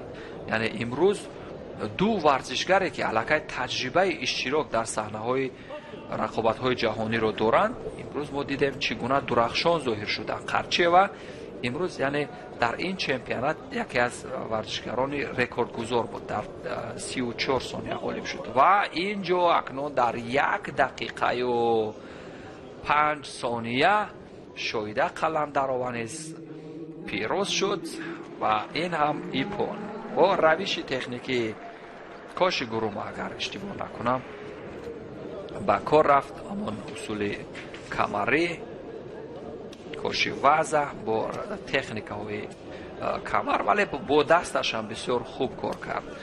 از همون توازن نیز بسیار با مورد، بله کنترل دستان حریف را چون جفت آستین حریف را بسیار محکم داشته بود و همین روش توانست که تا لحظه های پایانی حریف را اداره کند و به تخت پشت رفتید حریفش و ببینید چگونه فقط همون سمتی با بالای تتمی افتیدن حریف را تا لحظه های پایانی کنترل کرد و به همین ترتیب با مرحله فینالی رقابت ها راه گرفت. چون گفتیم در دو وزن رقابت ها همگی 8 ورزشگر اشتراک میکنند، یعنی پس از یک غلبه یا یک پیروزی ورزشگر غالب به مرحله فینالی راه می‌یابد. باور خوجندیجوف داور درجه جمهوریوی زمان در صحنه‌های رقابت‌های جمهوریوی نیز درخشان بود و فعلا مولود آدینه و باز یک دست پرور کلوب ورزشی وستن با راهبری رستم نظر و صحنه رقابت‌ها می‌براید در وزن 70 کیلوگرم. او در برابر فضیلت گلبویه و این ورزشگری که در کلوب ورزشی کانگورد تمرین میکند و از مشورت ولادیمیر یلچانینوف و همچنین مربی طالبوف نیز ببینیم چگونه آموزش گرفته است و به هر حال باز ببینیم اکنون ورزشگران نوکار و نو تجربه را در صحنه های رقابت مسابقات قهرمانه جودوی تاجیکستان یا به تعبیر دیگر چمپیونات جمهوری تاجیکستان آید به جودو در سال 2020 برای گرفتن موقعیت یا همان کمیکات و یک زیدی حمله، یک رقابت نزدیک و پرتفت با همان روشی سومیگایشی ولی به نتیجه بود.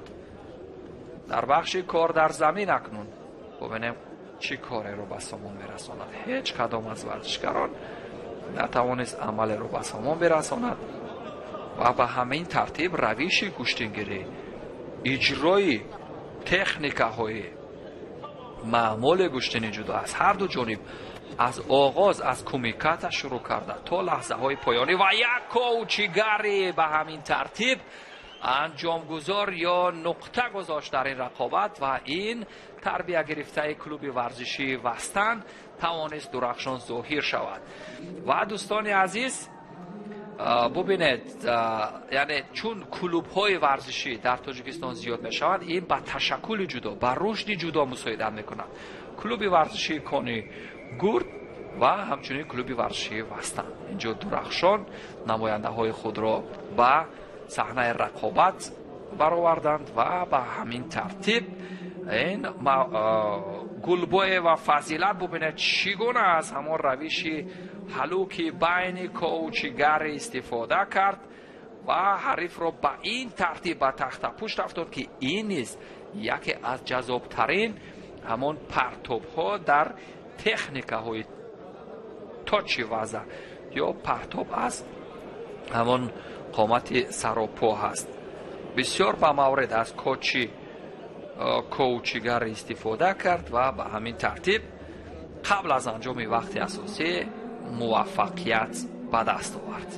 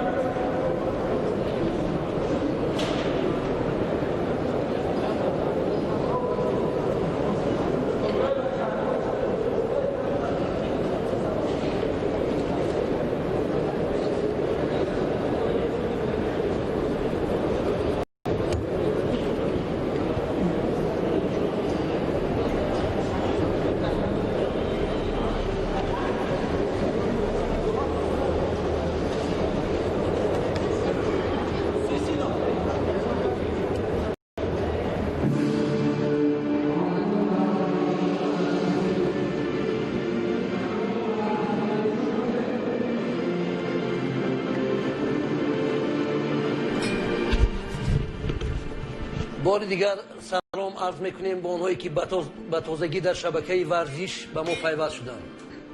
بله، گزارش مستقیم ما از جریان رقابت‌های دستوی معذور شما می‌گردد. اینجا قصر تنیس و مجمع آبی پایتخت است دوستان عزیز و فعلا این دسته‌هایی که به صحنه رقابت می‌پردازند، دسته خطلان با لباس‌های سفید هست و دسته دوشنبه با لباس‌های کبود هست و اینجا چهره‌های سرشناس هست دوستان عزیز و این مراتبه اول است. باز یک رویدادی تازه در صحیفه برگزاری چمپیونات جمهوری تاجیکستان اوید به جودو محض رقابت دستوی است. بله دوستان ارجمند، این بار اول است که در چمپیونات سراسری کشور سبقت‌های دستوی برگزار می‌گردند. انیخ آن دسته‌ای که امروز یعنی روبروی هم حالا آنها به یک دیگر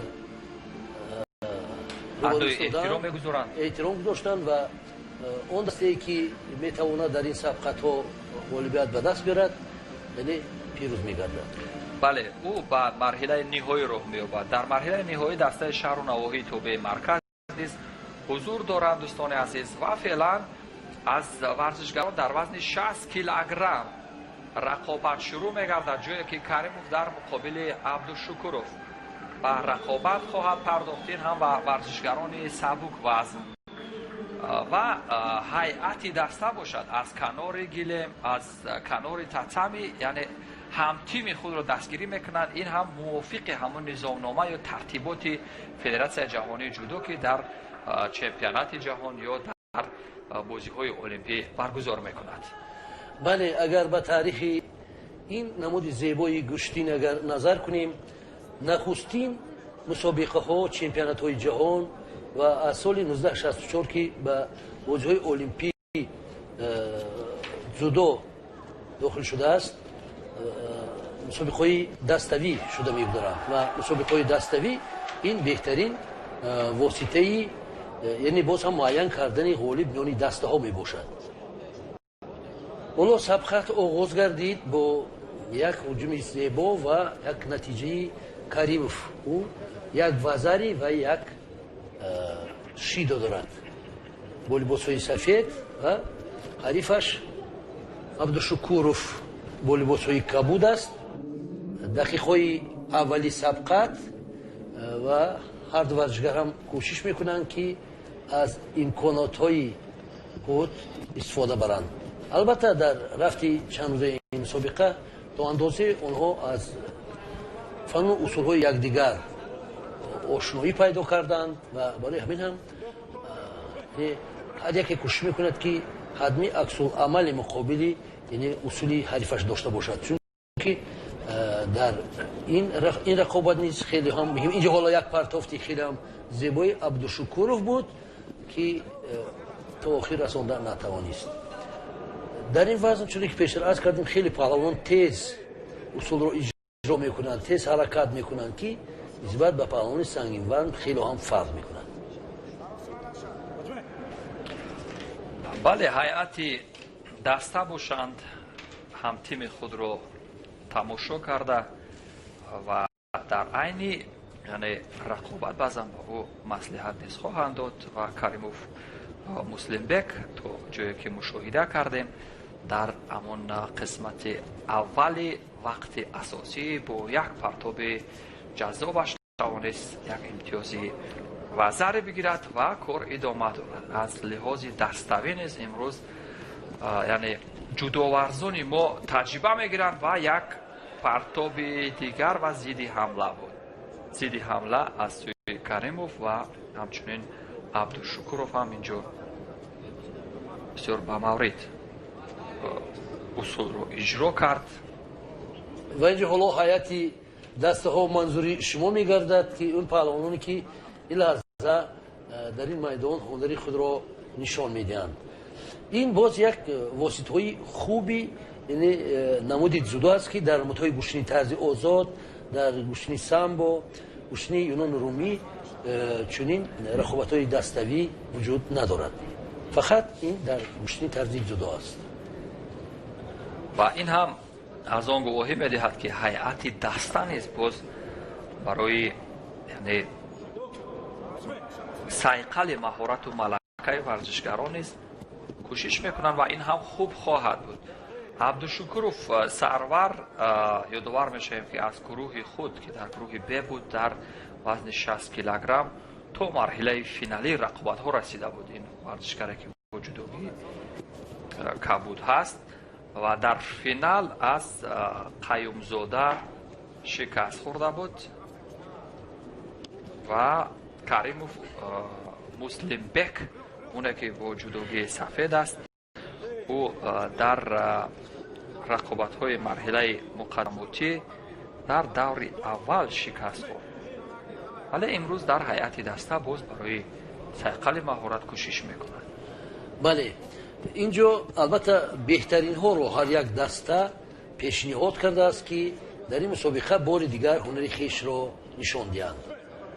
ва хуб гуфтанд карим хон ки инҷо боз як яъне аз сабаби он ки мусобиқаҳо дар соли 2020 камтар баргузор гардиданд ва сабаби камбаргузории мусобиқаҳоро дар ҷаҳон албатта ҳар яки шумо медонед ва барои ҳамин ҳам баргузори ин мусобиқаи даставӣ боз як имконоти хуби сайқал додани техникаю тактикаи паҳлавонон ба ҳисоб меравад. барои ҳамин ҳам беҳтарин паҳлавонони дастаҳо ҳоло дар ин сабқат иштирок мекунанд ва барои ҳамин ҳам дар ҳолати масалан ҳунарнамои даставӣ яъне варзишгар метавонад 2 медал гирад, як медали масалан чемпион ё ҷоизадори мусобиқа ва як медал дар ҳисоби даставӣ ва бори дигар барои баробар кардани ҳисоб ва ин албатта дар яъне худи мушаххасоти дастовардҳои варзишгар дарҷ хоҳад шуд, чунки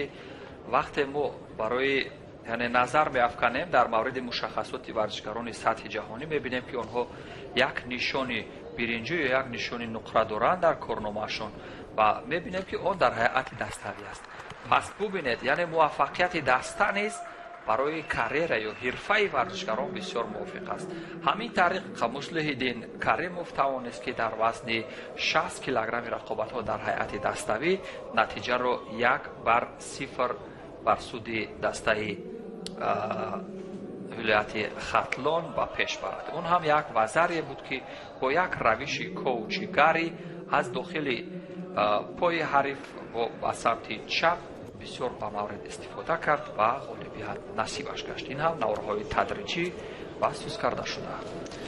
бале мо гуфтем ки баъзе усулҳои имрӯз иҷро мешаванд ки солҳои қаблӣ камтар дар мусобиқа иҷро мешунанд ва имрӯз ман ҳамин ҳалуке ки ба тозагии паҳлавон иҷро кард тақрибан дар 5-6 вохӯрие ки мо тамошо кардем яъне ин усул истифода мешуд ки ин аз он шаҳодат медиҳад ки ҳадми навовариҳо дар куштини ҷудои тоҷик ба чашм мерасанд.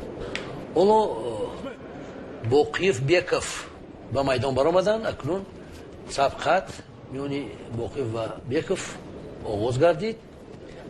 дар партер ҳоло усули хафа кардани ҳарифро паҳлавон истифода кард вале муваффақ нашуд.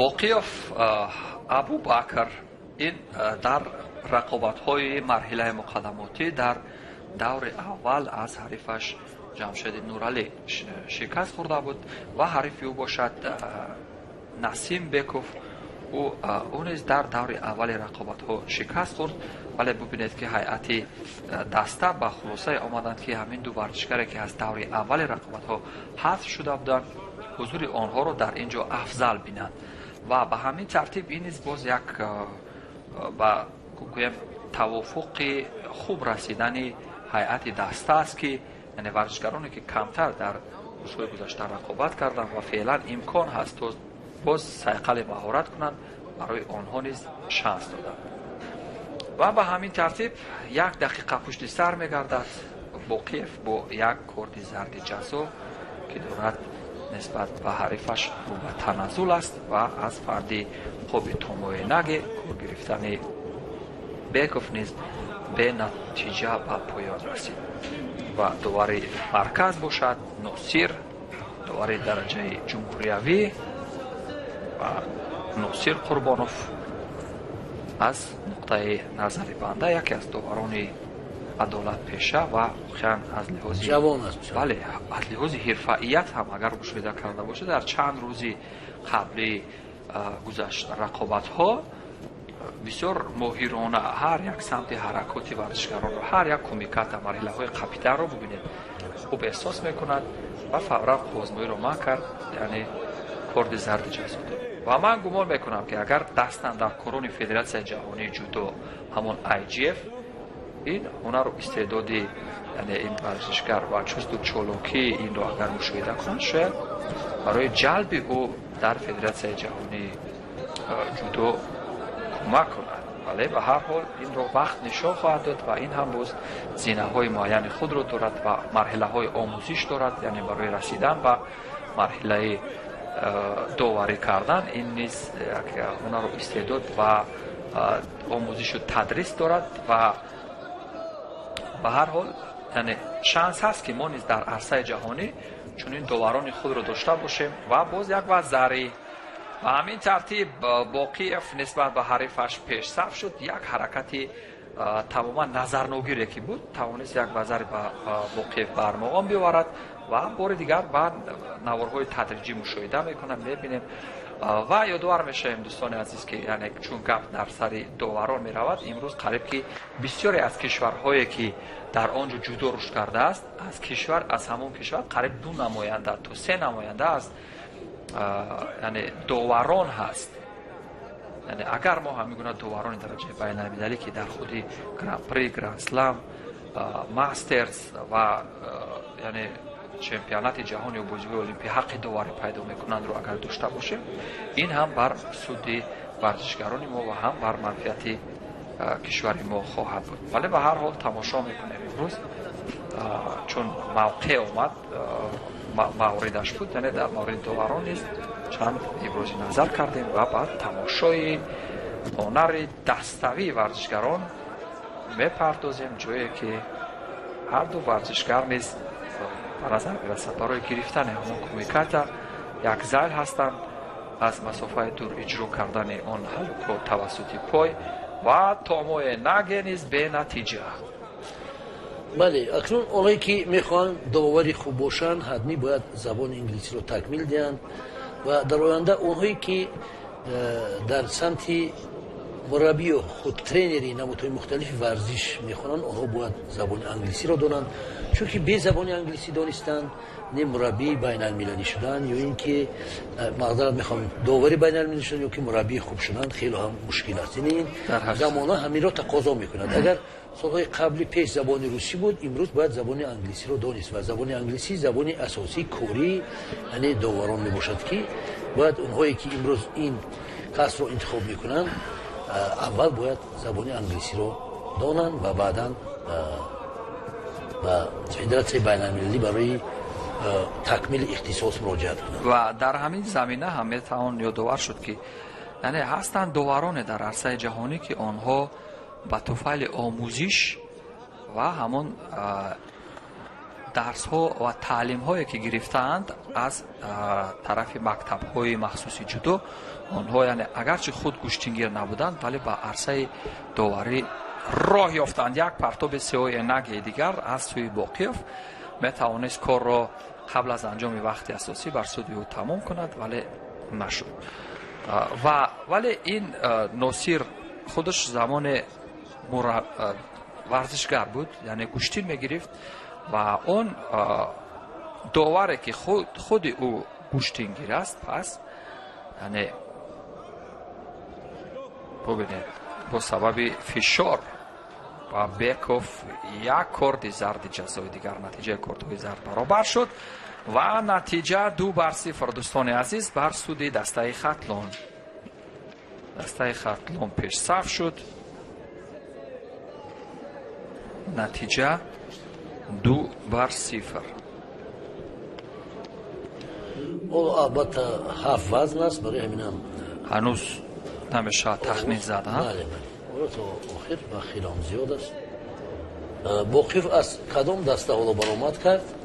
از دسته دوشنبه یا شهرمایی تو بیمار؟ باقیف از دسته хатлон баромад кард, ҳунарнамоӣ кард ва Беков Насим бошад аз дастаи Душанбе. Ин ҳам наворҳои тадриҷӣ ва варзишгарони дастаи вазни 60 килограмм аз лиҳози доштани вазни сабук ва роҳи озоди нафаскашӣ нисбатан босуръаттар ҳастанд.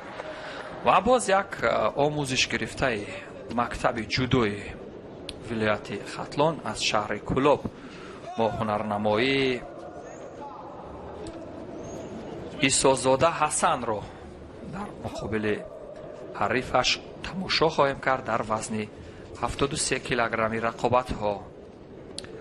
ҳарифи ӯ Халилзода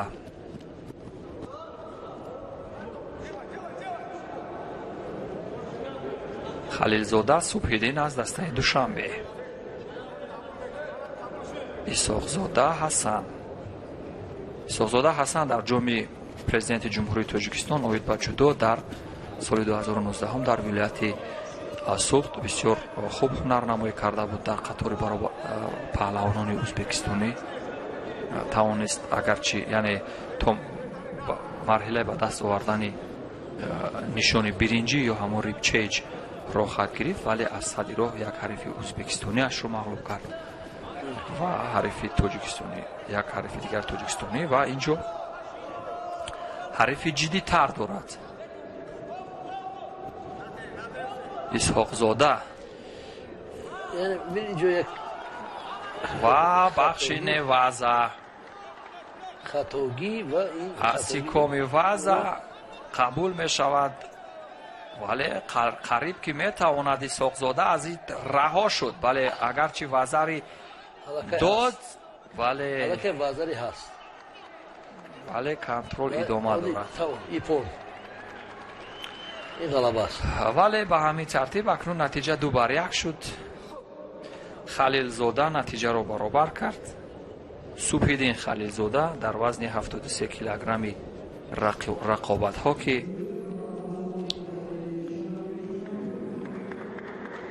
дар баробари ҳарифаш Ҳасан Исҳоқзода рақобат мекард, ба ҳамин тариқ натиҷаро баробар намуд.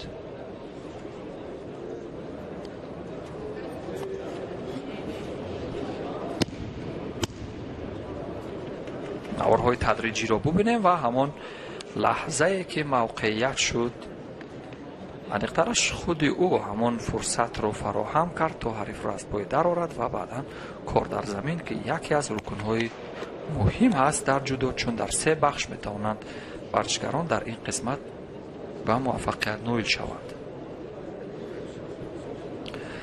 ва рақобати баъдӣ дӯстони азиз дар вазни 81 килограмм.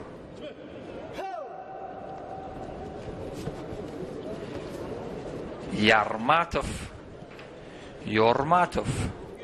акнун Ёрматов бо Исломов сабқатро оғоз карданд. Ин вазни миёна аст, вазни 81 кило ва беҳтарин паҳлавонон дар ҷаҳон аз ҳамин намуд баромаданд, дар ҳамин вазн ҳастанд ва бисёриҳо рӯз дар вазнҳои вазнин, вазни 90, 100 ва 100 зиёд баромад мекунанд, чунки ин вазни миёна аст ва дар ҷудо ҳам ҳаракати ин паҳлавонон, ҳам усулҳо хеле тез ва зебо иҷро мекунанд. бояд бо ҳам тамошо мекунем то чӣ андоза ин паҳлавонон нисбати якдигар омода шуданд, омӯхтанд ва чӣ гуна усулҳоро истифода мекунанд. агар мо дар кул нигоҳ кунем, ҳамин мусобиқаи даставӣ гӯё ки бо як бори дигар, яъне дастаҳо худро месанҷанд ки ин беҳтарин восита аст. дар бозиҳои олимпиадаи соли 1980 ки дар шаҳри Москав баргузор гардид, намояндаи Тоҷикистон Анатолий Старостин ҳам дар намуди даставӣ, ҳам дар намуди шахсӣ ба гирифтани 2 медали тилло аз панҷҳарбаи муосир ноил шуда буд ки имрӯз низ чунин имконият, чунин шансро ин варзишгарон доранд.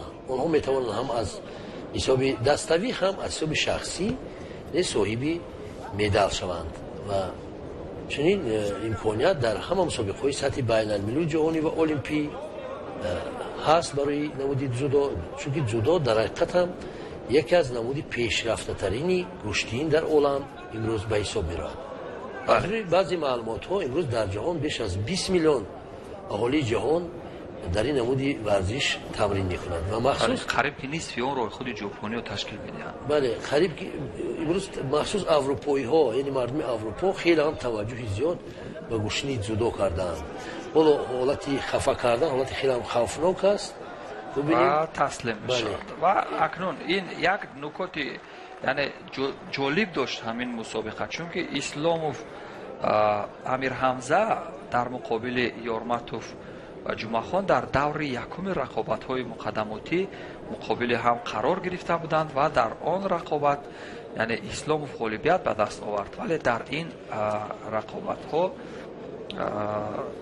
نتیجه 1-1 شد. بله. نه اسلاموف بار دیگر غالبیت به دست آورد، یارمتوف بار دوم، یعنی نتیجه پیروزیش در مقابل این حریفش رو یعنی بار دیگر اثبات کرد که برتری دارد و به همین ترتیب اسلاموف نتیجه رو در مجموع اکنون 2-2 کرد. 2-2 و 3 رقابتی دیگر باقی مانده است. باور خوجندیجوف رقابتی پنجم این ورزشکارانی هیئت دستاوی رو داوری خواهد کرد. خوجندیجوف دستپروری دانشکده تربیت جسمانی تاجیکستان بوده، سالهای طولانی در بخش سامبو و جودو هنرنمایی کرده است و او امروز به حیث مربی در ولایت مختار کوهستان بدخشان فعالیت میکند. بله و در حرفش از نقطه نظر من اگرچه در رشته های ورزشی سامبو و جودو نیز یعنی کارنامه‌اش خوب بود، ولی در مربیگی فعلا موفق‌تر به نظر می‌رسد، چون که 10 نفر دستپرورانی که از مکتب ولایت مختار کوهستان بدخشان هستند در صحنه‌های رقابت جمهوریوی یعنی از دستپروران همین گونه شخصیت‌ها هستند. اشوروف در مقابل رحیموف برای نتیجه رو علاقه قابل قیاس کردن. فعلا نتیجه تساوی یا همان مساوی هست، برابر 2-2 و این رقابت میتواند که یکی از دسته ها رو پیش صف کند. بله ولی بازم تا فرجام حالا وقت هست و هر لحظه یا در هر وخوری میتواند باز نتیجه این مسابقه رو عوض کند. برای همین هم یعنی این وخوری های پیشکی هستند، باز دسته های دیگر حالا وارد رقابت میشن. غالبی این جفت باز به شهر نوی تابع مرکز پروازمایی میکنه. ولایت مختار کوهستان بدخشان با رشت سوخت اینجا آزاد است، کدامی از اینها غالب بیاد پس با دسته سوخت رقابت میکنه. هرچند که در چمپیونات از شهر ولایت ها چندین دسته ها پیشنهاد شده بودند، ولی در این مسابقه دسته‌ای فقط یک دسته از شهر نوی اشتراک میکنه. اکنون نتیجه تغییر خورد. رحیموف در حالی که به همین روش یعنی غالبیت به دست آورد در بخش کنترل حریف و تخت پشت در نوازه او توانست نتیجه رو 3-2 بر سود دسته دوشنبه کند.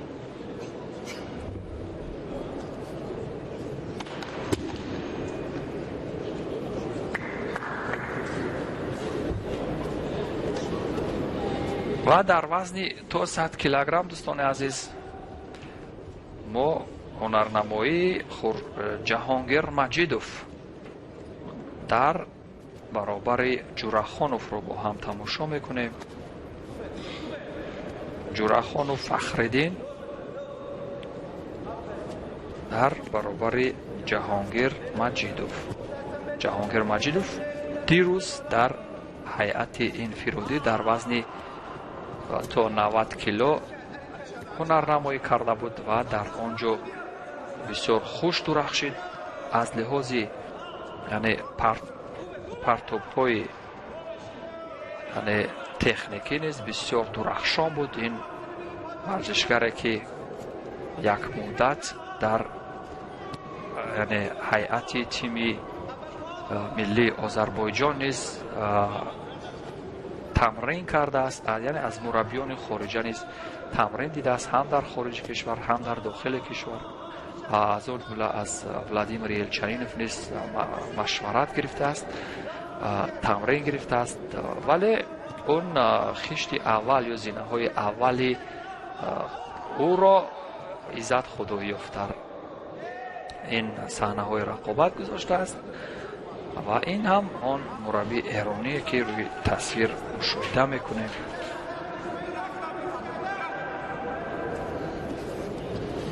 атоуллоҳ аббоснажод ва як ҳалуки маъмулии учимата.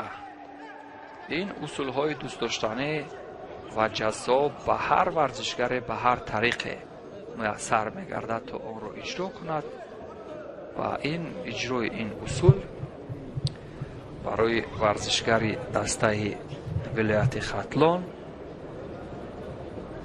Фахриддин Ҷурахонов чандон бобарор набуд. бисёр хуб ҳама он ҷузъиёти техникии ҳамин ҳаракот иҷро шуд. ва дирӯз ҳам зимни як ҳамин гуна ҳаракот як афти чандон номувофиқе буд ва он афт ки вале варзишгар аз ҳуш беҳуш шуд, он дар он буд ҳамон ҷиҳатҳои нозуки варзишгар ба сар зад. қисмати паҳлӯи сари ӯ дар болои татаме, яъне бо ду вазни изофӣ зад ва ҳамин буд ки ӯ аз ҳуш беҳуш шуд.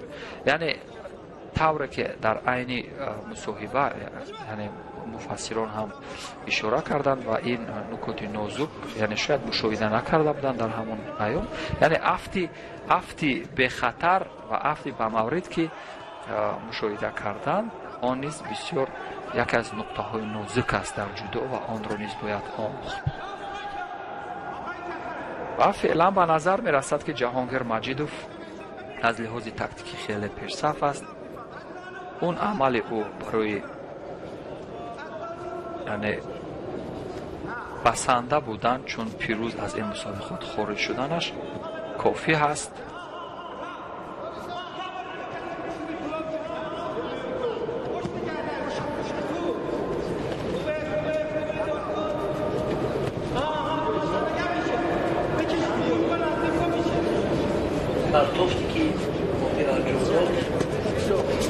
ҳалуки байн бисёр ҷаззоб ва акнун равишро тағйир дод.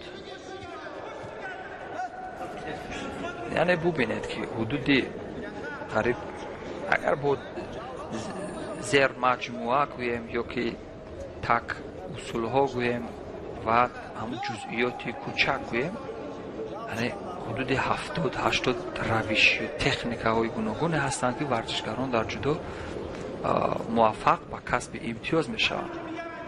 вале бештар таваҷҷӯҳ мекунанд сари як усул, вале усулҳои дигари партобиро камтар мавриди назар қарор медиҳанд ва ҳамон усули гӯё ки усули мақбули онҳо бошад ба таъбири ҳамон рӯзҳо, яъне карони приём. вале он усули мавриди назар ё мақбул бояд ба ҳар ҳол як ҷои худро дошта бошад дар таносуби ғолибият барои ҳар як варзишгар. бубинед ки имрӯз Ҷаҳонгир низ аз равишҳои гуногун истифода кард, аз фанди хоби томҳои наге, осотогаре, учимата ва ҳамчунин дигар шаклҳои усули зарбаоӣ ё ҳамон итме ваза.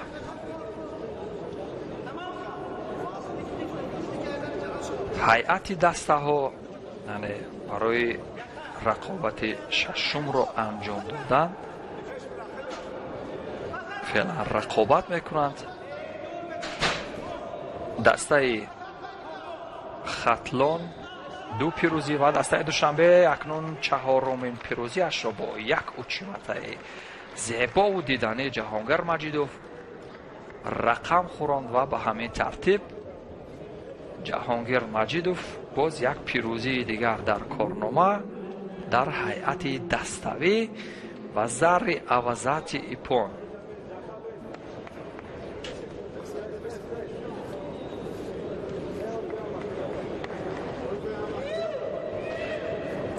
و داوری مرکز.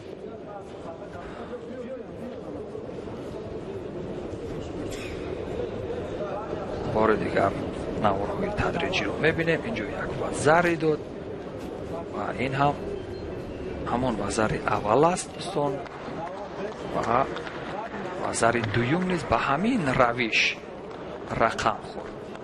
این بار خوبتر، این بار به ایپون خیلی نزدیک بود و به همین ترتیب دوستان عزیز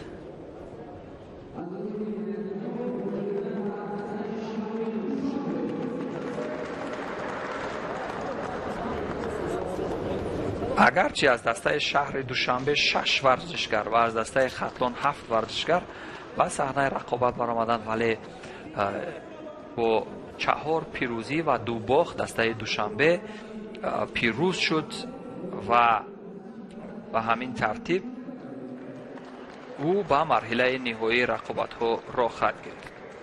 در مرحله نیم نهایی رقابت ها راه خواهد گرفت دوستان عزیز. همین طریق برای رسیدن به فینال خیلی نزدیک است. او در مقابل دسته شهر و نواحی توبه مرکز رقابت میکند دسته دوشنبه و فعلا رقابت دسته های ولایت مختار کوهستان بدخشان از وادی رشت و سوخت در نظر هست با شبکه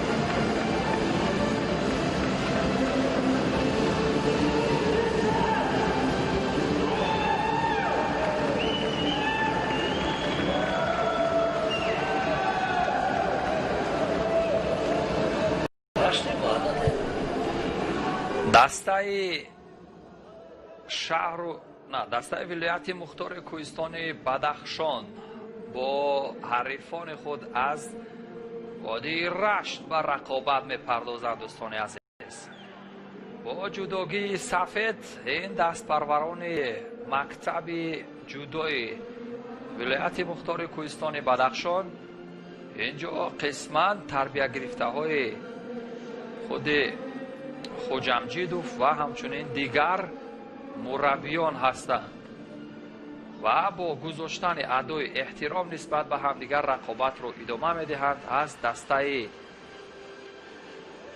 وادی رشت 5 ورزشگر به صحنه رقابت برآمده است و دسته ولایت مختار کوهستان بدخشان باشد کامل هست.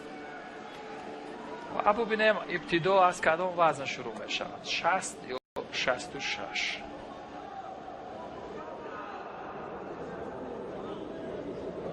از دسته 60 کیلوگرم جایی که محمد نظروف در مقابل علموف قرار دارد.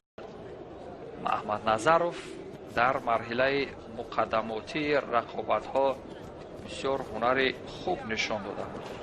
او در گروه سی در مقابل فخرالدینوف سنت غالب شد و در دور دوم باشد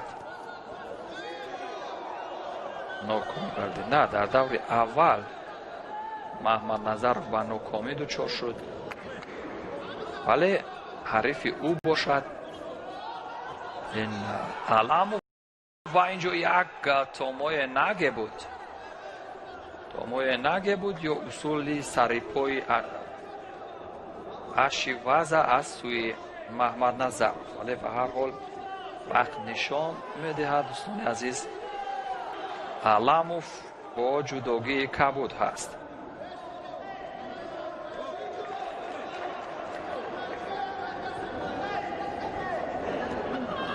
علموف نیز دیروز در مرحله مقدماتی رقابت ها چندان درخشانی ظاهر نشد. او در مرحله یکم پیروز شد در مقابل مسلم بک کریموف از دسته خطلان یک و در دور دوم باشد از پهلوان قیومزاده عبدالمسلم شکست خورد. ولی فعلا برای یعنی دستوی رقابت کردن بسیار خوب، شانس بسیار خوب دارد.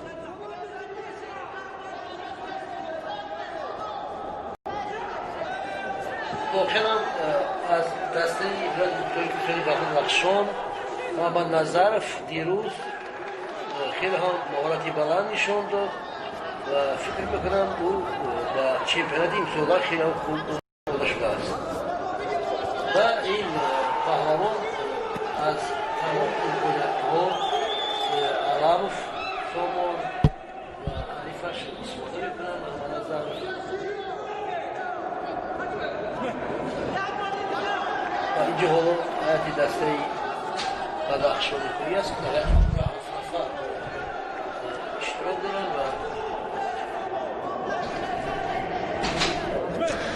و حیاتی دسته بدخشان در حیاتی پره است و وادی رشت باشد در حیاتی ناپره به میدان برآمدند. حالا محمد نظروف از تمام امکانیت ها برای پیروزی استفاده می کند، ولی نتیجه در تابلو نه چندان قناعتمند کننده است، برای اون که هر دو هم نتیجه اونها مساوی است، یعنی 0-0 هر دو هم دو شیدایی دارند. در حالتی با یک شیدای دیگر گرفتن یکی از پهلوانان از ادامه مسابقه محروم می‌گردد، از ادامه همین قوازمایی محروم می‌گردد. آنها نوابسته به نتیجه خود باز بر اینجا حالا وقت مثل که تمام شد و انیقترش غالب را معلوم کردن. غالب از دسته وادی رشت پیشنهاد گردید و ما او را تبریک میکنیم.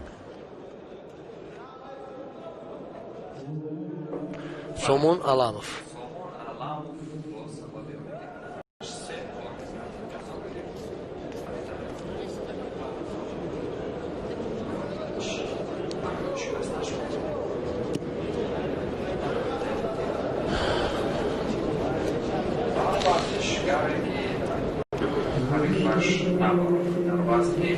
26 килограмм барселони набаромадани ҳарифи аллакай дастаи вилояти мухтори кӯҳистони бадахшон пешсаф шуданд. Мураккадамов феълан ё ҳарифаш таслим шуда бошад. Мураккадамов дирӯз то марҳилаи интиҳоӣ раҷаб шикаст.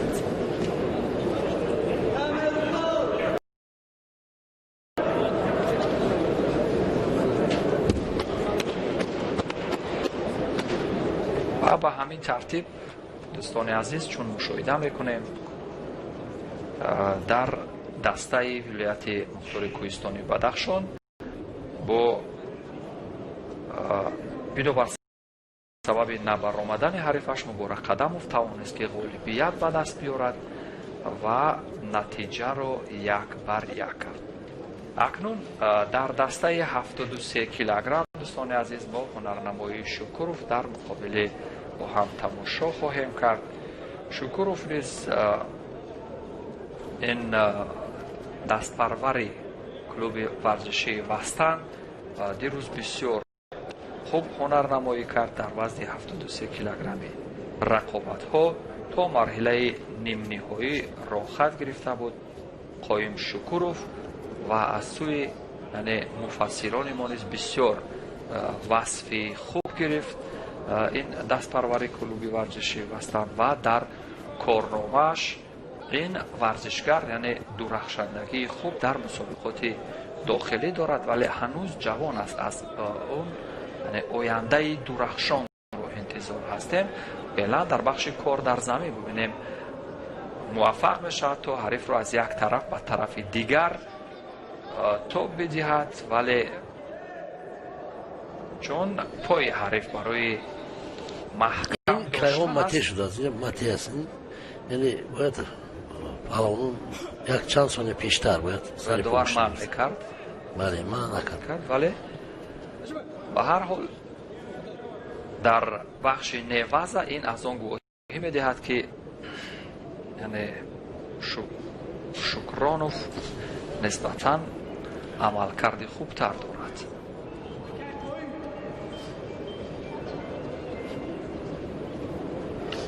ин дар ноҳияи дарвоз тамрин мекунад.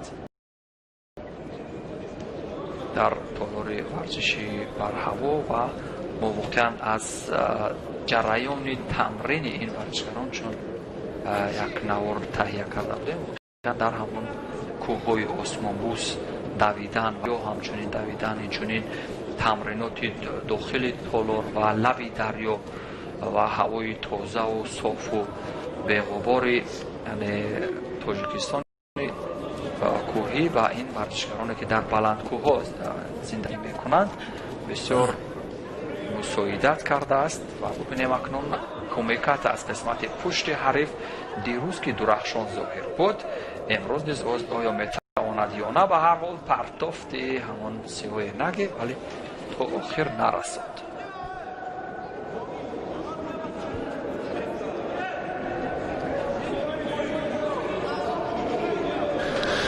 дӯстони арҷманд, мухлисони сершумори варзиш, боз гузоришамонро мо аз пойтахти ватани мо шаҳри Душанбе аз чемпионати саросарии кишвар манзурии шумо мекунем.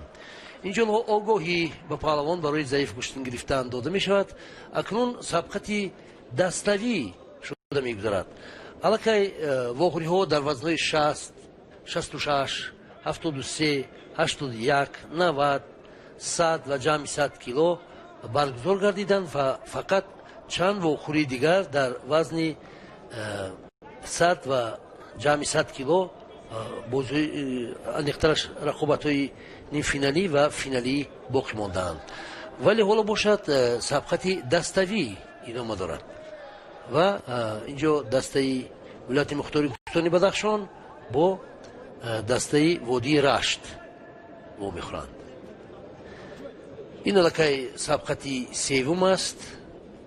бале ва дар ин сабқат феълан натиҷа баробар аст. натиҷа мусови аст, 0-0 ва ҳар ду варзишгар ҳам талош дар сурати баробар яъне пирӯз шудани яке аз ин варзишгарон, пас дастаи пешсаф муайян мешавад. اینجا الکی پرتوفت رو بود. میبینید اینجا الکی متی است و شکرانوف فعلا برتری خود را اثبات کرد و اون میتواند در صورت پیروزی دسته بدخشان را به مرحله نیم نهایی برد و جایی که دسته ولایت سوخت جو انتظار است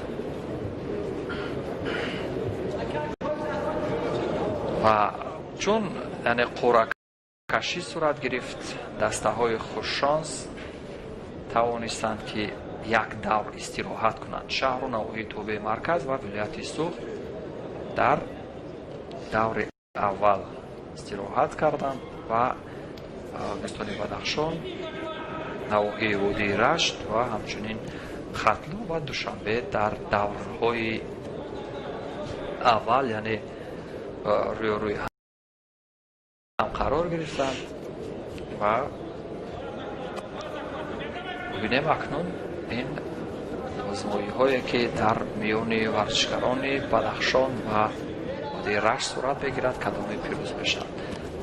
دو رقابت قبل از این، یکی با پیروزی ورزشکار از وادی رشت صورت گرفت و دیگری بدون رقابت مبارک قدموف غالبیت به دست آورد و نتیجه را برابر کرد. اکنون رقابت سوم و ببینیم کدام دسته پیشرفت می‌شود. تا اینجای کار با یک وزری که هست و هنوز هیچ نتیجه‌ای که نیست در نشان داده محمودوف در رقابت‌های مقدماتی اشتراک نکرده بود و امروز یعنی این دسته وادی رشت امکانیت با او دادن تا هنر بکنه. به همین ترتیب ثانیه‌های پایانی وقت اساسی و دسته ولایت مختار کوهستان بدخشان با نشان داد یا نتیجه 2-1 پیشرفت می‌شود.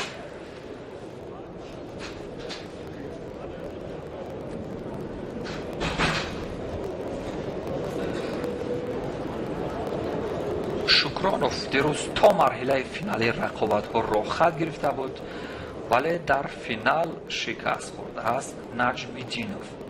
نجمیدینوف محمد شریف علوان دوشنبه در مقابل شکرانوف در فینال غالب شد. ولی تربیه گیرندگان کلوب ورزشی وستن نیز هم دیروز هم امروز درخشندگی نشان داده ایستادند. در هیئت بانوان نیز الکی 2 نفر آنها در فینال است و در وزن با اضافه 100 کیلوگرم نیز یک دست پرور کلوب ورزشی وستن نیز هنر و استعدادی خوب نشان دادند که تا مرحله به دست آوردن نشان نقره تلاش میکنند و همین شب از طریق شبکه تلویزیونی ورزش باز هنرنمایی آنها را با هم تماشا خواهیم کرد. وزن 73 کیلوگرم رقابت با پیروزی بر سود ورزشگر از ولایت مختار کوهستان بدخشان بود و دسته ولایت مختار کوهستان بدخشان پیشرفت شد. اکنون در وزن 81 کیلوگرم رقابت ها هنرنمایی ورزشگران را تماشا خواهیم کرد. در صورت دست کشیدن شاید پیروزی بر ورزشگران از ولایت مختار کوهستان بدخشان داده شود.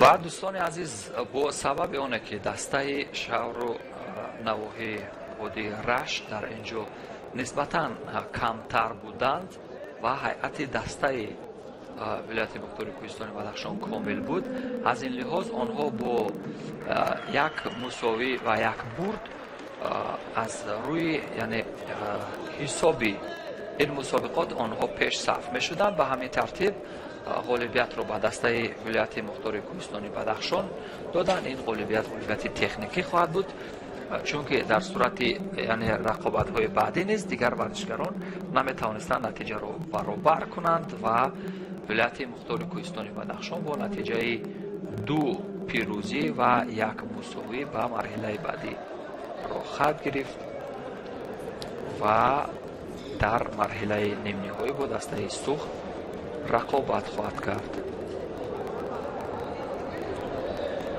و مرحله نیم نهایی دوستان عزیز ما و شما رو در پیش است. در مرحله نیم نهایی رقابت ها باشد.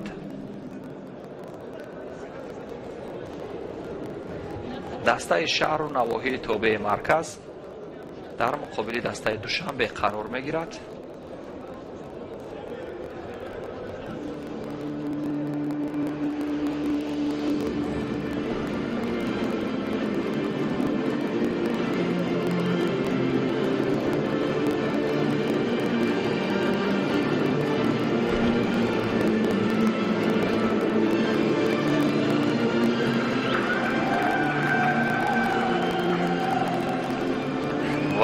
کفکوبی های صمیمی و شروع هیجان مخلصان و ورزشکاران به صحنه رقابت میبرایند. دوستان عزیز،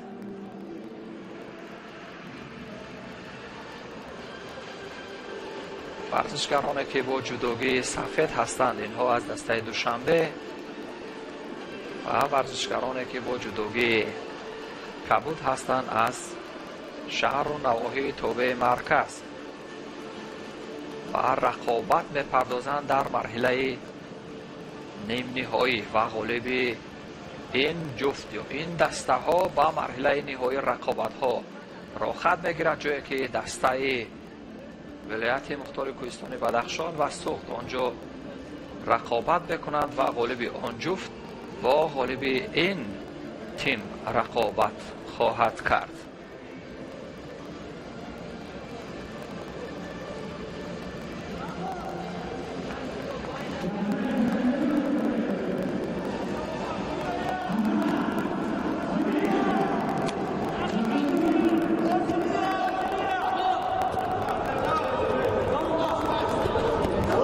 هیئت دوشنبه در این رقابت ها 5 نفر است و هیئت دسته شهر و نواحی تابع مرکز باشد، یعنی پوره یا کامل هست. و به همین ترتیب در وزن 60 کیلوگرم سعید ابراروف در مقابل ایدیبک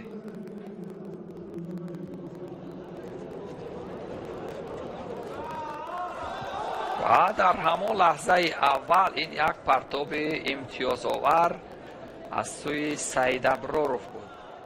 شهباز سعید ابراروف غالبیت هنوز به دست نآورده، ولی به هر حال با یک وزری که با یک روش استوتوگری به دست آورد پیش صف است.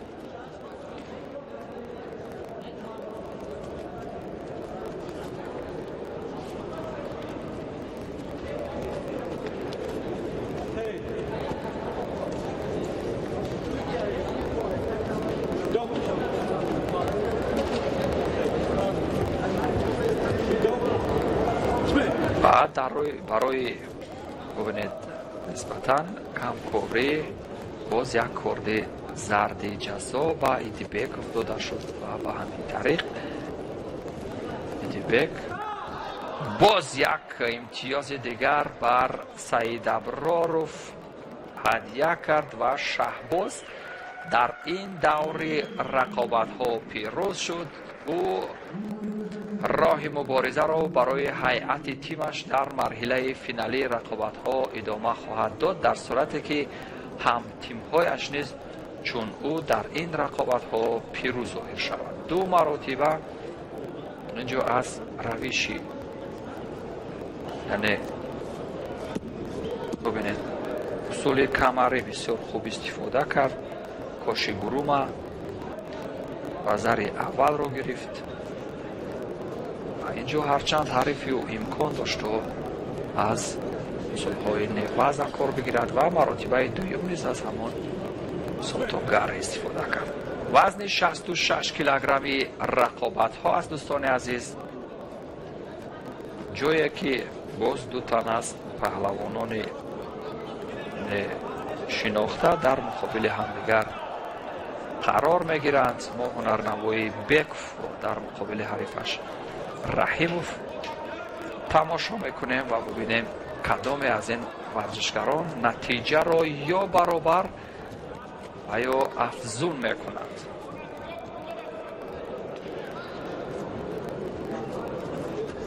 Беков Насим аз дастаи душанбе як пирӯзӣ аллакай ба даст оварда буд дар рақобатҳои даставӣ ва феълан кӯшиш дорад то пирӯзии дуюмаш барои ҳамтимиҳояш рақам бихӯрад. Беков Насим агарчи дар марҳилаи муқаддамотӣ чандон дурахшандагие надошт, вале феълан дар ҳайати гурӯҳӣ хуб ба назар мерасад ва эҳтимол ҳамон форми идеалии хуби худро барқарор кунад. Носир Қурбонов довари марказ низ як лаҳза хозмоиро манъ мекунад ва бошад ба хотири Шидо. ин Шидо ба хотири муқобилаи нодуруст алайҳи қувваи ҳариф аст ва Беков Насим бошад то ин ҷои рақобатҳо бо нишон додани он ҷузъиёти техникии ҷудо нисбат ба ҳариф пешсаф аст.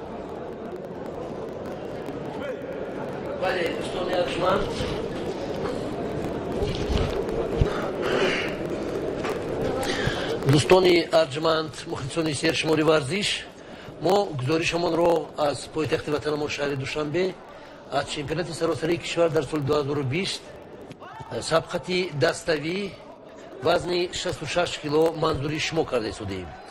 дар сабқатҳои даставӣ дастаҳои Хатлон, Душанбе, Шаҳрноҳи Бемарказ, вилояти мухтори Гӯстoni Бадахшон, Рашт, Суғд иштирок доранд. ва албатта дар бисёри дастаҳо ҳаят пурра нест ва барои ҳамин ҳам аз рӯи натиҷаи умумӣ оло дастаи шаҳри Душанбе феълан пешсаф аст ва ҳамчунин дар вохӯрии миёни дастаи вилояти мухтори Гӯстoni Бадахшон ва Рашт дастаи вилояти мухтори Гӯстoni Бадахшон ғолибият ба даст овардаанд. акнун дар гурӯҳи дигар бошад дастаи Шаҳрноҳи Бемарказ ин лаҳза бо дастаи Душанбе рақобат доранд ва аз оғози сабқат аллакай 2 дақиқа пушти сар мешавад. инҷо Беков ва Раҳимов бо ҳам рақобат доранд. Раҳимов аз дастаи Шаҳрноҳи Бемарказ феълан як огоҳӣ дорад Раҳимов ва Беков ду огоҳӣ дорад ва ҳарифаш як огоҳӣ дорад. дар ҳолати додани огоҳии сеюми Шидо ӯ бояд мувофиқи низомнома майдонро тарк кунад. барои ҳамин ҳам хеле рақобат ҷиддӣ сурат мегирад ва барои ҳамин ҳам паҳлавонон аз тамоми имкониятҳои худ истифода мекунанд. албатта тӯли ин се рӯз ки паҳлавонон иштирок карданд то андозаи хаста шуданд ва сабқати даставӣ та як андоза барои онҳо мушкилтар мегузарад, чунки ҳамаи онҳо дар вазнҳои худ гӯштин гирифтаанд ва шояд баъзеҳо тақрибан то финал гӯштин гирифтаанд. барои ҳамин аслан дар сабқати даст инҷо як имконот, вале ин имконот то охир истифода нашуд. бисёриҳо то финал ва нимфинал сабқат карданд ва бисёриҳон соҳиби медал шуданд ва албатта ин ба баромади онҳо имрӯз бетаъсир намондааст. ва бибинем инҷо чӣ хулосаи довар мешавад.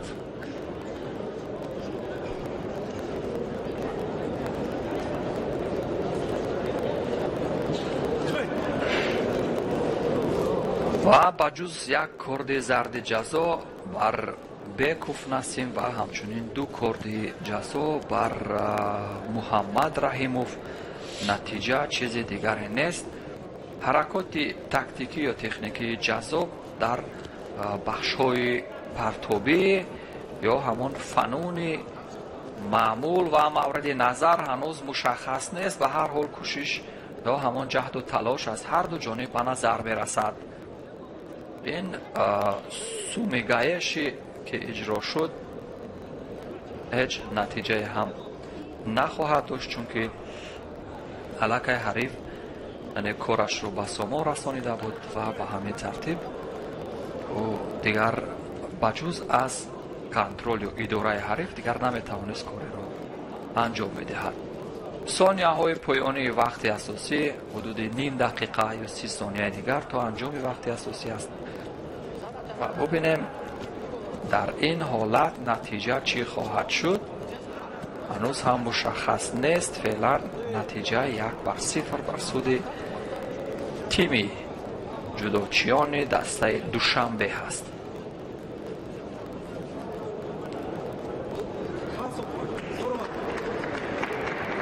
ва се корди зарди ҷазо бубинед шикастани муқаррарот ба назар расид ва ба ҳамин тартиб дастаи душанбе дар вазни 60 килограмми 66 килограмм мазарат мехоҳам тавонист ғолибият ба даст биёрад.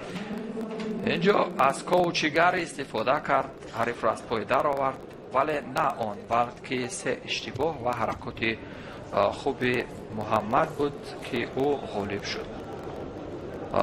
рақобати баъди дӯстон дар вазни 73 килограмм,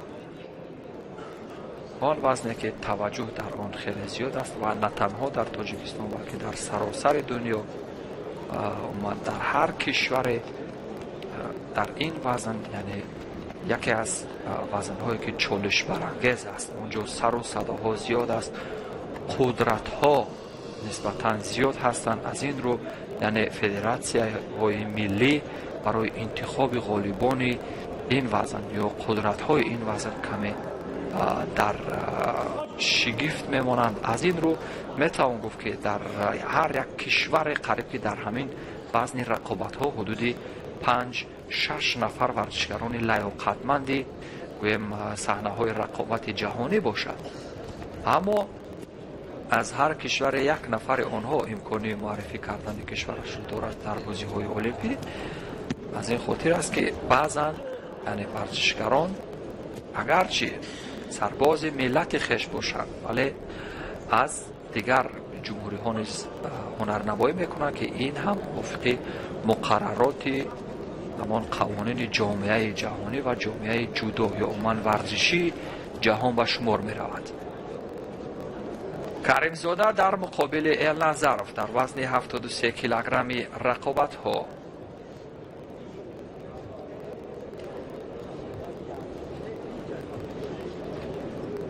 як ҳаракоти нодурусти каримзода буд ки ба чашми ҳариф то ҷои зарба зад бо ангуштони худ ва ин ҳам узрхоҳӣ ва адои эҳтиром гузоштан ки аз рукнҳои бисёр муҳими ҷудо ба шумор меравад.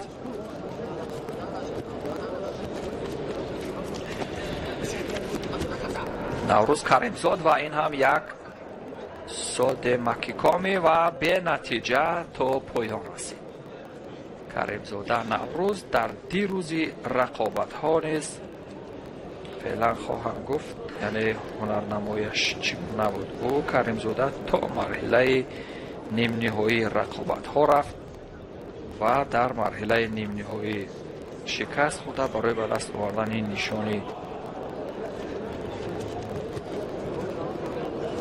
биринҷи шанс пайдо карда.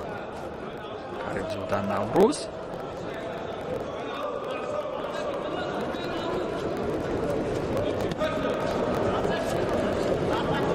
вале феълан дар муқобили Элназаров низ варзишгари чусту чолок аз лиҳози доштани ҳунару истеъдоди хуб ва суръати бисёр тез ва чусту чолокона дар қатори каримзода низ хуб истодагарӣ мекунад, муқовимат мекунад.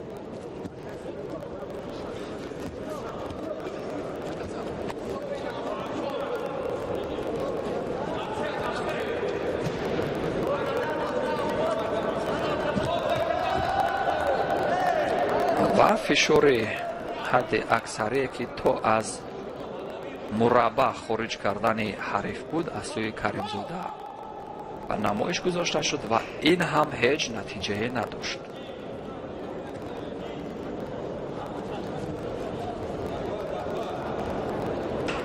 Элназаров дирӯз дар марҳилаи якуми рақобатҳо шикаст хӯрд аз наҷмиддинов муҳаммад шарифе ки дар вазни 73 килограмм дирӯз муваффақ ба касби чемпионӣ шуд. Ва дар бахши неваза ин ҳам як контроли ҷаззобу диданӣ ва вазари авазати ипон хеле наздик мешавад. ин ҳам кузуру касо гацама ва вазари авазати ипон ин ҳам имтиёзи комиле ки қабл аз анҷоми вақти асосӣ барои тарбиятгирандагони мактаби ҷудои шаҳри Душанбе боз як пирӯзии дигар ба армағон овард. ҳамин тариқ дастпарварони дасти шаҳри Душанбе 3-0 дар муқобили ҳайати шаҳру навоҳии тобеи марказ эҳтимолияти ба финал роҳ ёфтанро доранд. ҷуфти финалии онҳо низ пас аз чанд лаҳза муайян хоҳад шуд. аммо ин ҳанӯз анҷоми кор нест дӯстони азиз ва ин ҳамон бахши контроли ҳариф бо равиши касо гацама буд ва вазни 81 килограмми рақобатҳо дар ҳамин давр агар варзишгарони шаҳри Душанбе пирӯзӣ ба даст биёранд, пас ғолибият бидуни шаку шубҳа ё чуну чаро насиби онҳо хоҳад шуд, чунки аллакай онҳо 3-0 пеш саф ҳастанд.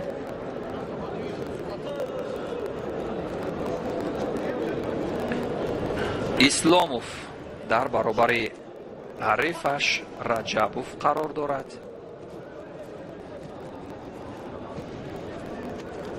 бале, ҳоло сабқат боз идома меёбад. аз оғози сабқат чанд сония гузаштааст. исломов бо либосҳои сафед аст ва ҳарифаш Раҷабов бо либосҳои кабуд. ёрона усул истифода шуд, вале то охир расонда нашуд.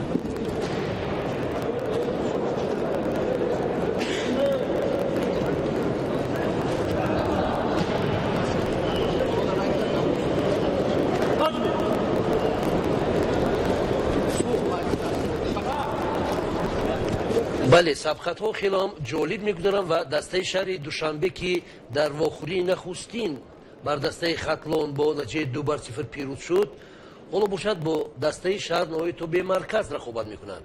ҳамчунин дастаи вилояти мухтори кӯтони Бадахшон ки бар дастаи Рашт ғолибият ба даст овард, бо дастаи Суғд вомехӯрад ва ғолибони ин ду гурӯҳ ба сабқати финалӣ роҳ меёбанд ва дар сабқати финалӣ боз метавонанд ҳамин паҳлавонон миёни ҳам вохӯрӣ гузаронанд. ин ҳоло як пешпои хеле ҳам зебое буд ки ин баҳои вазари аз тарафи рефери марказ дода шуд ки фикр мекунам Исломов хеле ҳам моҳирона ин усулро истифода кард, вале инҷо аллакай мате аст ва бояд паҳлавонон сари по гӯштин гиранд.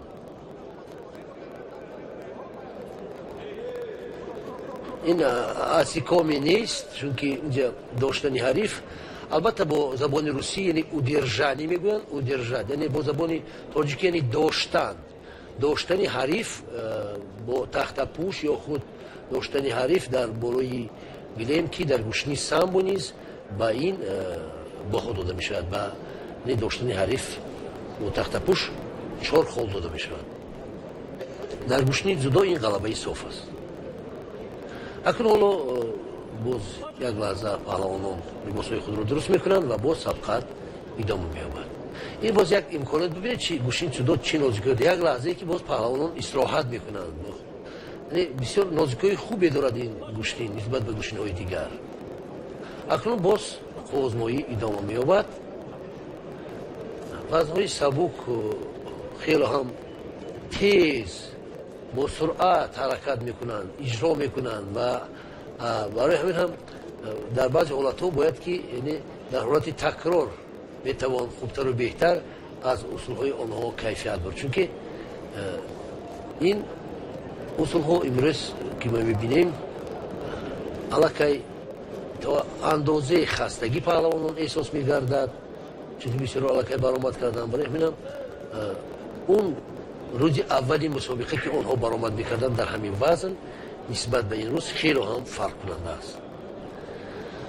бале ин ҳоло дар اکران تزور جهانگیر بود، جهانگیر مجیدов. البته سلطان مجیدов ها و تمامی مخلصان گوشتی مملکت معلوم است اینجا آگاهی داده شد به هر دو پهلوان و باز رجب اگر آگاهی سیم گیرد شاید ضرورت ادامه مسابقه برای اون باقی نمیماند. من همینم او حالا با اصطلاح یعنی کوشش دارد که در نتیجه این موقعی تغییراتی به عمل بیارد که البته به سادگی این داده نمیشود.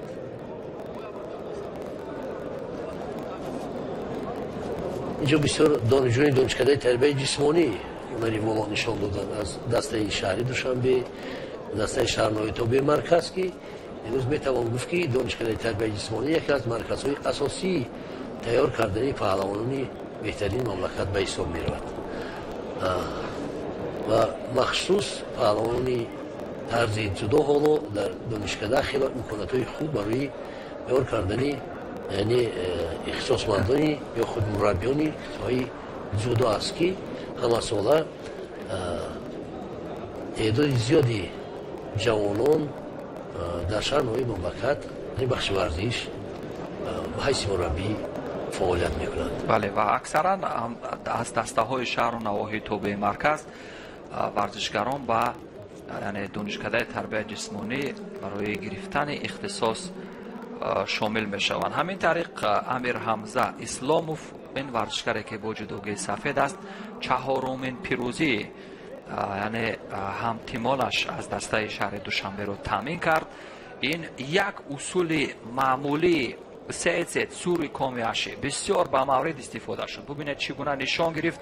این هست از همون بخشی اصول های ضربه آیی که در جودو بسیار رایج و معمول هستند، بسیار خوب هم استفاده شد و به همین ترتیب اصول ضربه آیی ایتمی وضع با مورد اجرا شد. همین طریق با ادای احترام گذاشتن دسته شهر دوشنبه به مرحله فینالی رقابت ها را خط میگیرد.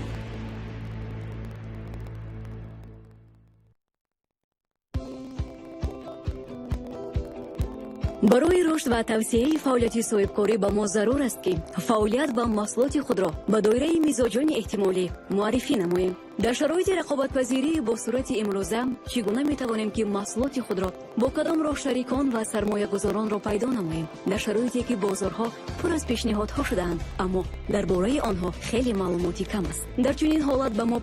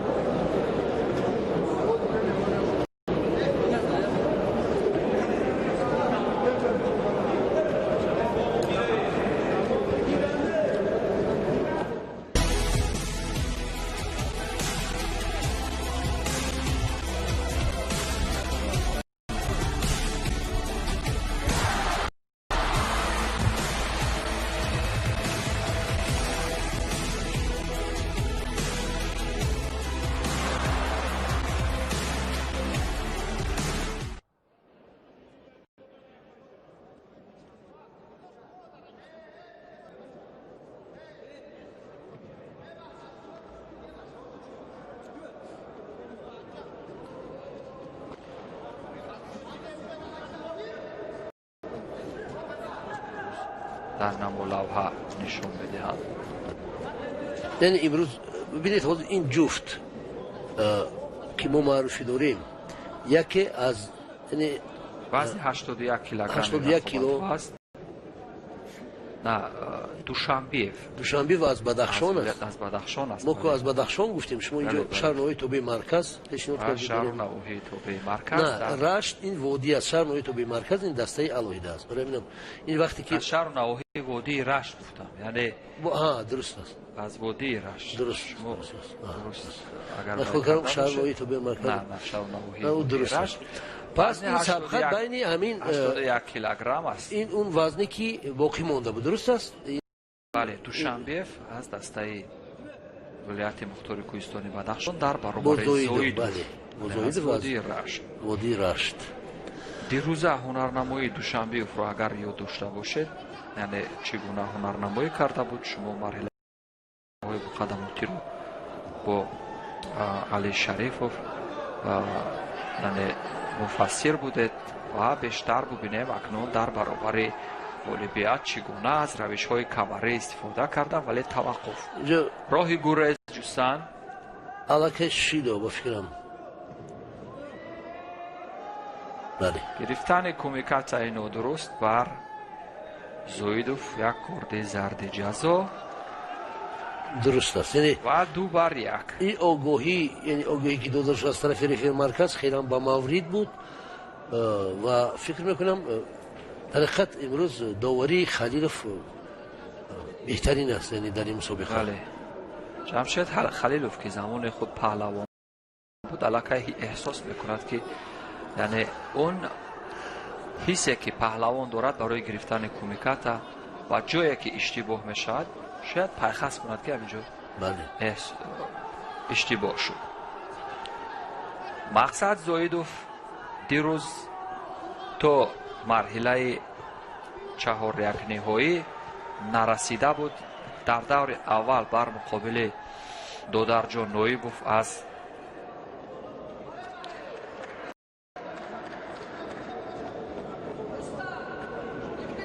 یعنی نویبوف دودرجان غالب شده بود و در مرحله دومی رقابت ها نیست در مقابل نظرف حق نظر پیروزی به دست آورد و در مرحله سوم نوکام شد. فعلا در برابر دوشنبیف دیروز هیئت یعنی دستش رو نمایندگی نکرده بود شاید او یعنی استراحت کرده بود و جای او دیگر نفر از ولایت مختار کوهستانی بدخشان نه دیروز اشتراک کرده بود. دوشنبیف تا مرحله 4 نهایی راه یافت. در 4 نهایی شکست خورده بود و در آزمایش های تسلی بخش در مقابل همراز رجبوف آزمایش را باخت. یعنی دوشنبیف نیز دیروز درخشندگی داشت ولی فعلا ببینیم اینجا نیز رو به باخت دارد ولی برای افزون کردن این آزمایش یا برابر کردن نتیجه تا کدام حد کوشش میکند یا نه این رو وقت نشان خواهد داد. فعلا دسته بدخشان 2 بر 1 معذرت میخوام پیش صف است در قطار دسته وادی رشت و این هم باز یک اصول کمری مورد نظر زویدوف مقصد و باز یک سئوی نگه و ببینید چی نتیجه رقم خورد با همه سئوی نگه ولی به سمت مقابل و زری ولی 1 دقیقه و 20 ثانیه دیگر تا انجام وقت اساسی باقی مانده است. بله دوستان ارجمند اینجا نماینده وادی رشت خیلی هم ماهرانه این اصول را اجرا کرد که فکر میکنم اونهایی که این اصول را تماشا کردن حتمی از پرتافتی چنین اصول ها که از کیفیت ببرد چون که خیلی هم با یک صنعت بلند این کار را او اجرا کرد. در حقیقت اگر ورزشگر خود بیم پهلوان اگر نامآوری نداشته باشد نمیتواند یک پرتاب کمری دیگر و ببینید اینجا این اما کاشی وضع اصول کمری که گفتیم ببینید که قریب 90% ҳамон ҷузъиёти пирӯзиро ҳамин камар иҷро кард. аз наворҳои тадриҷӣ бори дигар мушоҳида мекунем ва дар ин маврид дар наворҳои тадриҷӣ возеҳтар суҳбат хоҳем кард. ба ҳар ҳол агарчи коми гоши ҳам гӯем иштибоҳ нахоҳад шуд, чунки ҳамин гоши худ камар ҳаст.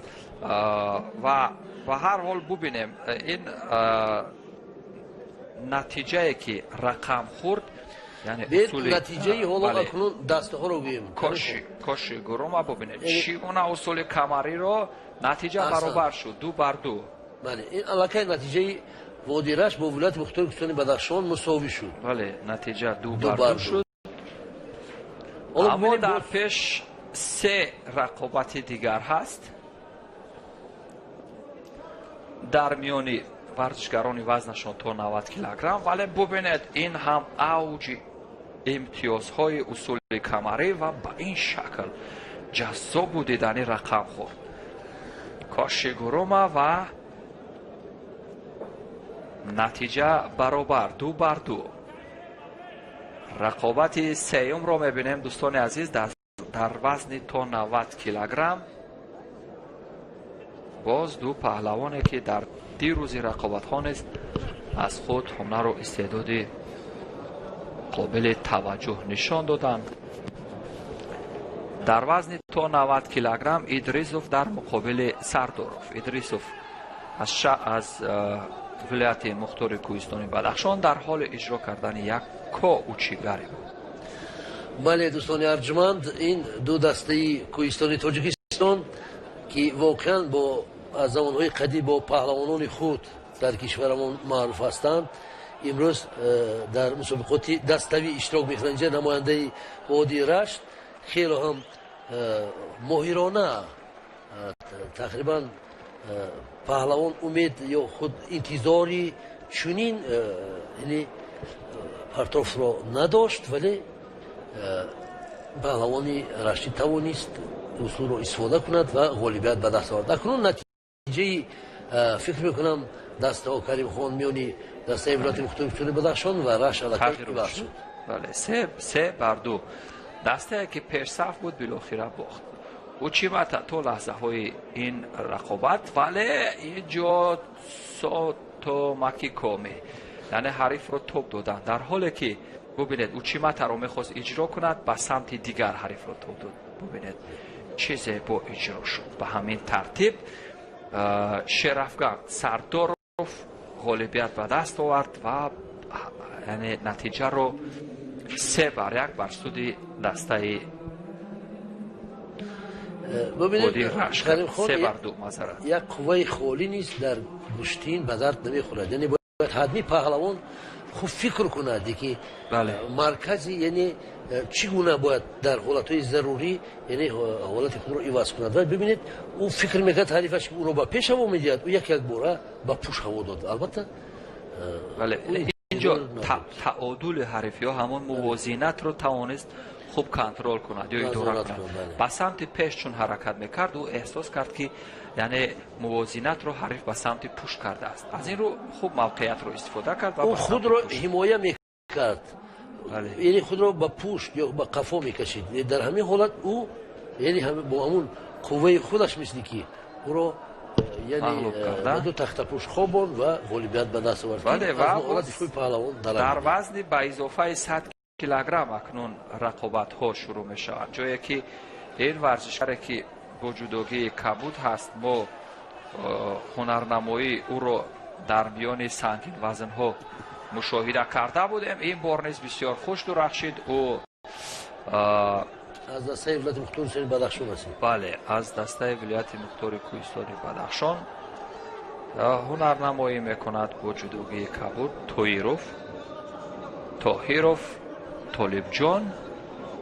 агар ёд дошта бошед, дар ҳамин рӯз дар даври дар ҳайати dastavî az Vilayet Muxtori Kurdistoni Badaxshon namoyandagî mekunad va dar davri avval ҳариф аз худ ҳудуди 30-35 килограмм вазн зиёдатӣ доштаро бисёр бо як ҳалуки лаби маъмулӣ тоҷикона ва ҳамон сотогари سطح جهانی از صد راه برداشت و او تا مرحله نیم نهایی رقابت ها را خط گرفت.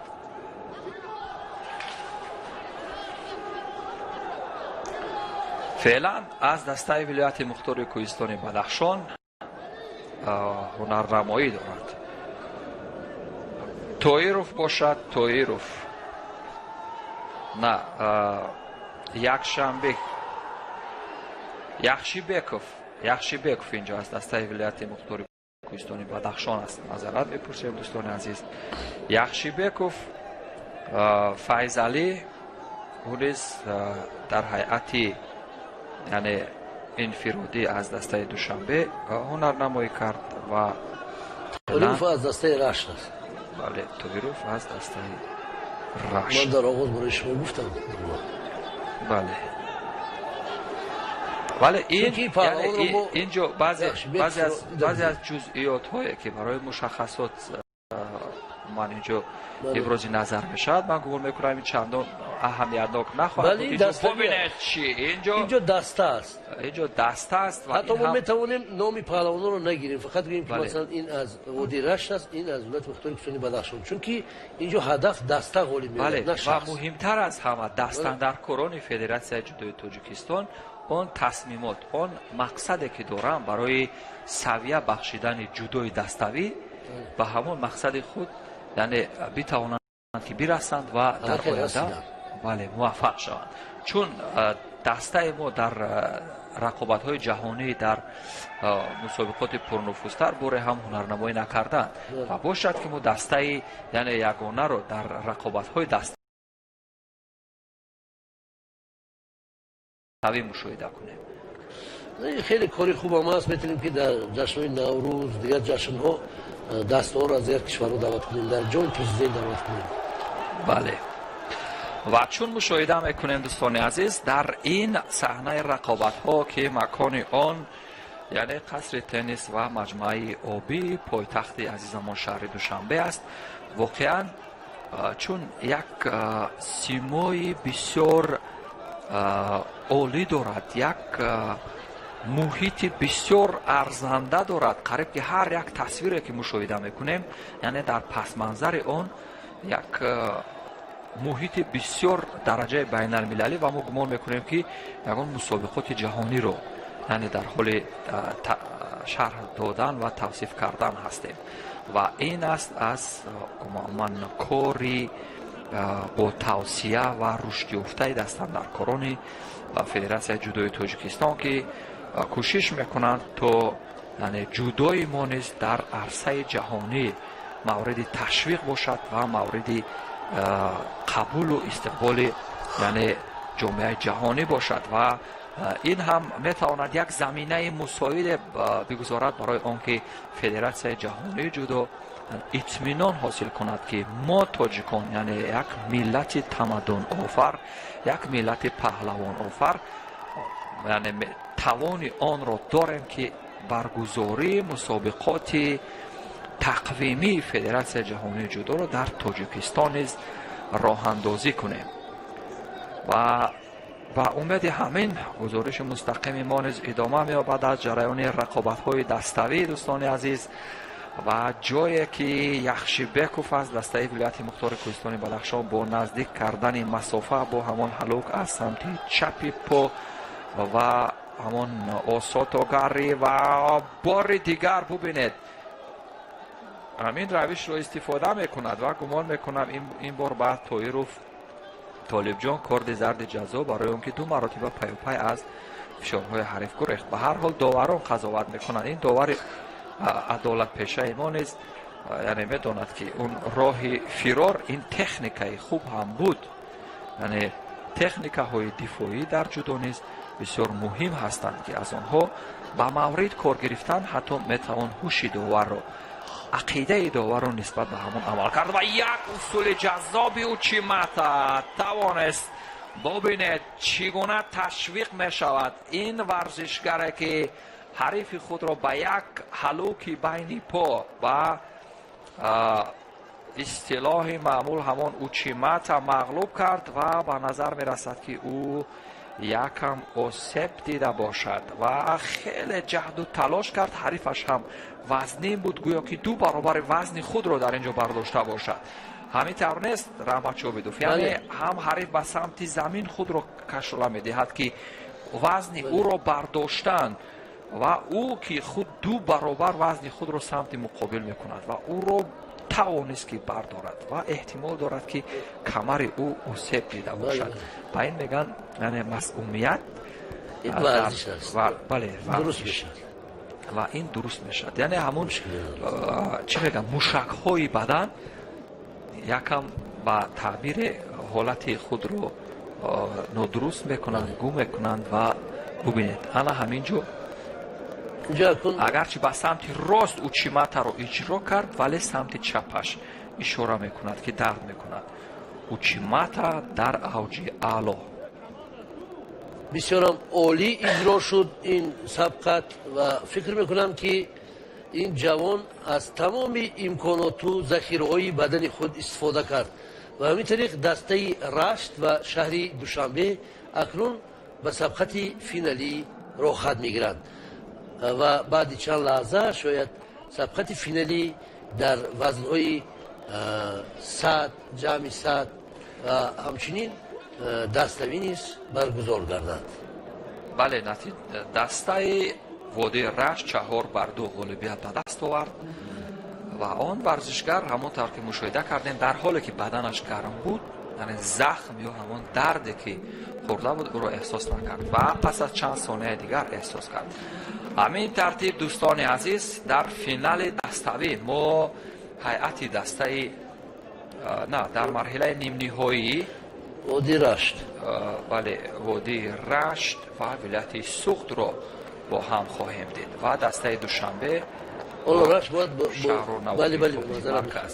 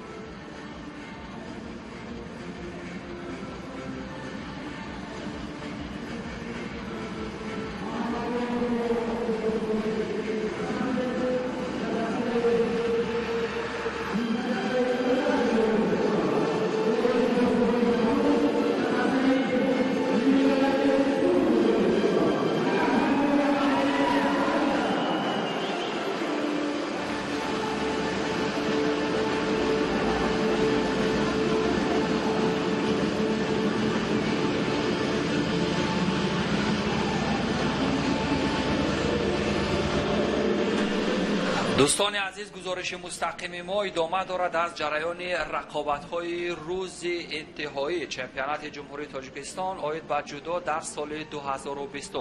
هیئت دسته‌ها در مرحله نیم نهایی رقابت می‌کنند. دسته ولایت مختار دسته وادی رشت با جودوگی سفید است.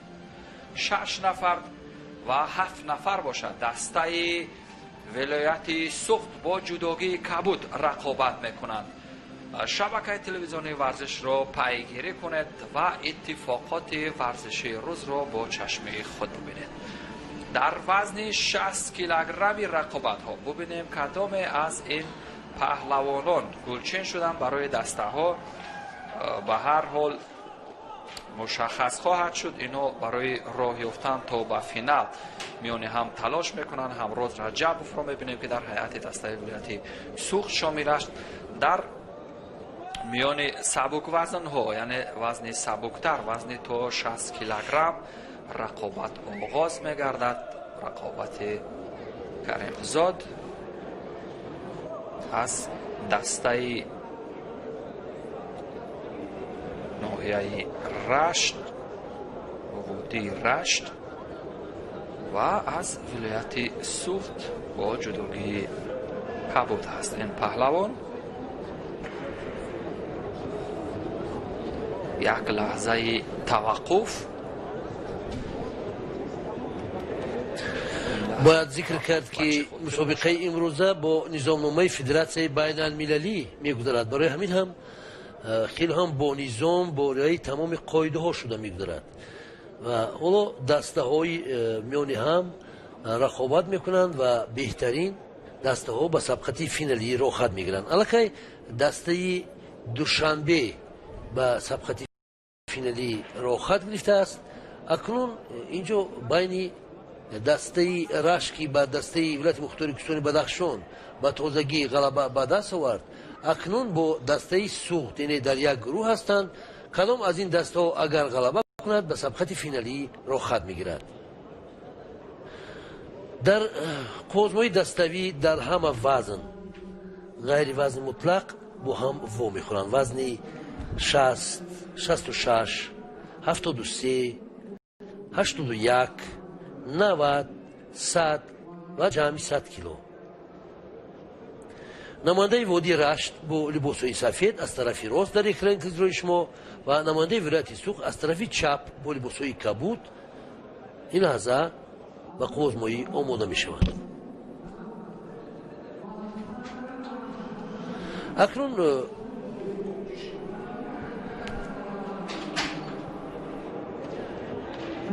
رقابتی علاموف از وادی رشت و رسولزاده از دسته ولایت سوخت این لحظه مقابل یک دیگر ایستادند و بعد چند لحظه قوزمایی آغاز می‌گردد و باید گفت که بعد این قوزمایی دسته ها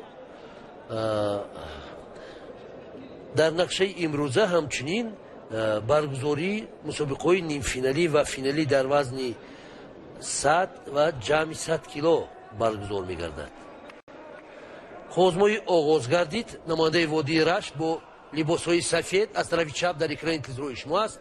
لحظه اول قوزمایی آموزشی طرفین است که هر دو پهلوان هم کوشش میکند که طرف خود را گیرد، یعنی اون طرفی که میخواهد حریف را یعنی هوا دهد. اینجا حالا ورزشگری ولایت مختار کوهستانی بدخشان یعنی فرش من معذرت میخوام سوخت یک کمی کوشش کرد ولی اون اصول رو تا آخر رسانده نتوانست و همین طریق اکنون سبقت ها ادامه می‌یابند و امروز باز یک کوشش دیگر پیش پای از طرف ورزشگری ولایت سوخت بود رسولزاده و این پرتافتی ورزشگری ولایت سوخت است ولی فکر نمی کنم با چنین این پرتافت با چنین پرتافت ها باهای مثبت داده شود، چون که به اصطلاح نه چندان خوب پهلوان توانست حریفش را هوا دهد و باز سبقت سر پای ادامه می‌یابد. علاموف یک کمی به خطاگی راه داد و از خطاگی او حریف خیلی خوب استفاده بود. حالا باز حجم نماینده وادی رشت است.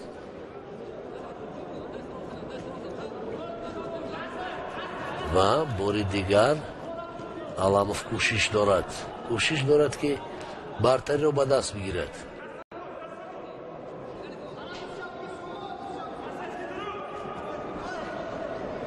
در حیات دسته سوخت بسیار ورزشکاران از نوعه ماچو، درست است؟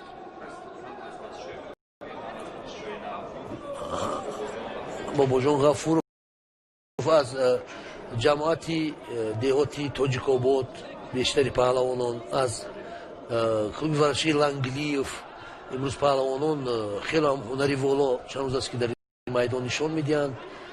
بشبه این از آن درک میدهد که امروز در ولایت سوخت در حقیقت جودو خیلی هم خوب برآمد.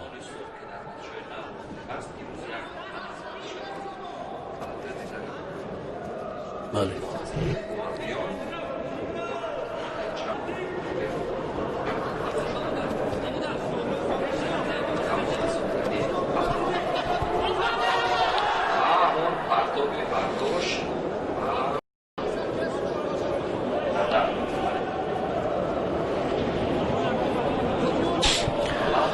بله، اینجا علامov که در اون قوازمایی چگونه حریف را هوا داد و این لحظه هم خواستند که بار دیگر این اصول را استفاده کنند و او خیلی هم زیبا با یک قوه و نیروی خیلی هم زیاد به هجوم گذشت، ولی این دفعه کارش آمد نکرد و ورزشگری ولایت سوخت از لحظه های دشوار میبراید و خیلی هم خوب ایستادگری میکند. اینجا والا حجوبی ورزشگری ولایت سوخت است و از این وضعیت علامov فعلا برآمدن و میخواد اصول آزار دادن دست را اجرا کند که این اصول البته به او موفق نشد. فعلا او موفق نگردید. بله، همانطور که ذکر کردیم دوستان عزیز، دیروز دستپروری کلوب ورزشی پهلوانان سوخت از مسجد نو که تشریف آورده بودند بسیار خوش درخشیدند. در مرحله تو مرحله گویم چهار یکنی‌های را خط گرفتند. اما توشف بعد از در مرحله چهار یکنی‌ها شکست خوردن در وزن 73 کیلوگرم رقابت‌ها شانس پیدا کرد تا دو مرتبه دیگر در برای نشان مدال برنجی تلاش کند و همچنین توشف محمد اقبال موفق به کسب نشانی برنجی گردید که این هم یکی از دستاوردهای جهد و تلاش‌های مربیان گویم همون کلوب ورزشی پهلوانان سوخت در مسجد نو باشد. فعلا اکنون از مناطق دیگر ولایت سوخت هنرنمای پهلوانان رو تماشا میکنه. با هم ثانیه های پایانی وقت اساسی سامان علامov با اصول شیم وزه یا هم غافلگیر کردن حریف از قسمت گریبانش جهد و تلاش کرد ولی موفق نشد در همون لحظه های پایانی. اکنون به هر صورت کلوب ورزشی لنگلیف در ولایت سوخت یکی از اساسی و اصطلاح نمادهای گشتنی سامبو، جودو و ملی تاجیکی می باشد و این کلوب بیش از 30 سال است که فعالیت می کند.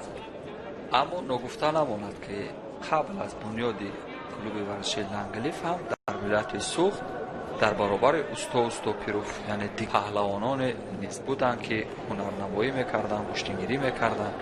اما حکمت الله امیدوف یکی از پهلوانان شناخته بود که حتی با خود همون استا پیروف هم در زمان شوروی هم گشتن گرفته است در رشته سامبو و یکی از بنیادگذاران جودو در ناحیه مسجد نو به شمار میروند که فعلا یعنی فرزندان او ادامه دهنده کار او می باشند. بله این درست است ولی و این خوب است که واقعا یک رقابت سالم به میان بیاید در ولایت سوخت باشد، ولایت خطگان باشد و دیگر ولایت ها و این باعث به آن بگردد که این ساحه رشد کند. بله. و با تعبیر شما برای سیر کردن барои дастандаркорон бисёр як заминаи мусоид фароҳам меояд ва онҳо метавонанд аз беҳтаринҳо баргузидаҳо ё ҳамон шоистаҳоро афзал доранд. ва дар оғози голденскоҳ ин расулзода буд ки аз ҳарифаш шикаст хӯрд ва ба ҳамин тартиб Somon Alamov натиҷаи дастаи аввали натиҷа яъне ба пеш баровард, аниқтараш 1-0 кард. Дастаи водии Рашт феълан 1-0 пешсаф аст. аллакай 2-0 бо як нафари дигар ғалаба кард. На, ин аз водии на ин аз вилояти Суғ ғалаба кард. ғалаба карда дар вазни 66 килограмм натиҷа баробар шуд. 1-1.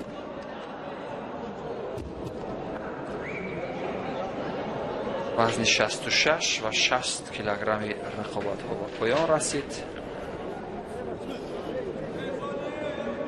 ва дар вазни 73 килограмм ҷое ки дирӯз дар ҳамин вазн дастпарварони мактаби ҷудои вилояти Суғд тавонистанд ки медали биринҷӣ бигиранд. вале ин бор акнун бубинем дар ин рақобатҳо чӣ рӯй медиҳад. ҳарчанд водии Рашт дар ҳисоби даставӣ моҳорати хуб муқобили дастаи Бадахшон нишон буд. барои ҳаминам инҷо дастаи шаҳри Душанбе муқобили дастаи Хатлон. акнун бибинем кадоме аз ин дастаҳо аз нуқтаи назари ҳамон бемхос метавон илова кард ки баргузидаҳои ҷудои тоҷик воқеан дар дастаи шаҳри Душанбе ҳастанд. бале онҳое ки гулчин карда шуда ҳастанд ва маҳоратҳои воло доранд дар дастаи шаҳри Душанбе ҳастанд ва мо ҳунари онҳоро дидем чӣ гуна дурахшон зоҳир шуданд. вале агарчи дар рақобати аввал 2-2 буд, вале баъдан 4 пирӯзии дигар пайпай ба даст оварданд. шаҳрнишинҳо ё ба таъбири дигар варзишгарони шаҳри Душанбе. ва ба ҳамин тартиб бале шаҳри Душанбе ба ҳар сурат яке аз марказҳои асосии рушди ҷудо дар мамлакат ба ҳисоб меравад ва бештари марказҳои ҷудо дар шаҳри Душанбе ҳам. вале солҳои охир чунин толорҳо аз як тараф аз гӯем ҳукумати Тоҷикистон, аз тарафи дигар ҳукуматҳои маҳаллӣ, сарпарастон толорҳои гуногун ба истифода доданд ки дар бисёри ин толорҳо гурӯҳҳои ҷудо амал мекунанд. ҳатто дар мактабҳои таълимоти ҳамагони имрӯз толорҳои варзишӣ ба истифода доданд ки дар он махсус наврасон ҷавонон дар бахши ҷудо тамрин мекунанд. вақти он расидааст ки байни клубҳои варзишии мамлакат чемпионати алоҳида гузаронда шавад. як мусобиқоти алоҳида гузаронида шавад. ҳатман ин дар оянда мувофиқи он нақша ё он тадбирҳое ки Федератсияи ҷудои Тоҷикистон дорад, ин дар оянда ҳатман ба инобат гирифта хоҳад шуд. аммо инҷо дар мавриди ҳамон назари боло метавон илова кард ки бо вуҷуди оне ки беҳтарин ҷудокорони тоҷик аз манотиқи кишвар ба шаҳри Душанбе дар дастаҳои Душанбе ҳунарнамоӣ мекунанд, вале дар айни даст додани фурсат онҳо машғулиятҳои дастаҷамъиро дар доманакӯҳҳо ё машғулиятҳои саҳроиро дар кӯҳҳо, баландкӯҳҳо мегузаронанд. чун ҳавои тоза ҳаст, яъне ҳавои олуда нест дар кӯҳҳо, нафаси тоза ва варзишгарон ҳам аз лиҳози табиат ва мавқеи ҷуғрофии бисёр хуб метавонанд ки худро аз лиҳози физикӣ обу тоб диҳанд ва ҳам омада дар марказ, яъне аз лиҳози назариявӣ аз мураббиёни бо таҷриба, яъне маҳорат ва омӯзиши ҷудо бигиранд. феълан варзишгароне ки дар бахши сеюми рақобатҳо ҳастанд. натиҷа 1-1 аст. дастаҳо баробар ҳастанд ва маҳмудов дар баробари камолов ҳарду ҳам натиҷаи баробар доранд ва як иштибоҳи кӯчаки дигар барои боис хоҳад шуд ки варзишгари یعنی کم فعالتر از دوری رقابت ها حذف شود. ولی این رو وقت نشان خواهد داد تا کجا میتوانند آن روش ها. ولی به هر حال از سیای نوی استفاده کرد کمالوف و این هم شروع شوق مخلصان برای اجرا کردن یک حرکت پرتابی. هیئت دستوی اینجا اشاره به آن میکنند که گویا دسته آنها پیشرفت باشد. بله، با سبب سه کارت زرد جزا و خنسا کمک شکستن مقررات همینطور دسته ولایت سوخت پیشرفت می شود. 2-1.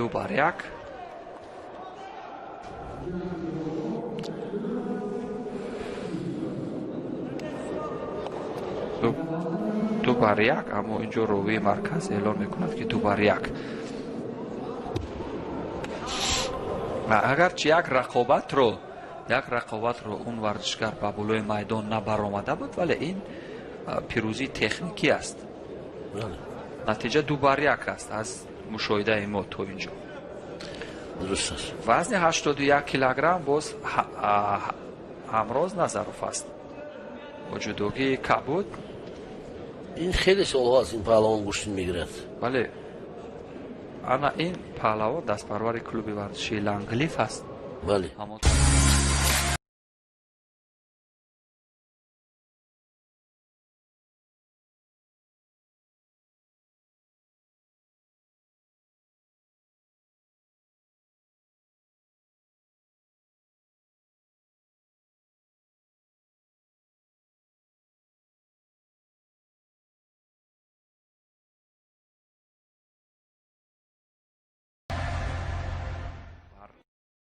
منفیتی کار خواهد بود و رقابت جدی‌تر خواهد بود و کلوب‌های نامی همسان لنگلیف، پهلوانان سوخت، کانی کلوب وستن و کلوب پرویز صابروف و دیگر کلوب‌های جدای خاصی تاجیک می‌توانند که در سراسر کشور، یعنی یک مسابقه ویژه‌ای برخورد کلوب‌ها این در تمام دنیا رایج است و این البته بر رشد جودو سبب خواهد. این تشکیلات‌های جمعیتی هستند، باید البته فدراسیون این کلوب‌ها رو زیر نظارت گیرد، هم مشق‌های آنها رو هم کاری آنها باید البته نظارت شود از طرف فدراسیون جودوی تاجیکستان و توسط فدراسیون آنها میتوانند مسابقه‌های خود را برپا کنند میان نورسان، میان جوانان، میان کلانسالان، امروز حتی میان دختران، بین کلوب‌های جودوی مملکت میتونن مسابقه برگزار کردن که این باز هم برای رشد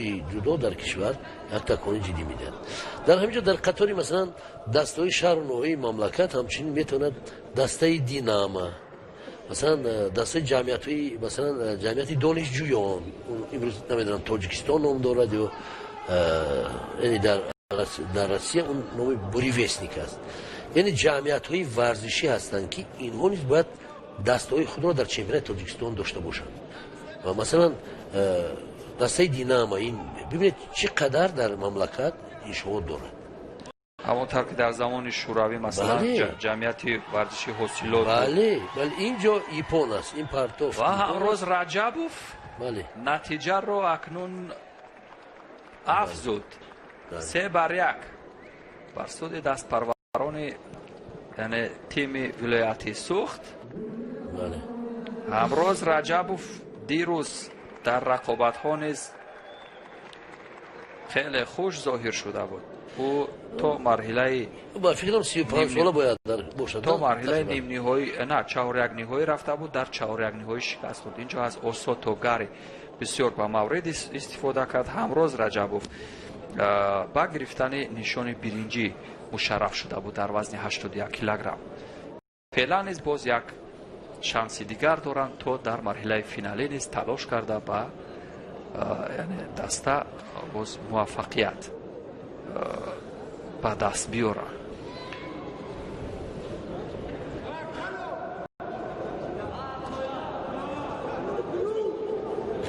اگر در همین قوازمایی ورزشگران وادی رشت مغلوب شوند، پس 100% امکاناتی برآمدن دسته ولایت سوخت یعنی پیدا میشه.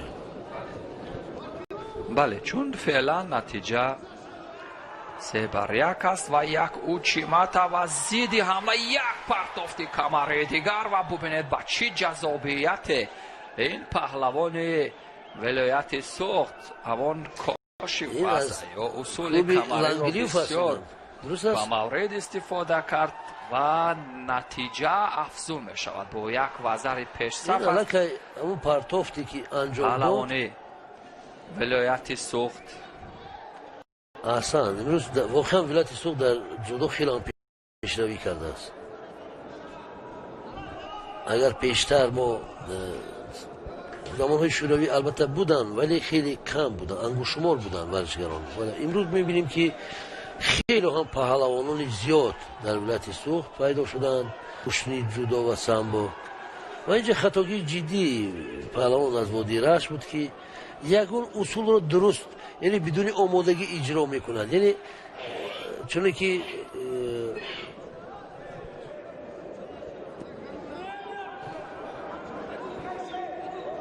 که همکارمون کریم خان بیگمت گفتن بعضی حالت ها همون هجوم های سونی فلسطکی که میکنن این اگر در مسابقه بین المللی باشد 2 مرتبه اگر اجرا کردن این مرتبه اسم علاقه آگاهی میدن. ولی در ما این یک چیز معمولی شده است که یعنی یک حرکت رو یا یک اصول رو یا یک فنون رو نیم اجرا میکنن ولی تا آخر نمیرسن. اینجا حالا باز همون اصول بدون آمادگی بدون تیاری از طرف ورزشگر وادی رشت اجرا کرد که یگون ثمره برای پهلوان نمیارد، فقط یعنی برای وقت رو گذراندن.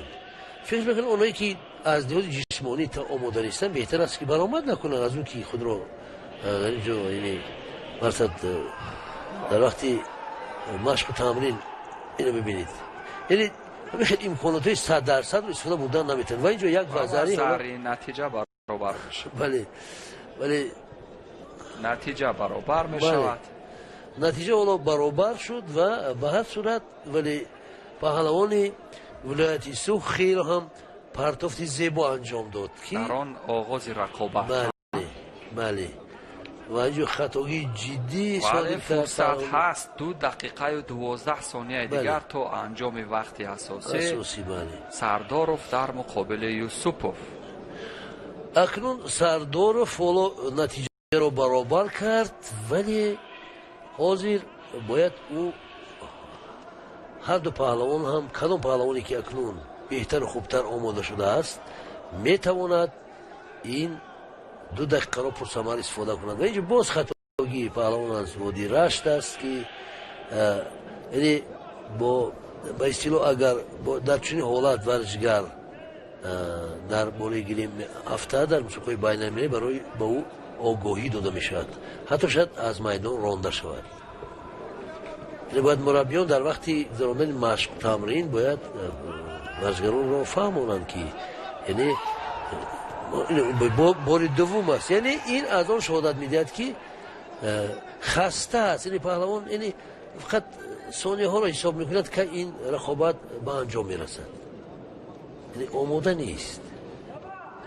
اینجا اصولی خفه کردن دست رو ورزشگری دسته ولایت سوق میخواد استفاده کند و شاید استفاده کند چون خیلی هم خوب داشته بود ولی داور احساس کرد که نادرست داشته است و از این وضعیت رو خلاص کرد. و حالا البته باز نتیجه این 2 دسته رو اینجا همکاری ما کریم خان بیگمت 3-1 است و دسته سوق فعلا پیش صف است. در یک بخوری اونها غلبه کردن و اینجا اما ببینید چی پرتافتی جذاب این فقط وقتی اون خندید از اونی که اون بیشتر باشه که حالت حریف تعادل حریف رو برهم بزند. این یک اصول معمولی ضربه آیی پشت پای بسیار خوب استفاده شد. خود ورزشگر ولایت سوق این حرکت رو آغاز کرد. این ببینید یک کلمات رو رسو فرتونه یعنی اینکه شانس یعنی که مثلا کلمات که یعنی بختی کس میخندد یعنی بختش خندید و همون حرکتی که با اون پهلوان هر دو یکی انجام دادن و پیروزی او انجام یافت. یعنی باز یک صاحب وزر شد وزر استه پا. ولی همین پرتوفت سیومش که در نوارهای تدریجی ببینیم بسیار جذاب بود. نه این چیزی که اون نتوانست از این استفاده کنه. ببینید چگونه من این پرتوفت زیبایی ورزشگری سوخت است. چگونه در حالت مسافه نزدیک از اوچیمت هم می‌خواست استفاده کند با ساتوگاری، ولی از پرتوفت کمر. نتیجه عمومی چی شد؟ نتیجه عمومی که عمومی سه برداشت به فایده ولایت سوخت. ما دسته ولایت سوخت رو به این غلبه تبریک میکنیم و دسته ولایت سوخت با دسته شهر دوشنبه پیروز شد. در سبقت فینالی شاید ما بخورند. خیلی قوزمایی دستوی نیست طولانی شد امروز. اکنون این تجربه های اول است و ورزشکاران مراتب اول است که در حیات دستوی اشتراک میکنند و به همین ترتیب دوستان عزیز مرحله فینالی رقابت ها ما و شما رو در پیش است.